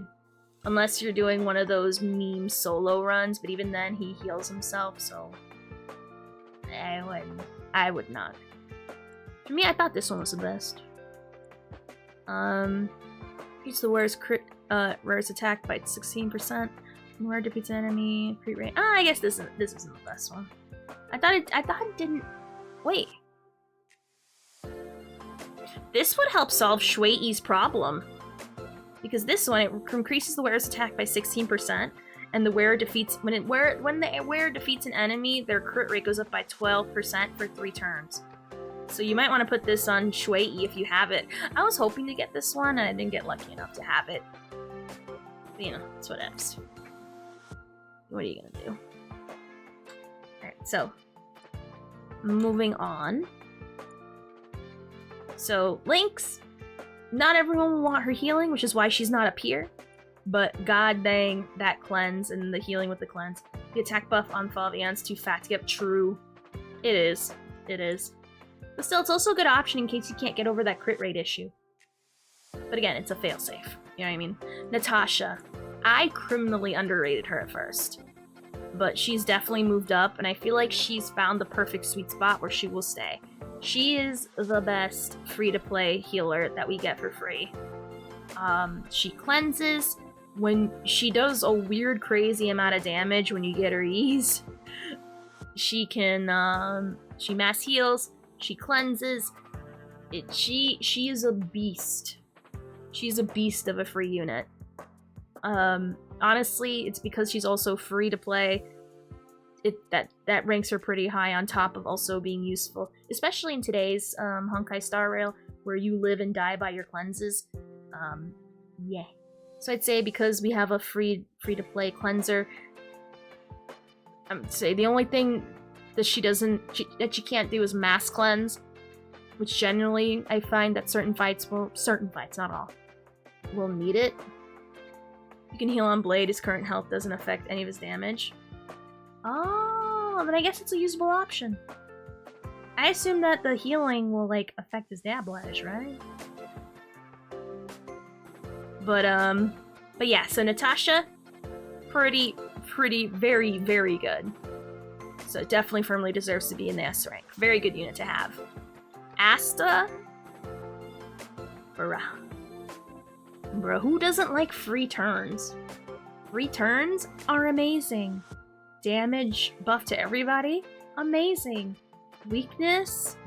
Toughness bar? What's that? Literally, Asta, she's such a good unit. Like, especially if you gotta, like, rush and you have to, like, if you need that speed, you need that turn advancement, it comes in super clutch. It's not a hard debate why she's ranked here. Now, obviously, I feel heals are going to be way more important, and the amount of defense shred that this girl can provide is crazy, as well as ulting every other turn. Granted, Asta can potentially also ult every other turn, but again, heals can't beat that. and the amount of defense shred this girl dishes out, as well as debuffing, removing buffs off people. Alright, so I feel like this is fairly straightforward. Wenaifen. Bruh. She can buff everybody's attack, which is awesome. You generally see her more on dot people. So if you need a debuff on people, she's good. She can buff people in general. I wouldn't use her over other buffers, but if you don't have any other options, she's also a very good choice. She quickly replaced Sampo. She took Sampo's spot in the Kafka Purse Puppy group, which I find funny. Like, she's the reason why Sampo became obsolete. And then whenever Black Swan comes out, she's gonna literally decimate him from even... People are gonna forget who that even is, okay? They're just gonna see him as that annoying blue-haired guy that comes up sometimes. But yeah, so Wenaifen, not as universal... I mean, she is universal, but, you know, not as much as the people ahead of her, but still a very solid and good unit. Can't complain. Bailu. People sleep on her and give her too much caca. Bailu does not deserve a majority of the hate she gets. She was perfect when the original game came out. But unfortunately, she does not work in today's Star Rail, but she can res. She can mass heal pretty quickly. She gets her ult pretty fast. Not as fast as Pela, but still pretty fast. I honestly think that a light cone will bring her back if they allow her to cleanse somehow, and people will stop shitting on her. I'll be honest. So Bailu is still a very good choice as a healer. Yeah, she is the Chi-Chi of the game, but still, come on. Give the girl a chance. She is not as bad as people claim. If any, like I said, if you know a character is going to have a debuff and you gotta cleanse something, don't bring Bailu. But other than that, if there's nothing to cleanse, then you're fine. She's still a very valid, good option to pick. But still, she does not deserve as much of the rap as she gets. Flame MC. I used Flame MC so much when it came out. I don't anymore, because then I got Japard, and then I got Fushuen, and then the higher the chain you go is the more bleh. Standards are only meant to support the early life of the game. They don't care about them after... True, after a while, yeah, I know, but still. I feel like that'd be a good idea for a cone, don't you think? But I know what you mean, yeah, they don't have to, but, you know, it'd be nice. Now, Fire MC, I thought it was better than Japard, only because of the active aggro you can put on yourself. Because unironically, there was a point where I ran Tingyun and Japard on the same team, and that's when I first learned about Tingyun's hidden aggro and how it like somehow broke the game. And unless I ran Fire MC with Tingyun was always getting your ass smacked. And it's like, bruh. So that's why I thought, at least specifically because of Tingyun's problems, why I thought Fire MC is better than Japard. They can still do damage. I mean, there'll be times where you're gonna want that active aggro way more, but I'm gonna be real. There's way too many better options now. But if you do not have any of the other options, still a solid, very good choice to have, in case you have literally nothing else. And also that aggro will come in handy. Definitely. And also they can heal themselves a little bit, but I think it's so minuscule it doesn't even matter. The little bit of shields, I think it gets way too easily cut through.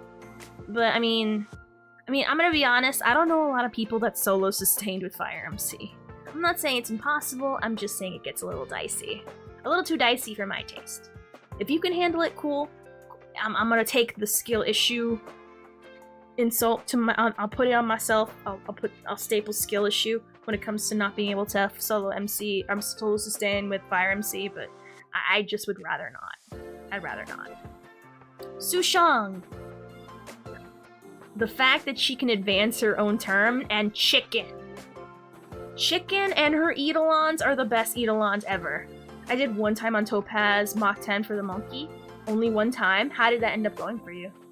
If I may ask. That sounds like a mono burn team to me. Cause I think Fire MC can burn, no? Zero cycle. Sushang big PP. Sushang giant PP, and she can turn manipulate, which is awesome. Which means that she's putting more stacks of bleed on people. She has fat old chicken. She is awesome. Topaz, Himiko, Fireblazer. Yeah, it sounds like a burn. I was gonna say, that sounds like a burn team to me. Now, when you say zero cycle, that means you blaze through it good, right? I want to make sure I understand the terminology.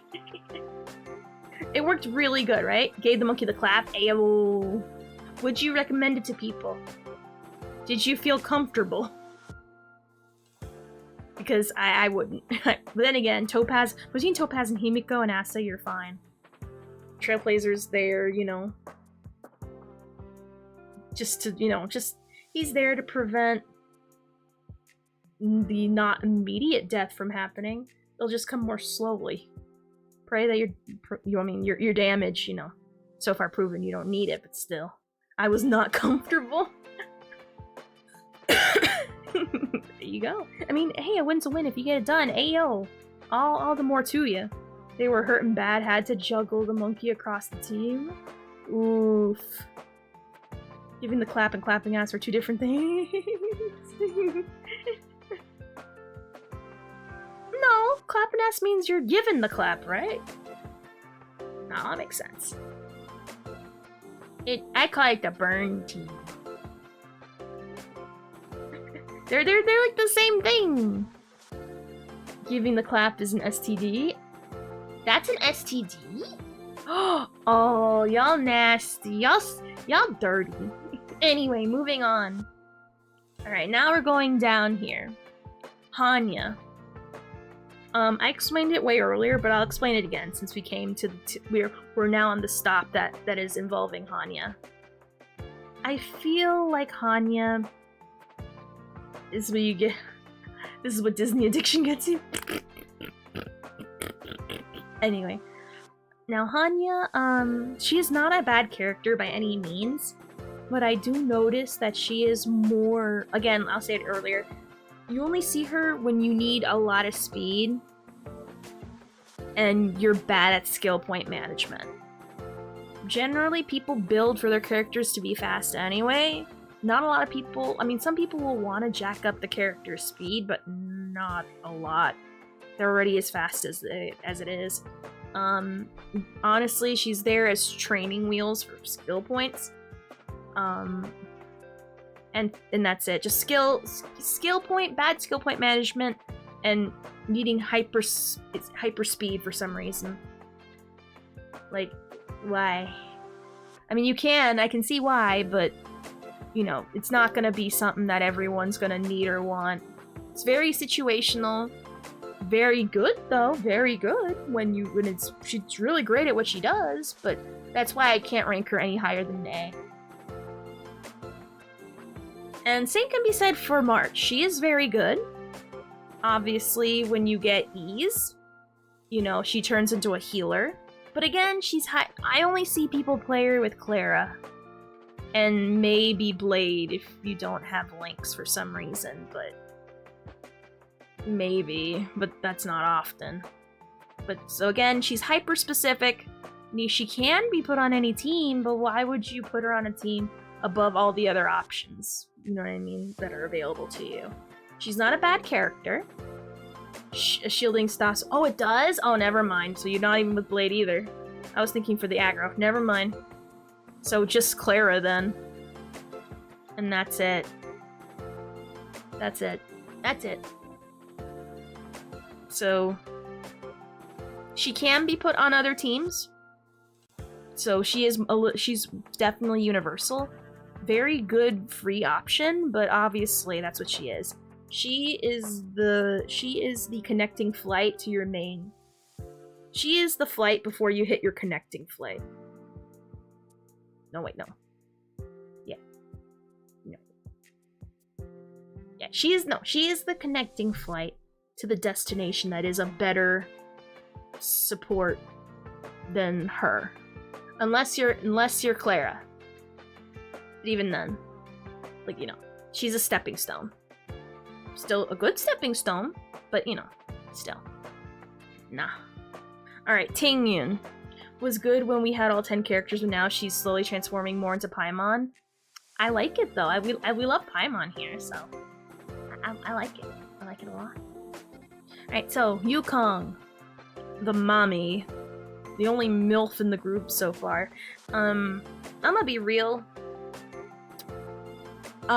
It's awesome that she can buff people's crit damage and their crit rate. However, I think damage as well. Let me just double check, reread her thing just to make sure. Because I know why I do the stuff, but again, I do it like so AFK brain that I kind of forget the reasoning behind why I do what I do. I just do it because I know it's correct. Let me just look at her real quick.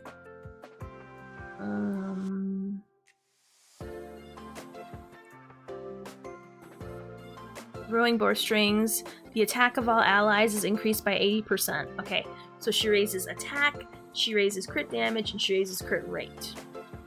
That's awesome. Adele, let me see her talent.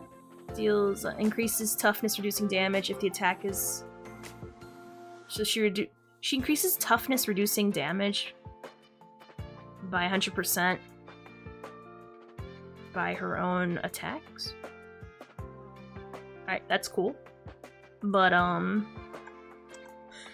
still, she's way more niche, and if anything, she is more ideally seen on imaginary teams, because she has a trace that raises their shit up by like 10%. 10 or 15, I think it's 10. And the annoying thing about her is that you need to speed tune to make sure she will be ahead of your characters.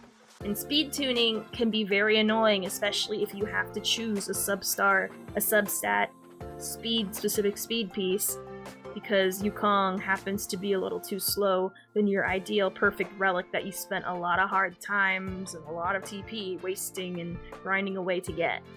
So messing with relics is a big no-no. So that's why she's ranked here as she is in the A tier. Not ideal. Definitely not ideal. But, you know, useful if you can have it and manage it, but, you know, it's too annoying. If you become annoying to mess with relic-wise, it's not good. By the way, I still use Asta in Mach 12.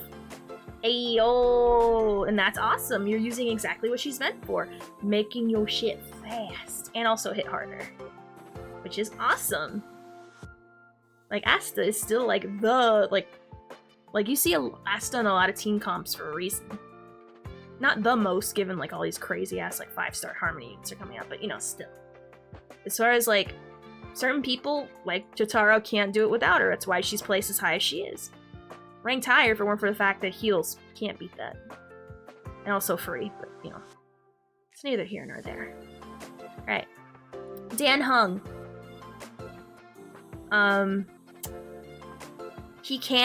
He is a hunt. It's actually pretty amazing that Asta was the first free pull. Bruh, right? I had to use 6 5-stars in Mach 12. Oof. Skill diff! Katara, hit him with a skill diff. Kill him with a skill issue. He does it to everyone else. Do it to him while he's down. Do it to him while he's weak.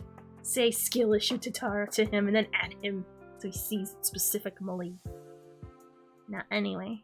Dan Hong, he does damage, and he does have the ability to slow people, which is pretty cool. It's not the problem is forced to be a Jinglu player. The problem with him is that he is a hunt character. Unless you have him at like E4, but I use 6 out of 5. Shh, Tatara, tell him. No, Tatara, just tell him skill issue. God, don't say nothing. Don't admit nothing. Just say skill issue and move on. Can't beat it with 6 stars, by the way. There you go. There you go. There you go. Owned. You got Vine Boomba Tatara. Literally, you're nothing but a pair of feet now. Anyway. So Dan Heng, he suffers from the problem that the hunt is suffering through right now. Which is, you know, unless you have him at E4, and even then, you have to work his E4 in a very specific way where it turns into a mini Seela. Where, for those who don't know, I'll explain it outright. At E4, whenever you, let's say for example, you use your E to kill somebody, and you use your ult to kill another enemy, then Dan Heng's turn is advanced. Now that's at E4. It's easy to get, yes, but why the hell, unless, I'm assuming the majority of you guys have Blade, unless you have him at E6 like I do, or E4, like there's no reason to use him.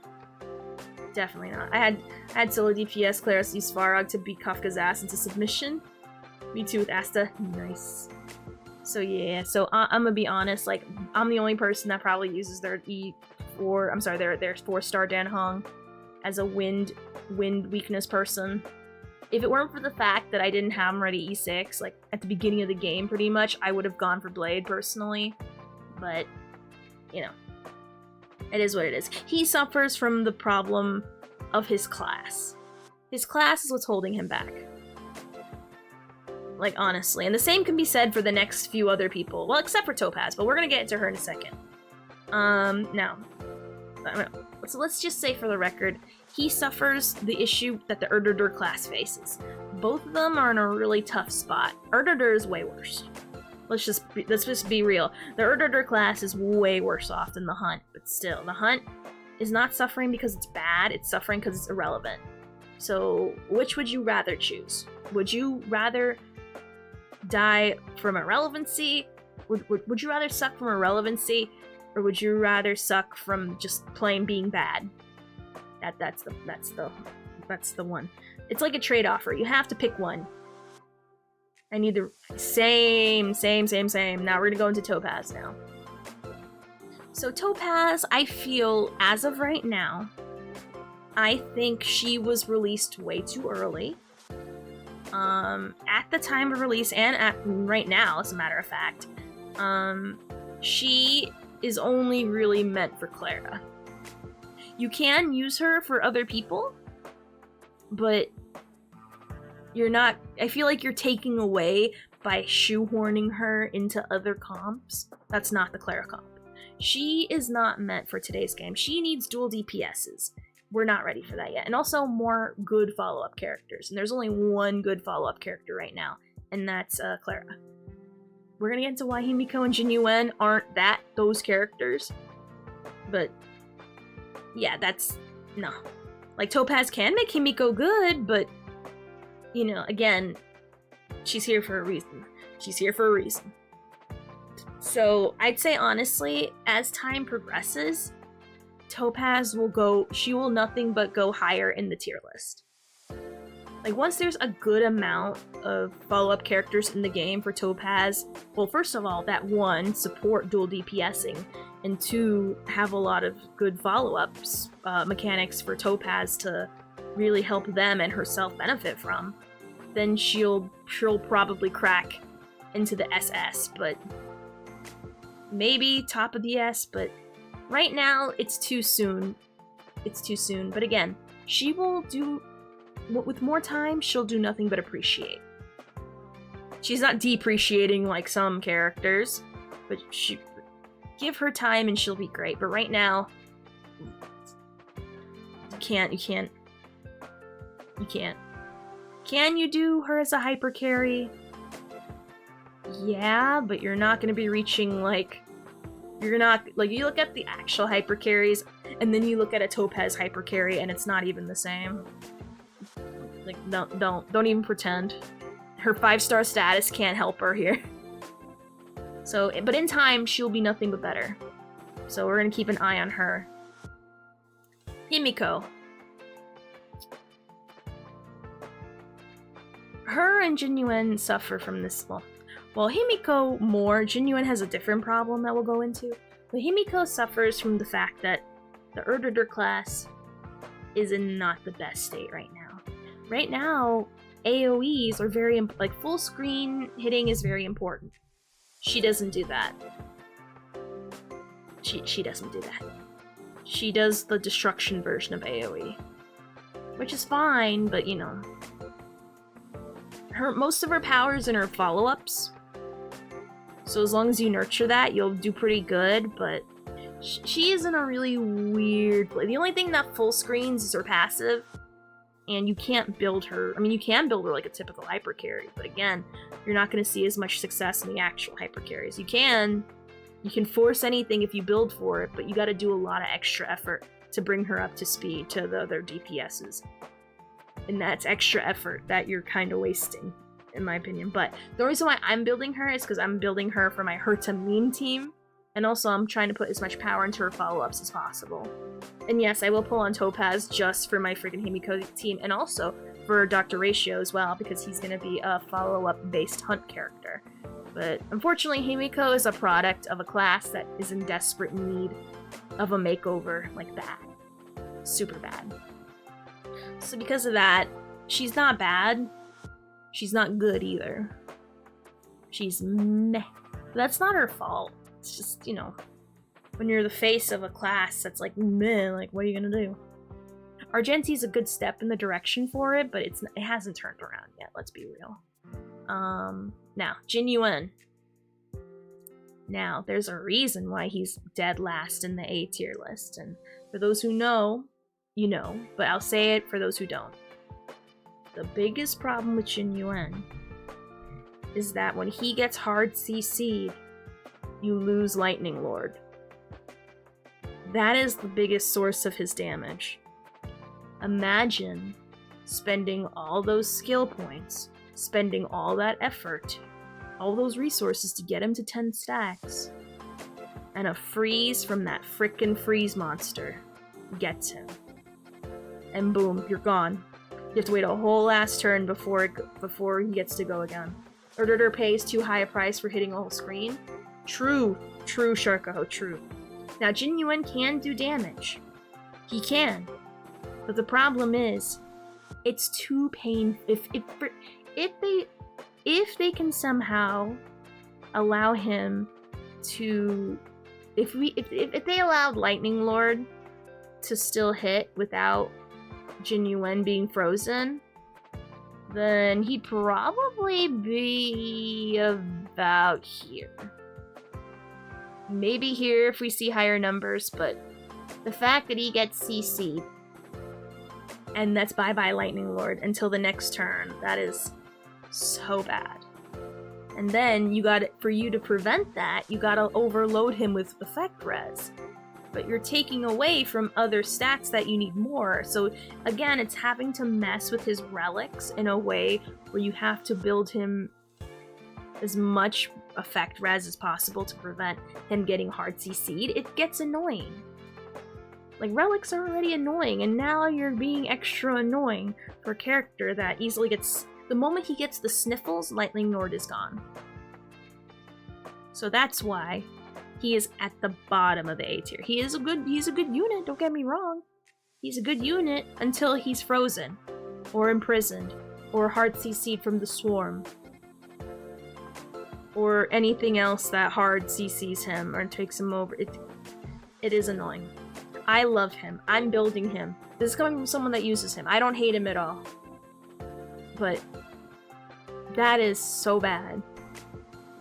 Again, if it weren't for that hard CC thing, he'd be way higher. But because of that, he properly deserves to be at the bottom of the A tier. Not bad, but not good. That's how I define at least the later half of the A tier. I'd say the first half of the A tier, like Dan Hung onward, is good. No, Dan Hung is like the literal divider between, you know, good to have, a little annoying, maybe a little too niche, but good. Whereas here, it's like annoying for many different reasons, bad. So this is the good part of the A tier, this is like the bad side of the A tier, more or less. Alright. B tier. B for bad, B for bargain bin. B for boy, why didn't you choose anyone else? Then what? Boy, why you here? Alright.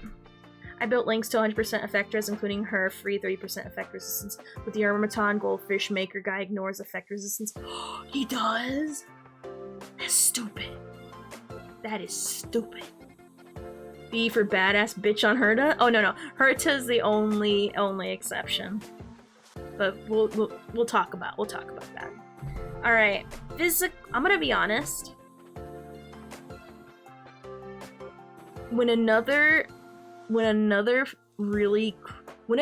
actual cracked out physical character comes out, and I mean cracked not in Argenti's high maintenance way, I mean cracked like Blade or Jingli levels, physical MCs going down the toilet.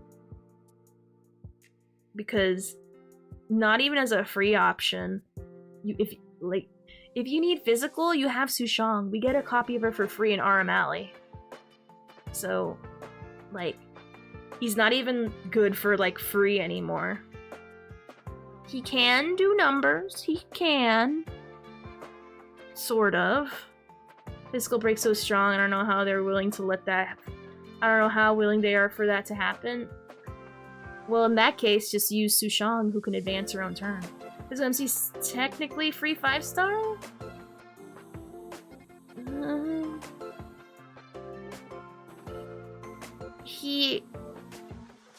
Unfortunately, Sushang was limited time. Oh, was it a limited time? I thought they put that in the, I thought it was in the bin of events you can do whenever. Actually, that was I think you can do, let me look it up again.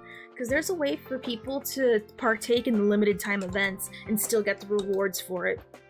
Hold on. Oh my god, Spooner, can you look? What was that thing that we looked up? It was called like the radio something. But there's a way for people to like keep up with previous limited time event stuff and still get the rewards from it anyway. You have to talk to a certain NPC to do it though. They're probably struggling to think of physical. I remembered reading it, but I gotta look it up just to make sure. I gotta look it up to make sure, because I remember it was a random bullet point at the end, but it really made a big difference.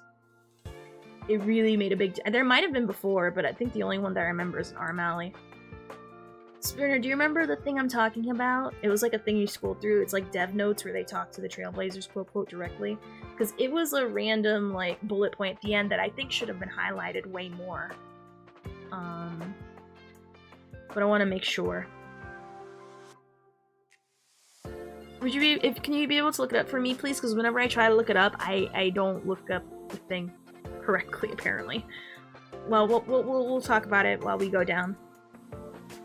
So, from what I remember from reading the notes, I don't know if it's the next patch coming soon or this current one, but there's going to be an ability for people who haven't done the limited time events when they released to be able to do them when you talk to someone on the Lafu.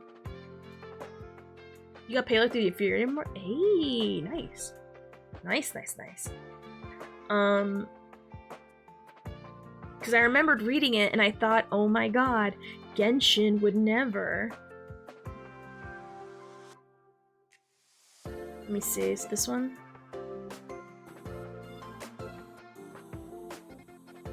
Galaxy Radio! That's what it's called, okay. I remember exactly, it was in the bullet points, let me show real quickly. Oh, why'd I keep doing that? Alright. Let me scroll all the way down. Crap. I don't even know like how I do most of the Alright, right here. Right here. Oh crap. Alright, so other optimizations. Let us quickly summarize other optimizations. Team setup can now have 9 teams. Optimizes Trailblaze mission progress, reducing certain Trailblaze missions difficulties and level requirements. Adds Tales of Fantastic to conventional memoir. Trailblazers. Okay, add Tales of Fantastic to conventional memoir. Trailblazers who missed out on limited time events can now go to the Jinja Lafu Central Starskiff Haven to experience the gameplay to receive regular rewards. Now, I don't know what regular rewards mean. So I'm gonna be honest, if for me to fully figure out what, I don't know if it includes what you got before, but apparently in Central Starskiff Haven. So let's see if we can go there real quick. And I don't think it'll show up for us. If it does, I don't know what it entails because I already got all the stuff. But let's see. So we're gonna go to LaFu. We're gonna Central Starskiff Haven. I think it's Tales of the Fantastic. That's like a new. That's a new thing I remember seeing. I'm sure that's what it's called. Yeah, Tales of the Fantastic to conventional memoir. Oh, I understand. They're really old ones. So I'm guessing as more patches come out, then they're gonna slowly add more and more to it. Oh, so they're giving this storyteller a purpose.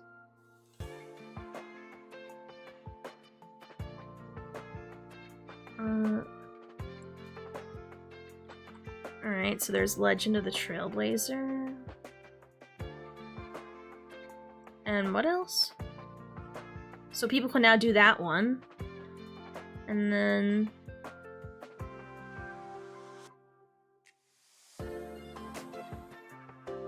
Oh, so I guess it's only that specific one?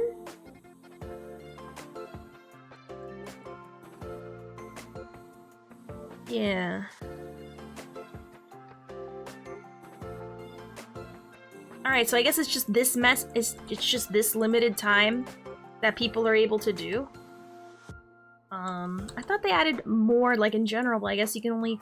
People can replay at this one at any point. This one doesn't give, This one does not give a character, but still though. The fact that it's allowing people to do it is pretty awesome. So I thought it was I thought it was all events in general, but not. It's one specific one. But if they're willing to bring one back, that means they're willing to bring all of them back. You know what I mean? So it's not a matter if, it's a matter of when in my eyes. I don't remember if that's like the first major limited time event people weren't able to do or missed out on. Yeah, but the rewards like Sushang for a star, selected from Ethereum Awards wasn't available. Oh, then crap then. Never mind. So, I guess... Never mind. I guess Sushang isn't a choice for physical. Alright, whoops. My bad. Alright, thank you. Thank you for checking. So, never mind. I stand corrected. Regardless. I guess he is... The only thing that's saving him is that he's free. Oh? Oh, is it from the little bookmarky, like, box-looking thing at the top? But yeah, more than likely you will get Sushang. But if for some reason you don't, which it is possible you don't, everything that you can't get will be called limited. Okay. Well, in that case, that still gives him an edge over Herta. That he's free. Whereas Sushang, it is possible not to get her, even though it's like impossible, but you know, anything's possible these days, so. You know, because of that, because he's free, he remains at the top of the B list for baseballer. Now, for Herta, Kudu. Characters and icons will always be limited, but you will be able to get some of the jades, mats. Okay, I understand, okay. That makes sense. I just wanted to... Now, okay, we understand now. I mean, dang. That's unfortunate, but at least people get to, like, get more free jades. You know, jades are still jades, and credits are credits at the end of the day, and tracks of destiny. Oh, that's unfortunate. Like, they wouldn't be able to get, like, the wallpaper and stuff from the Halloweens. Or the chat bubble from the Kafka treasure hunt thing.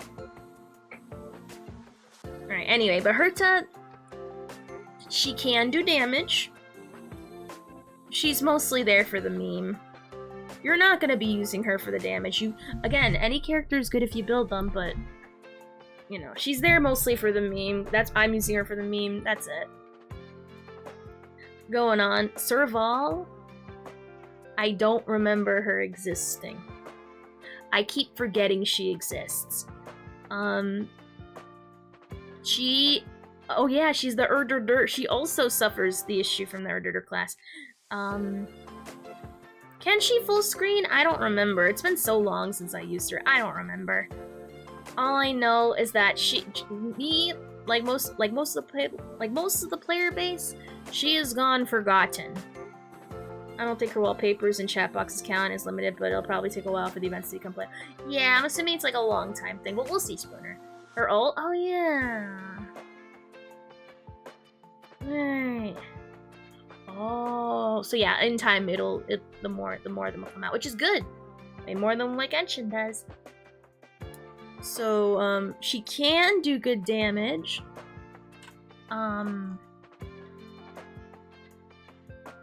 But why would you use her? So yeah, so her E isn't full screen, her ult is, but she goes quickly forgotten by the community. I'll be honest.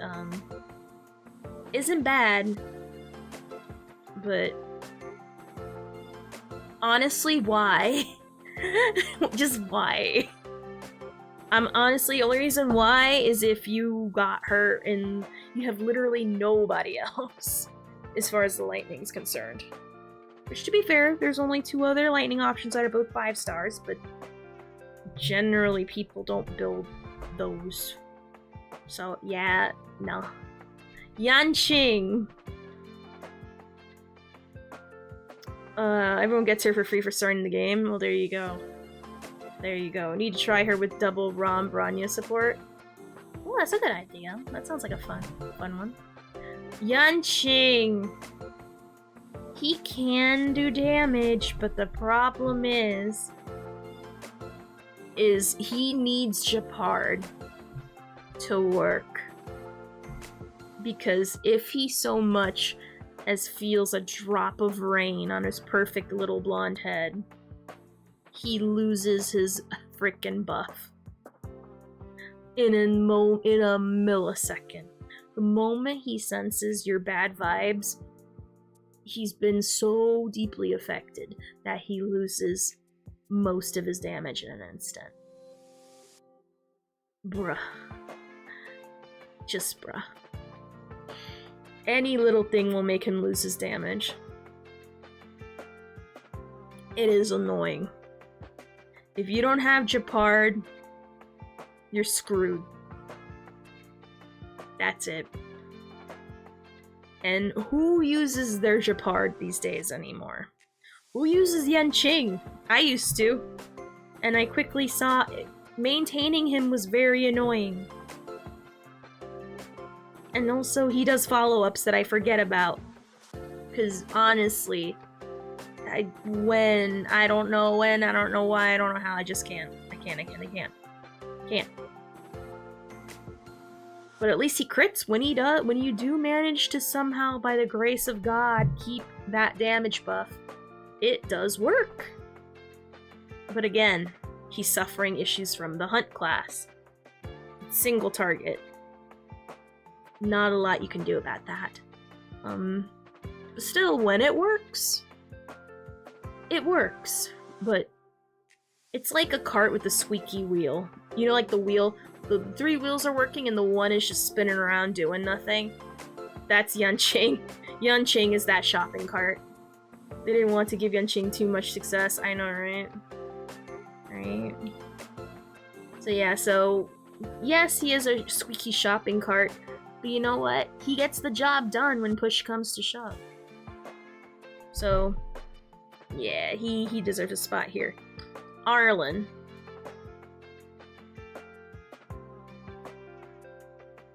Discount Blade.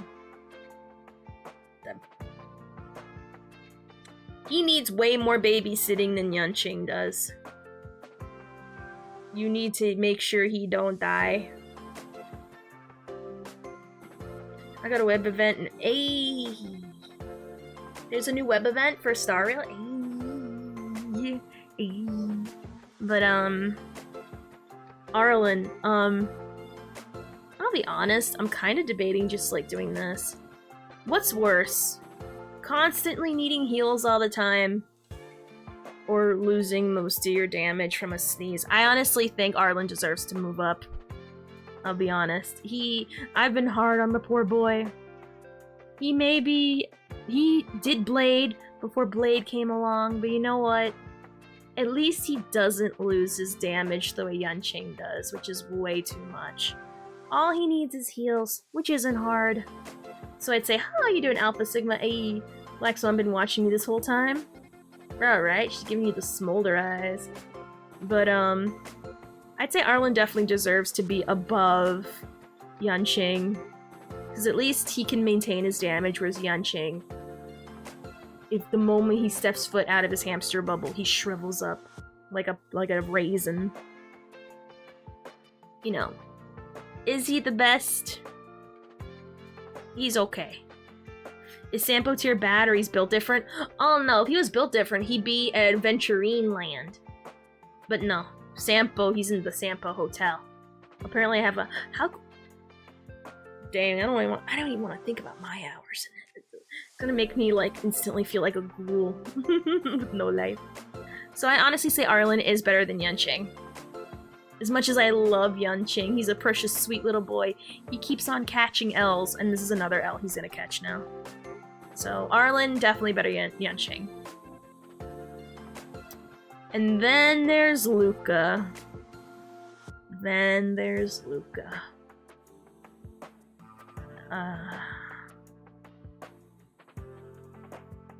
I need like a minute. It should be Sampo ST.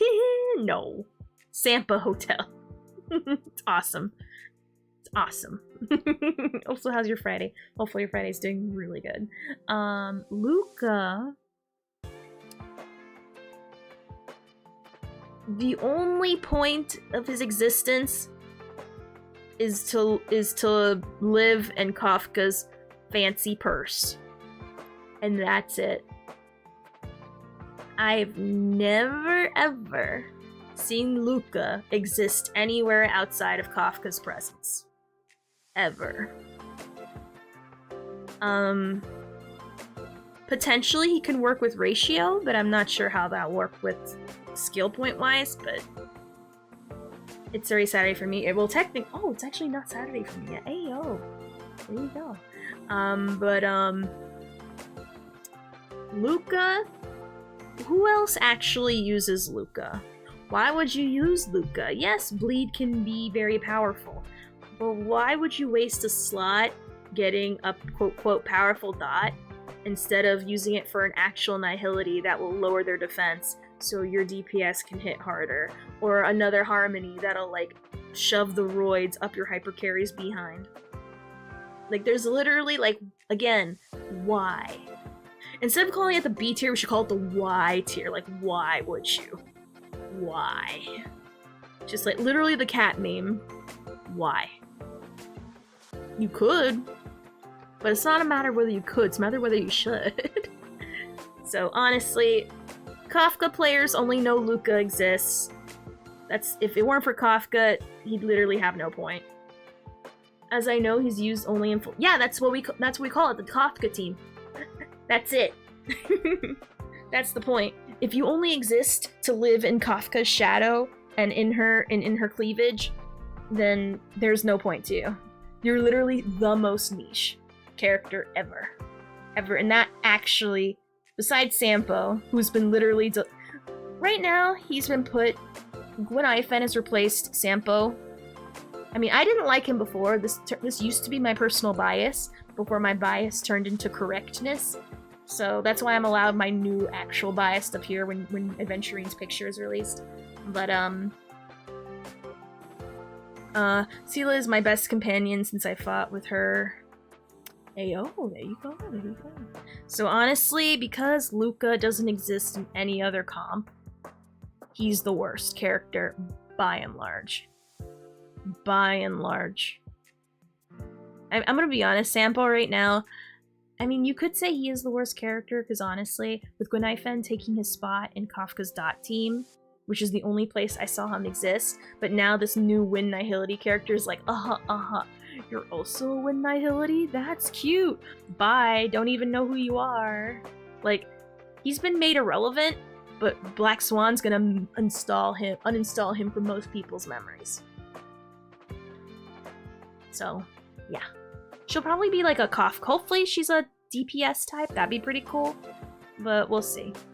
We need more different DPSs though, like for sure. So hopefully they do that. I have a meme about this tiering. Sure. I'll look at it real quick. But anyway, and of course these characters aren't released yet, but Sparkle, we gotta keep our eye on Sparkle. Sparkle is, she looks to be quite dangerous. She looks to be very dangerous. So yeah. Sparkle. Who? Sparkle.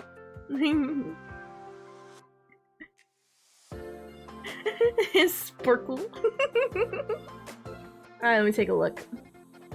Sparkle. Where'd you put it, Alpha?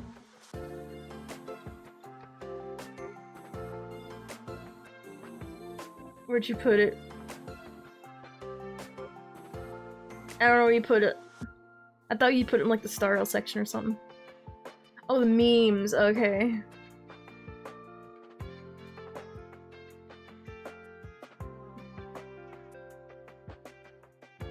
Oh, okay, we gotta see this now. Alright, let me just, share this real quick. I think this easy scene. Okay. The game's narrative. Saves you 3 times. I don't trust you, you're shady, I want to beat you up sometimes. Drugs you, asks you to fix her mess, her creation almost kills you. I don't hold any grudges, I hate them both. I can't stand either of them. If anything, I can't stand Ron-Mei more because she sounds like she's constantly having an asthma attack with how she speaks. Yes, Sampo speaks like a used car salesman, but you know, that's part of his character. Also, hey, how you doing, Kelmy? Hey. Thank you for the hydrate. Charge your phones, people. But Ron-Mei, what she did was way more deplorable, and she needs an iron lung. Personally, I've never forgiven, but you know, still. Given what she's done aside, I can't deny how good her gameplay is. Gameplay-wise, Sampo sucks. Let's just be real. Now. He sucks now. Before, I didn't like him before, but now, unfortunately, Sampo Hotel has turned into the literal has-been hotel, where it's people who became irrelevant coming into this tier. Honestly, if anything, Yanting should be put here ever since Jingliu came out. Because Jingliu literally made him uninstalled. Point blank period. But you know, he has some uses if you lost your 50-50 and need a nice person, I guess. Anyway, so this is the tier list as it is. Let me just find the thing that I was using real quick. So far, the only character we gotta keep an eye out for besides Topaz is Shui. But that's due to more whatchamacallits. More testing. Arlen after Blade 2. What? It's kind of weird how it's the opposite of Sampo in May. I don't know what that means, but anyway, it might be because my brain's shutting off. I did a lot of analysis and explaining, so let me just... Alright. This is the list! This is how it shall be. This is the list officially as it is until Piaconi. Or at least until more information about Shui with slightly subpar relics and how her numbers will look. This is how it shall be. Yes, we bow our heads. We're gonna do that thing in frickin' Monty Python, where they slap their heads with the boards to the church bells. We slap our heads with lists going, this is the least, boom. And for those who don't know, I am gonna put this, I'm gonna pin it right now. Probably while we're gonna raid. Speaking of raid, I'm gonna find who we can raid right now. Cause I'm feeling tired, my brain's shutting down. I did a lot of talking, a lot of big brains. I gotta find someone to raid. Now I'm at 72 pity, and I hope I'll win the. Hey, I believe in you. I believe you can do it. Alright, so this is how it shall be. I will post this. Let me just let me just remember to find where I save it.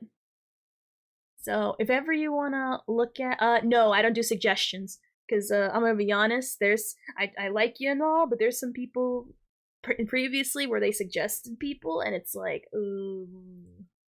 They're usually horny or furries. Or people who weirdly abstain from being partner by choice. That was a really weird flex for that one guy who was recommended one time. It was weird. Oh my god. We accept horny but not furry? Exactly. But even then, there's times where the horny gets cringe, and it's like, nah, not even the horny. Not even the horny. Because there's such a thing as too horny, and it gets really bad. It gets really bad. Let me just post that there right now before I forget. We're gonna pin it. Pin it right now, because if I don't now, I'm not gonna do it over the weekend. I'm too lazy. Nope, only people I trust. Let me unpin that real quick. There we go. Now it's in the pins. I clicked on them a couple times, watched them play over for 10 minutes. Oh, nice. That's cool. But yeah, no, I like personally vetting the people. Also, Emmy is currently streaming right now. She is just chatting. Oh my gosh, I haven't rated her in a hot minute. She is super nice, super sweet. Up late, which is awesome. I don't know why, but she's BRBing. Oh. Or is she? Hold on, is she BRBing right now? I don't want to like catch her off guard.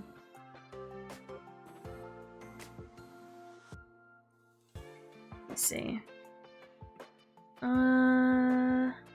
Oh, she's playing ads right now. But they're almost done now. So, if anything, we'll raid her. We're gonna say shift change. Yeah. That's what we're gonna put for the, whatchamacallit. She's super sweet, super nice. I enjoy her energy. It's very sweet energy. You're gonna like her. Alright, so I'll see you guys on Monday, 6 p.m. EST, for more Star Rail fun. We're actually go into the content. We barely played today, but it's okay. We finally updated the tier list, which was much needed. So, I'll see you guys on Monday, 6 p.m. EST. If you haven't joined the Discord already, love to have you there. Have a great night, and until next time, enjoy the weekend, and bye-bye.